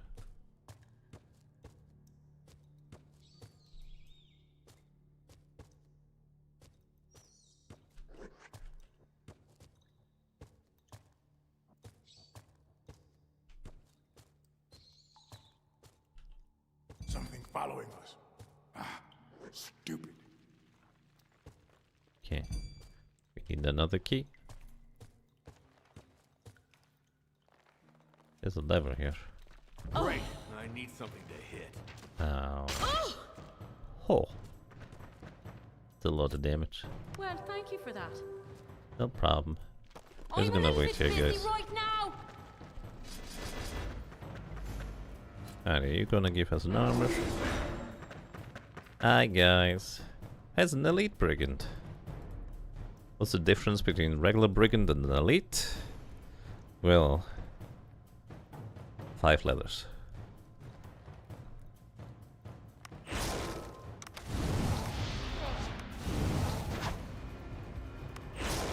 And stay down.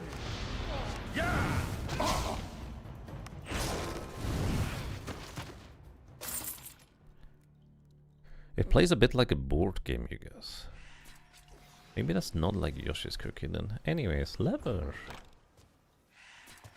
I pulled the lever. What does it do? I don't know. Game doesn't tell me. Oh, it opened this door. This door was clearly locked with a lock before. But it opened with a lever. Maybe pulling the lever had a hidden mechanism to insert the key into the lock. Very clever. Something following us. Ah, stupid. Open sesame. Ooh, chest. Unidentified Legionnaire sandals. Well, we have a way to identify these This things. looks valuable. Is it though? Let's see. +1 to resistance against all magic schools and +1 levels to two-handed. Well, you're the only one who uses a two-handed weapon some days.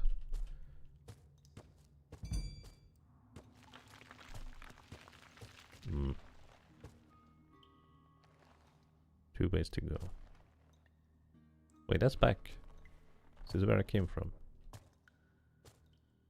Only one way to go then. They're attacking from the side.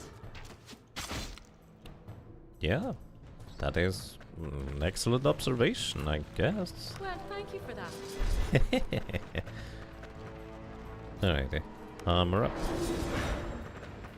Hi guys. Let's knock out the brigands first. I would prefer if we didn't get poisoned as much.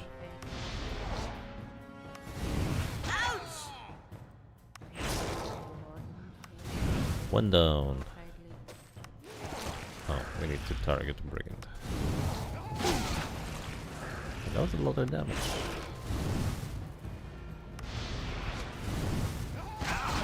But yeah, kind of has its tradition in Might and Magic games.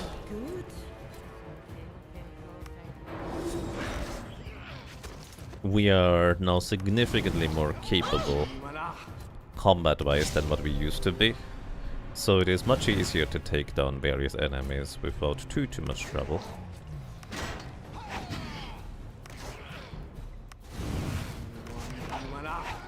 We have many more resources thanks to having a higher HP pool, or MP pool anyways. I kill you. And we have plenty of loot to sell later down the road, making more Well, thank you for that. scavenging and looting more efficient.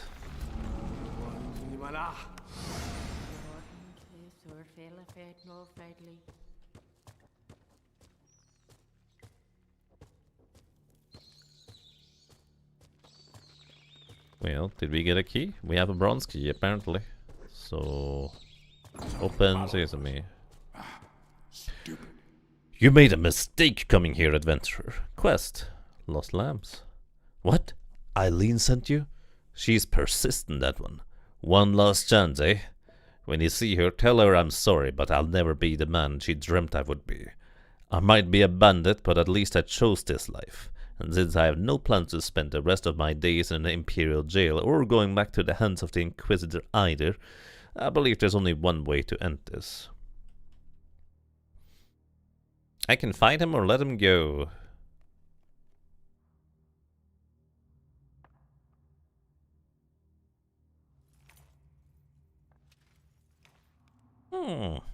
What do you think, everybody? Do we let him go or do we fight him? I have no doubt that we could take him down without too much trouble, fighting him. But I feel like letting him go might result in more interesting things down the line, potentially. Surely Luke isn't as strong as a Cyclops. No, definitely not. Is he a baddie? I don't know, is he? He is a brigand. He's definitely a baddie, let's put it this way. But I'm not convinced that Eileen and the Inquisitors are the good guys either. Luke is just a lost soul. Honestly, I'm just curious what... Like, if we fight him, he dies here, and that's the end. I'm just more curious what happens if I let him go. Maybe that's a bad choice. Who knows? I'm not gonna let him go just because I'm curious what will happen if I do. I'm a criminal, a thief. Knowing that you're letting me go, that was unexpected. Thank you. I wish I could promise that you won't regret it. Cool. You know. The line that persuaded me to let him go, honestly, is mostly that at least I chose this life. Implying that he definitely did not choose to be... Oh, I can't now step onto your tile because you're there. I can't light up this entire dungeon. Implying that basically he was not in particularly good place beforehand either. Just don't turn him into patches. Yeah, give him a stern warning. Yep.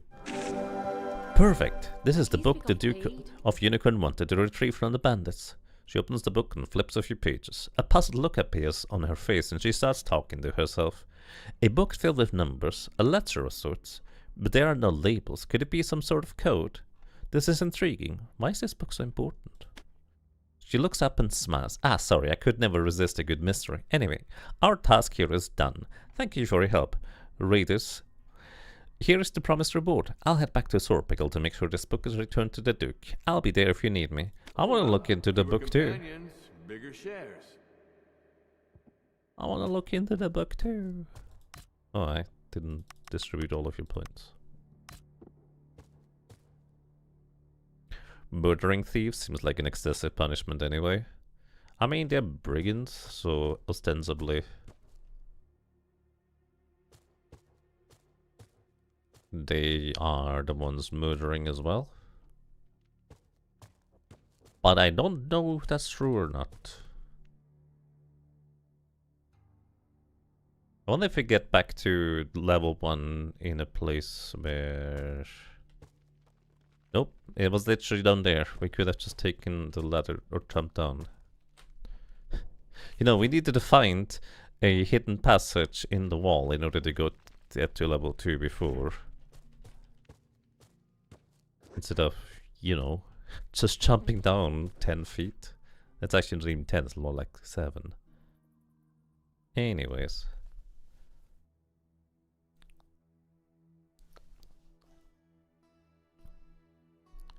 Our whole party is a bunch of loot goblins and murder hopers. We don't judge others. I mean, admittedly, I'm mostly attacking things that don't attack me first. But I am basically just going wherever somebody tells me that I could go in order to get a new quest, right? I'm the kind of gullible adventurer that is just going to do whatever it takes in order to get another quest, because that's what adventurers do. We grab new quests and go new places. Or something like that. Wow. Thanks.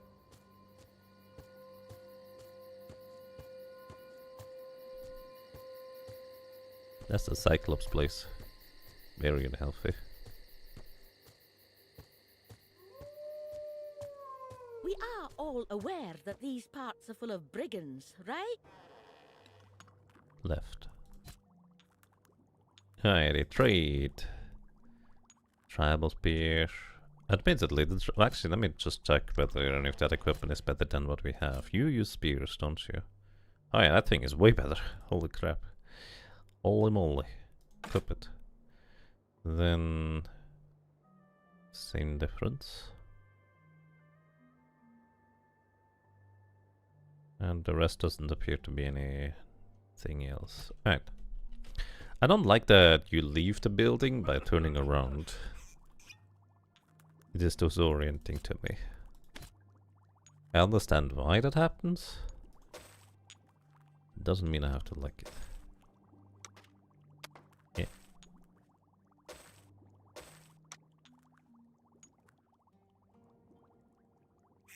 Are you sure you wanna sell it?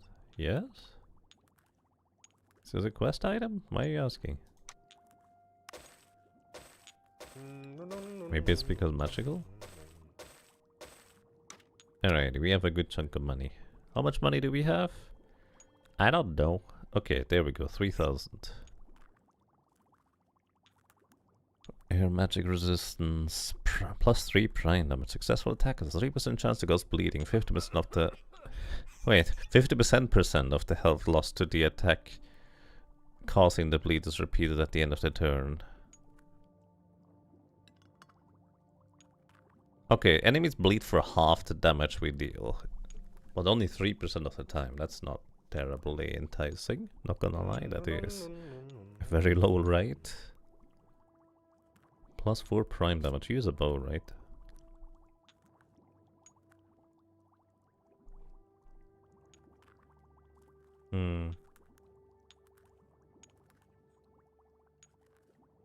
We could buy the elixir of mana and health right now and then just move on.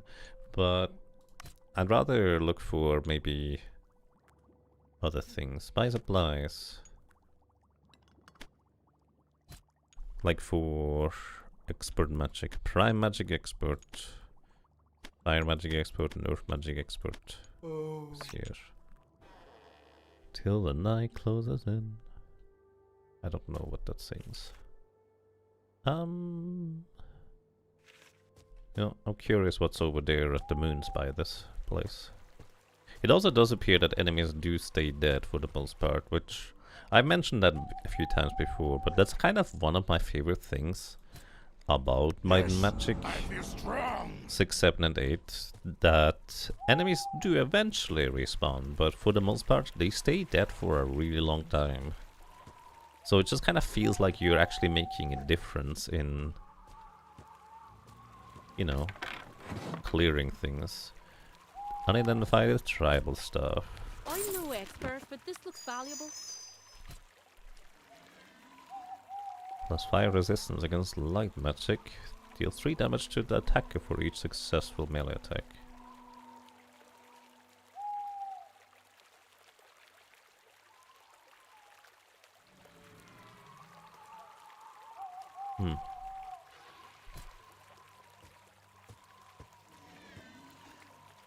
Wow. There's a crypt over there of sorts.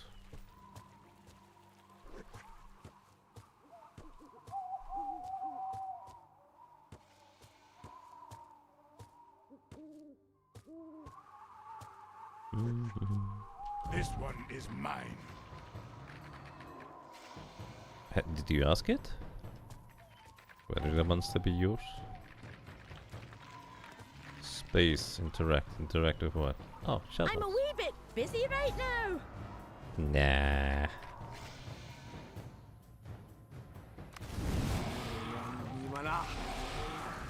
Shackle.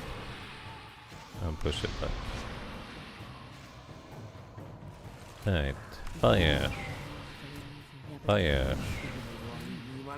And I bet one bow shot of yours. Yep.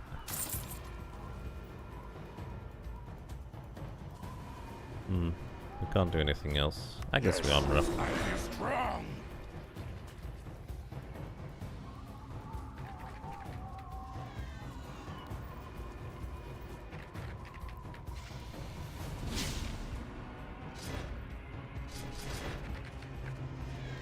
Alright, we can hit this guy in the back. Probably knock him out before too long.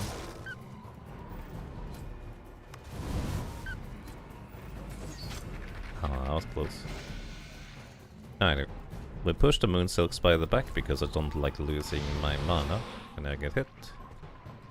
Then... You definitely knock this guy out, right? Yeah, you do. And you... Fire the guy. Push this guy back.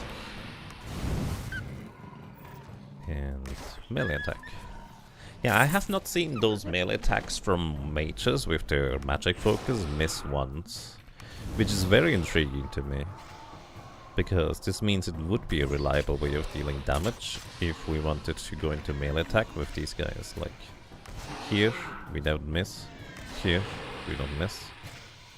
We don't miss. Actually, she uses a spear, that's a different thing. But then I should push it back again.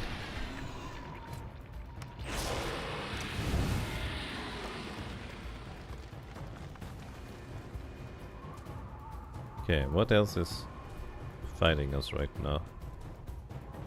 We're still in combat, according to Red here. I'm a little bit busy right now. No, we're not. Ah, not now. Enter dangerous cave. Like, clearly no enemy is taking turns. Oh, now it is.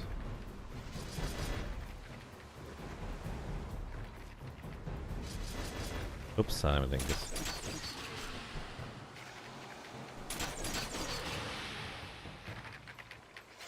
Push it back. Shoot arrows. And guess what? Push it back. Shoot arrows. And then we just melee attack. Wow! We did not knock it out. How inconvenient. Alright, let's see. Well, thank you for that. This is Arcane Resistance. Would have been great against the spiders. But since you can't interact with things in combat, we couldn't actually grab it. How very inconvenient. There's a chest right here. Monies. And... what's that? The blazing champion of truth, honor and justice. On the day of Eldrath you shall come here and pray. Okay. On the day of Eldrath you shall come here and pray. So we need to figure out which day is the day of Eldrath and then interact with this thing. You know, considering that... oh. Little rope. Neat. Considering that Eldrath seems to be, you know, a pretty widely accepted deity, you would think that one of our party members should ostensibly have the knowledge as to what day that would be, but... nah, right now we're completely in the dark about this. What is this? Talk to Lundra? I can talk to this rock? The ancient monument towers above you. Read the inscriptions. Why am I talking to the ancient monument? You read the inscriptions. I do? This text box is entirely unnecessary. You got clues? Oh, don't we have better things to do? Here are the clues you've gathered so far. Your journey begins before the gates of Sea Haven. Oh, it's obelisks. Okay. So, the concept of these things is generally that you need to gather the obelisks from all of the maps and whatever they have written in them. And once you have all the clues, you can piece together what the secret is, the artifact at the end, if you will.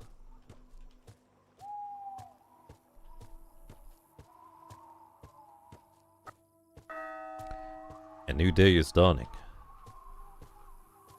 My brain almost goes to Oblivion, where it goes, you can just talk to a guy. Dawn is breaking.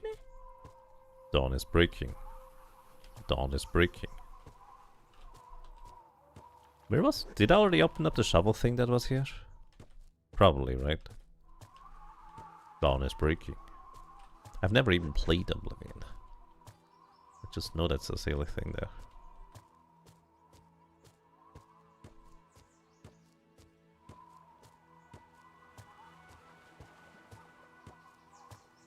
Alright, we've almost uncovered everything. There we go. Alright. Well, thank you for that. Buff up. And rest. Well, thank you for that. Because resting only costs us 1 turn. Even though it's 8 hours. Taking notes here. Huge success. Nice. Alrighty, where are we here? Maybe I should have read the description of the place. It'll be fine. Area map. Dangerous cave. Right, fine. I'm convinced. Let's save.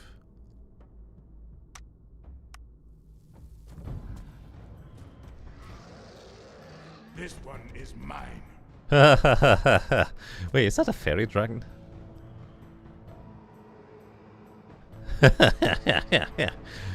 We might be in trouble, guys. Good thing I saved. It's a shadow dragon. You're a little bit staticky, not gonna lie, so... Another safe cave of cuddles. Yeah, and unlike other Might and Magic games, you can't just dash in, grab the treasure and then dash out before you get murdered. I'm pretty sure we're just gonna get murdered instead. What do you have? The evade value against strikes exceeded with a spear is decreased by 10. The damage of strikes exceed... Okay, so basically he's just weak to spears, and that's it. Alright, I am reasonably certain we're gonna just get killed here. But... just in case you cast spells, Mana Surge. Oh, we take damage if you cast spells. Fire. Can I push you back? Unlikely. Oh, we didn't die in 1 hit! That's impressive. Alright, shield up. Heal up. I am very surprised we didn't die in 1 hit. No, can't be. Well, we mostly die in 1 hit. We mostly don't die in 1 hit because I'm using the shields up ability. And that is kind of preventing us from getting 1-shot there, I would assume. You've got to be joking. Moth is unconscious. She is. Probably shouldn't have named her Moth. Should have named this guy Moth because he's much more supporty in nature.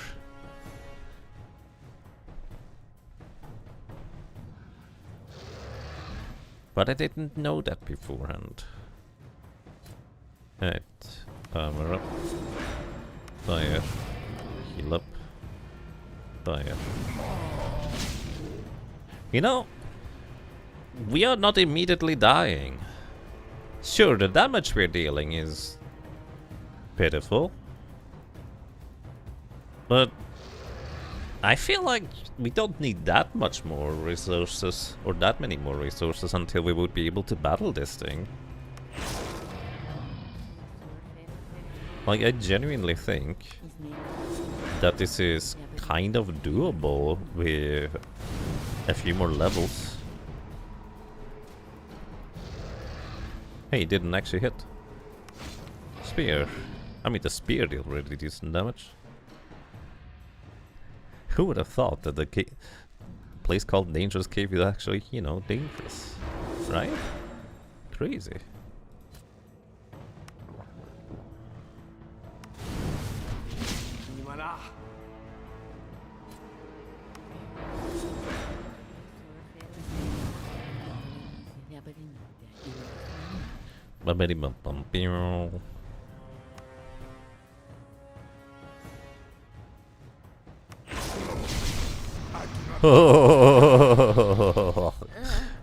Two died this time. Right. This time he swooped us for a ton of damage. Okay, so the thing is, if he attacks a single party member, we can absorb enough damage with our shield that we don't instantly die. But evidently that is not true. Yeah, this is not true for when he swoops attacks, hits everybody, because the shield only applies to one person. Anyways, no surprises that we died in here, realistically. We're just gonna come back later. Quick, find a hallway with a corner it can get stuck on. I think this guy fits into 1 tile gaps. Which is the same for our party, realistically. Anyways. That is surprisingly promising. I wonder if we could defeat this guy without too much more investment. I hope some brigands attack. Crushing skulls help Octa sleep. We just woke up from a nap, dude. You don't go to sleep right now. Then again, maybe he's talking about, like, okay, so my troll guide, or orc guide, just said that crushing brigand skulls helps orc to sleep. Maybe he's talking about his own skull, where brigands crush in his own skull, so he goes to sleep that way. I mean, to be fair, that would probably put most characters to sleep. Are these friendly? No.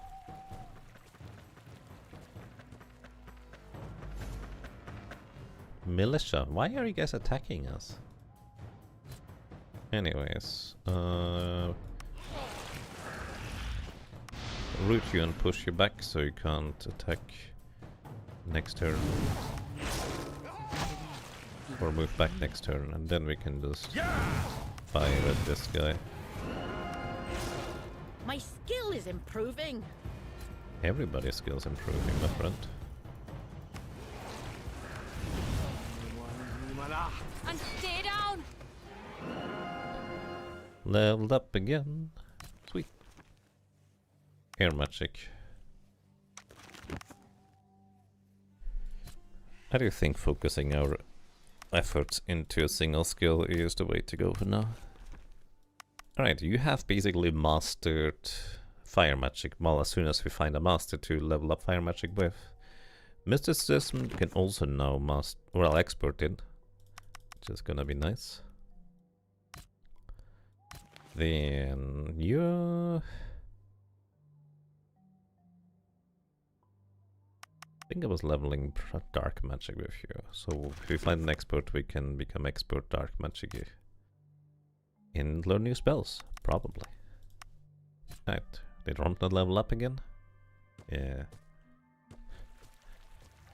That one time she was knocked out at the end of an enemy's life. Really comes back to bite her there. Wow. Nice. Come on guys, step into... There we go, good job.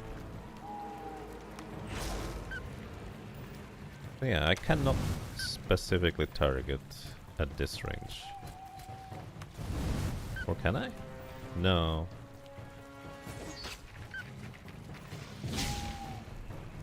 Kinda weird actually. Oh, maybe... Oh, you know what? Maybe I could... If it's lighter. No. Like, why can I not target the other wolf? I can... Oh, okay. I can't click on them. I can tap, however. So maybe it would have worked if... No. I cannot in fact click on them right now. Or tap for that matter. You go back. And we just fire the other guy. Okay, Rump leveled up. Your skill is indeed improving. Maybe we should be the one to get the magical focus up so you can equip the stuff. You do this after you learn Earth magic. If I don't forget about it by then. Alright, fire, wind, fire.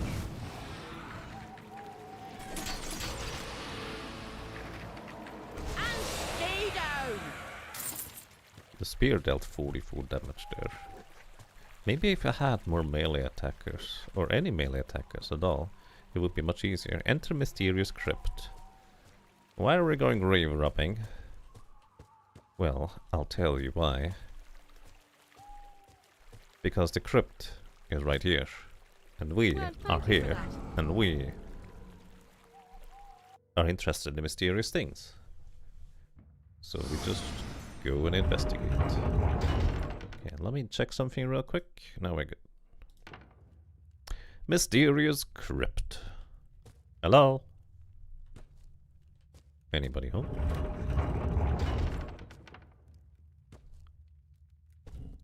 Surely the doors didn't close behind me. Nope, we can still Ancient leave. ruins full of treasures, untouched for 5 centuries. My raider sense is tingling. I'm stepping onto pressure plates.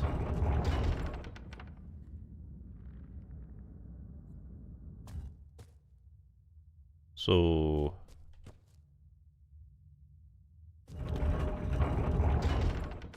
this door seems to be controlled somewhere else. Okay, when the things are facing inwards...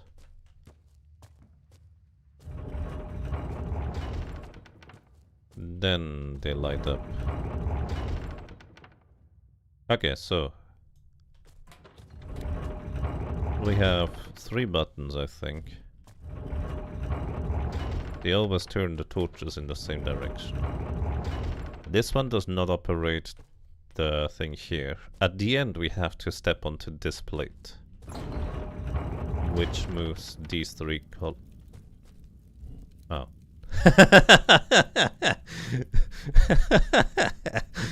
I was about to figure out how to do this, but you know, this works. Unidentified relic. Relics are legendary items of many different types. Every relic has an experience bar similar to those of the party members. While equipped, a relic receives the same amount of experience as the character using it. When the experience bar is full, the relic reaches the next level, unlocking better stats or adding powerful enchantments. Neat. Identify the relic. And let's see. Holy Sandals. +4 prayer. Can combine them with the mole slippers in order to get holy mollies? Maybe. A burning star that lit the sky of the moonless night fell near the valley of Scarena in 111 YSD. I wonder what YSD stands for. Because the...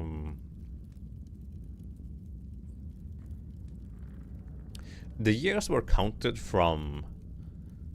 for previous Might and Magic games in like something after the silence. And the silence was such a fascinating concept when I finally learned about it. So I'm kind of curious what YSD stands for. Anyways, 2 armor value. That's it for now. Actually 3 armor value. Who wants fancy boots? Our orc gets fancy boots. That we went grave robbing from the crypt. Also, I did not need to worry about having to step onto this thingy at the very end, because it turns out it didn't matter.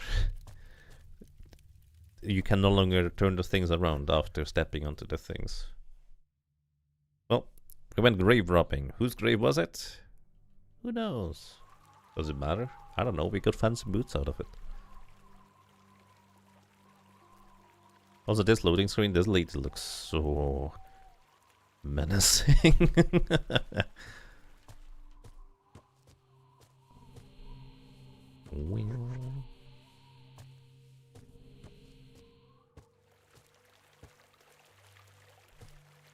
Well.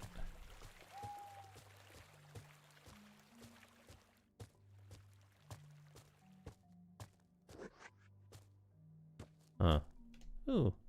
South to Sorpigal by the sea. We are facing south right now. Behind these bushes is Sorpigal by the sea. Evidently. And space to enter. What is this place? Who knows?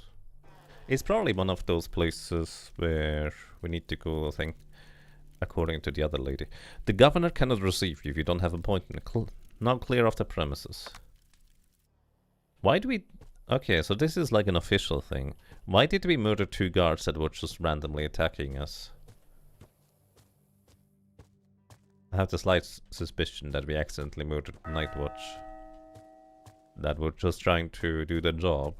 And our party, being threatened and assaulted by brigands the entire time, decided to just not take the chances and defend themselves.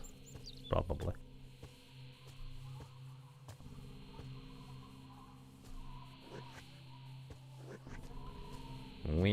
What is this thing?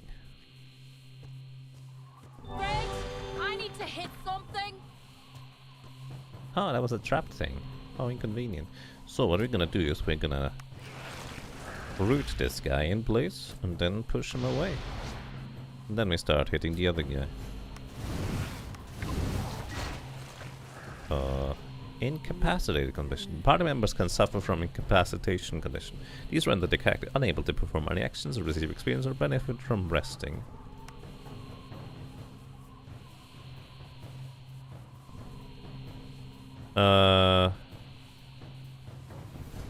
Incapacitated, so stun, which they have a 10% chance to stun, is one of these incapacitated conditions apparently. Does this ever wear off? Also, it's kind of rude that you don't get experience from this, I will argue.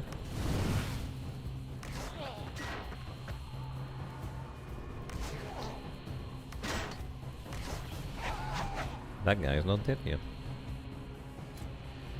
I kill you. There we go.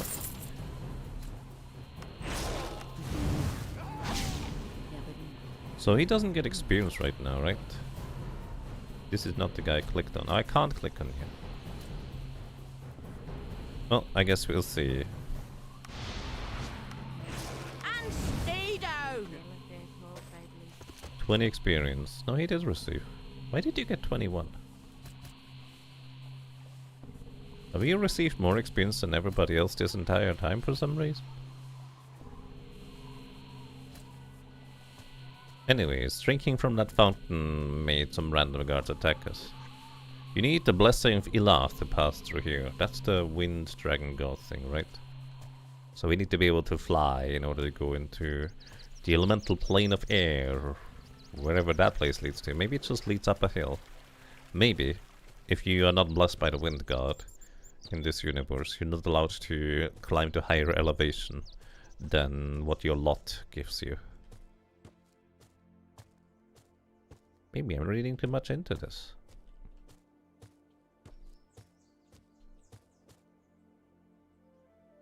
Did we read this one? I think we did read this one, right? Trespassers will be questioned. Yeah, I mean, if you just throw words at me, I will answer with words. However, if you throw spears and swords at me, I will kind of answer with spells. I was gonna say answer in kind, but that's not true. I don't usually use spears and swords for the most part.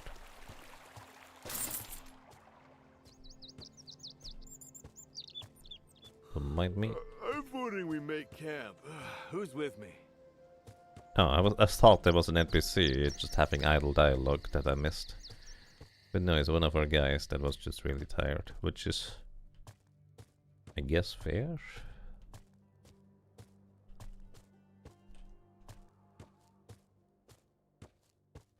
The night closes in. Oh, hey look, it's a meditate place. Thanks. 10 destiny. Heroic destiny. It's a spell we can use as well, if I'm not mistaken. And that's a dude over there. What's he say? What is he about? Who knows? Ask him. Talk to Imperial Sentinel. There was a bandit attack. We're still cleaning up the mess. The road to Siev is closed for the time being. Okay. Fair enough. We are all aware that these parts are full of brigands, right? Yeah, we may have stumbled into some of them, or them into us, depending on your disposition.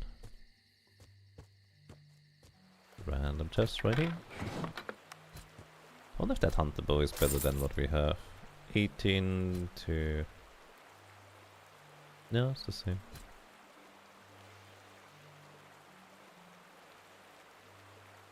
Actually slightly better than yours.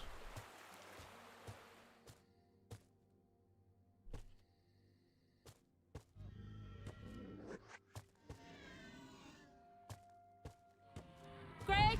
I need to hit something! Yeah, don't worry about it. We can only be hit from the front, apparently.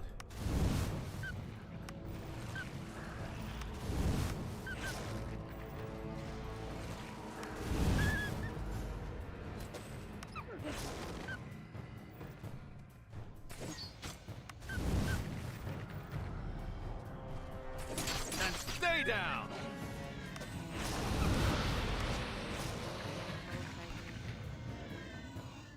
Alright. We can't target anything right now. So it's just gonna be random what we're gonna hit. I don't have the strength to do that. That's fair. I kill you. Physical attack would not have knocked it out, most likely.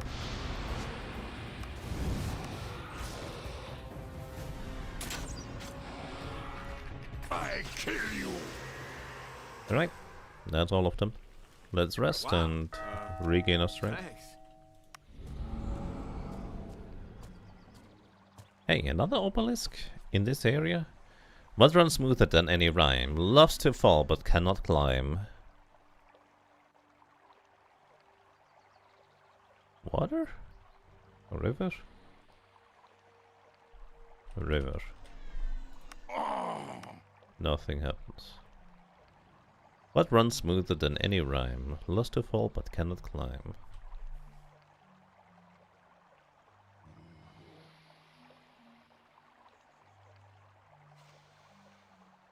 And hey, welcome to Get here. How has Mind Magic X been treating me? Honestly, quite decent. It's a fascinating world. A bit janky at times, but... you know, I do occasionally appreciate some jank. It's quite fascinating. It does have its unique charm that is reminiscent of Mind Magic games that I have played previously. Although it is quite different. One attack by spiders and it's time for sleep. Let's try water. It was water. I feel like river should have worked as well. Okay.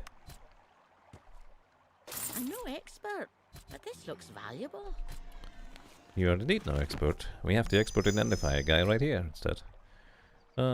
Resistance. Oh, +1 to fire magic skills. Guess who's gonna get that? Too much sun and wind. Let's see. The ancient monument towers above you. Read the inscriptions. You read the inscriptions. This is such a useless text box. Here are the clues you've gathered so far. Your journey begins before the gates of Sea Haven. Now walk 9 steps towards the Savage Sea. Okay. Your journey begins at the gates of Sea Haven. Now walk 9 steps towards the Savage Sea. Did I remember that correctly? Travel to... where to? What do you mean where to? Shangri-La. The magical stone doesn't rank with these words. That's a shame. You can travel with these? Talk to Navea. What was the other guy called? Navea. These have different names. River was your first guess as well. Water doesn't inherently flow, is your reasoning right? That's why I was thinking river made more sense. Rivers wouldn't really fit the calm description in most cases, though. Yeah, I'm inclined to disagree, but I mean it depends on what kind of rivers you know, right? Water is perfectly content to sit in a glass if you let it. Well, to be fair, so is wine.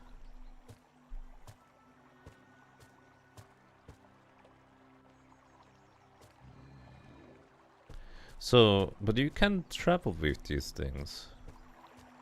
What was the other one called earlier? Does anybody remember?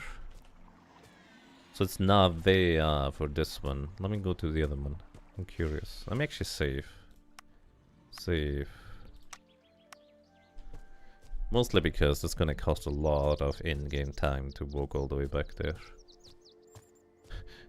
These trees just kind of weirdly grow and contort as you go closer.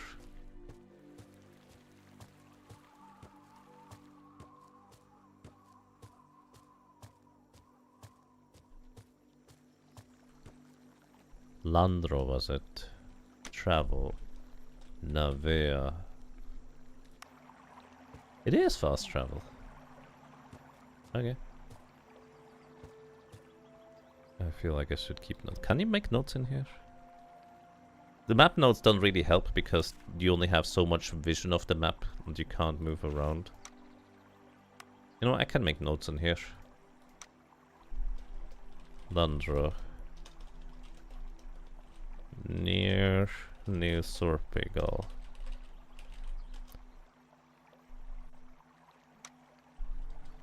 Navea.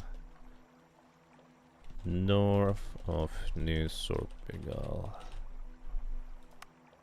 I don't know if those names are important. You guess when you think of river, you think of currents and rapids. Yeah. I mean, that's fair. When I think of river, I'm thinking of like a consistent flow that might be, well, you know, the water initially is just kind of reasonably strong whenever it's flowing through a river, right? That's fair. But at the same time, the way I'm thinking about it is more in the context of, like, if you look at it, at the river as a whole, it just consistently flows the same way. It doesn't... Great! I needed to hit something. Continue. Tribal Cleaver. Sword skill. Okay. Also, this spider didn't like me digging in the ground. But I have bad news for you, sir. You know what? Let me actually do this.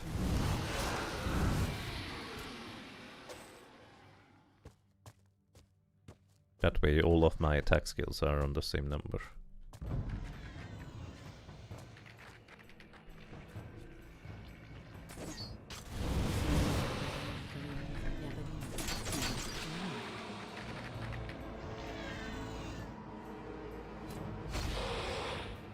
I kill you.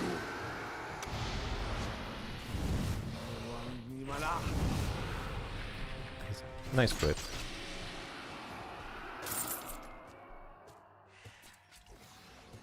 The night closes in. I would say this would actually earn the moniker of the night rapidly approaches, because my goodness, the night is fast in this universe. Yeah. Like me, I'm just filling in the map. We are all aware that these parts are full of brigands, right? No. You're aware that we are cleaning these parts of all the brigands, right? Yeah. Can't go over there? Not from this side?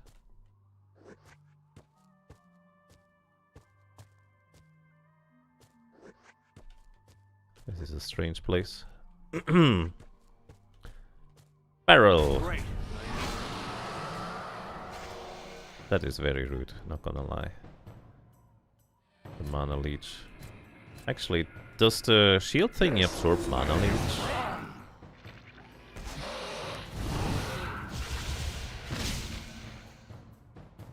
I don't think it does. Although it just did hit everybody, so maybe it does.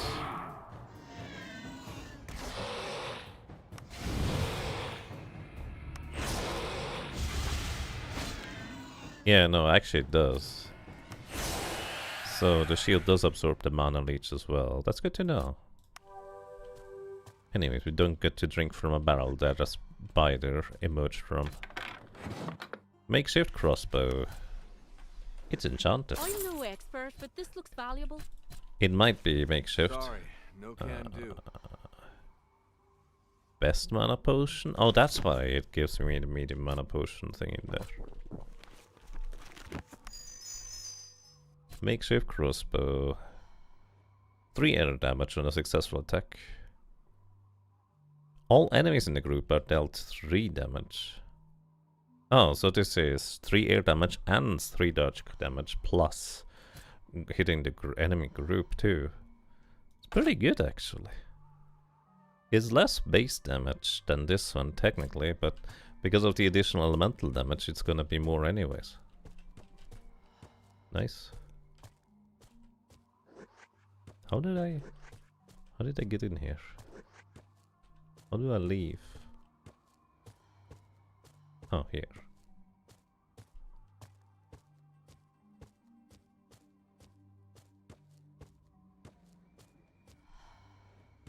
Ooh, shiny. Legionnaire sandals. Identify, please. Ancestors made this strong. Resistance against all magic schools and +1 spear skill. I mean, probably more useful than the two-handed skill, because we don't technically have the two-handed skill unlocked, so I'm not sure that applies. Great! Oh! I needed to hit something. Maybe I should have rested first. Okay, let's do this. Root you in place, push you back. And then... let's see, immunity against mind manipulation, poison and agony. Is this mind manipulation? Yes. Suppose it makes sense. Let's drink a mana potion.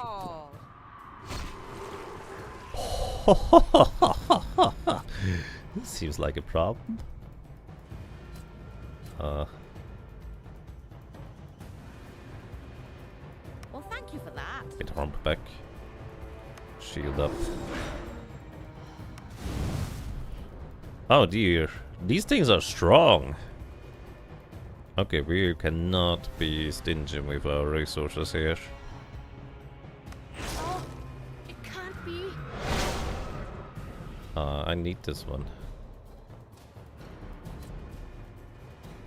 Push you back again.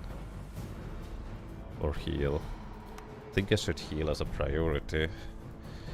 You're gonna shield us up. And you're gonna drink the big mana potion. Alright, then you need a big mana potion too. So do you. This is actually drink a good healing potion instead. Push this one back.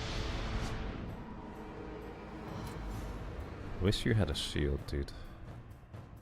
Actually, you can push back as well. They have ranged attacks. No, it can't be.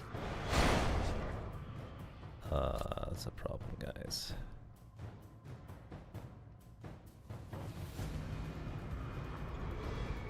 No, I do not want to die. Oh no.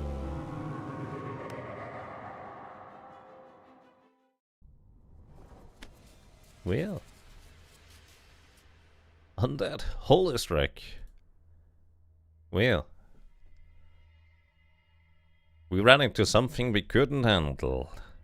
Like at all. Well, that's not entirely true. One of them probably would have been okay. But turns out two of them are a huge issue. And they have ranged attacks. Well, you know what? I think this is a good time to end for now. We're gonna walk back through where we were just now and maybe try to see if we can curse to just one of these things to stay. Maybe if we're more better rested, it actually might be working better as well. Anyways, I like this game. It's pretty decent overall. At least so far. A bit janky, a bit strange, I will argue. Maybe made a little bit on the cheap, I will say. But at the same time, I'm very intrigued. I think this game is fascinating so far, so we're gonna be continuing this tomorrow. If you're just as fascinated by this game as I am, well, maybe you're gonna accompany us more on this journey. So thank you so much for watching. Thank you so much for listening and for lurking. I hope you enjoyed your stay. I hope you enjoyed being around, and well, hopefully until next time. Take care and have a good night. Bye bye.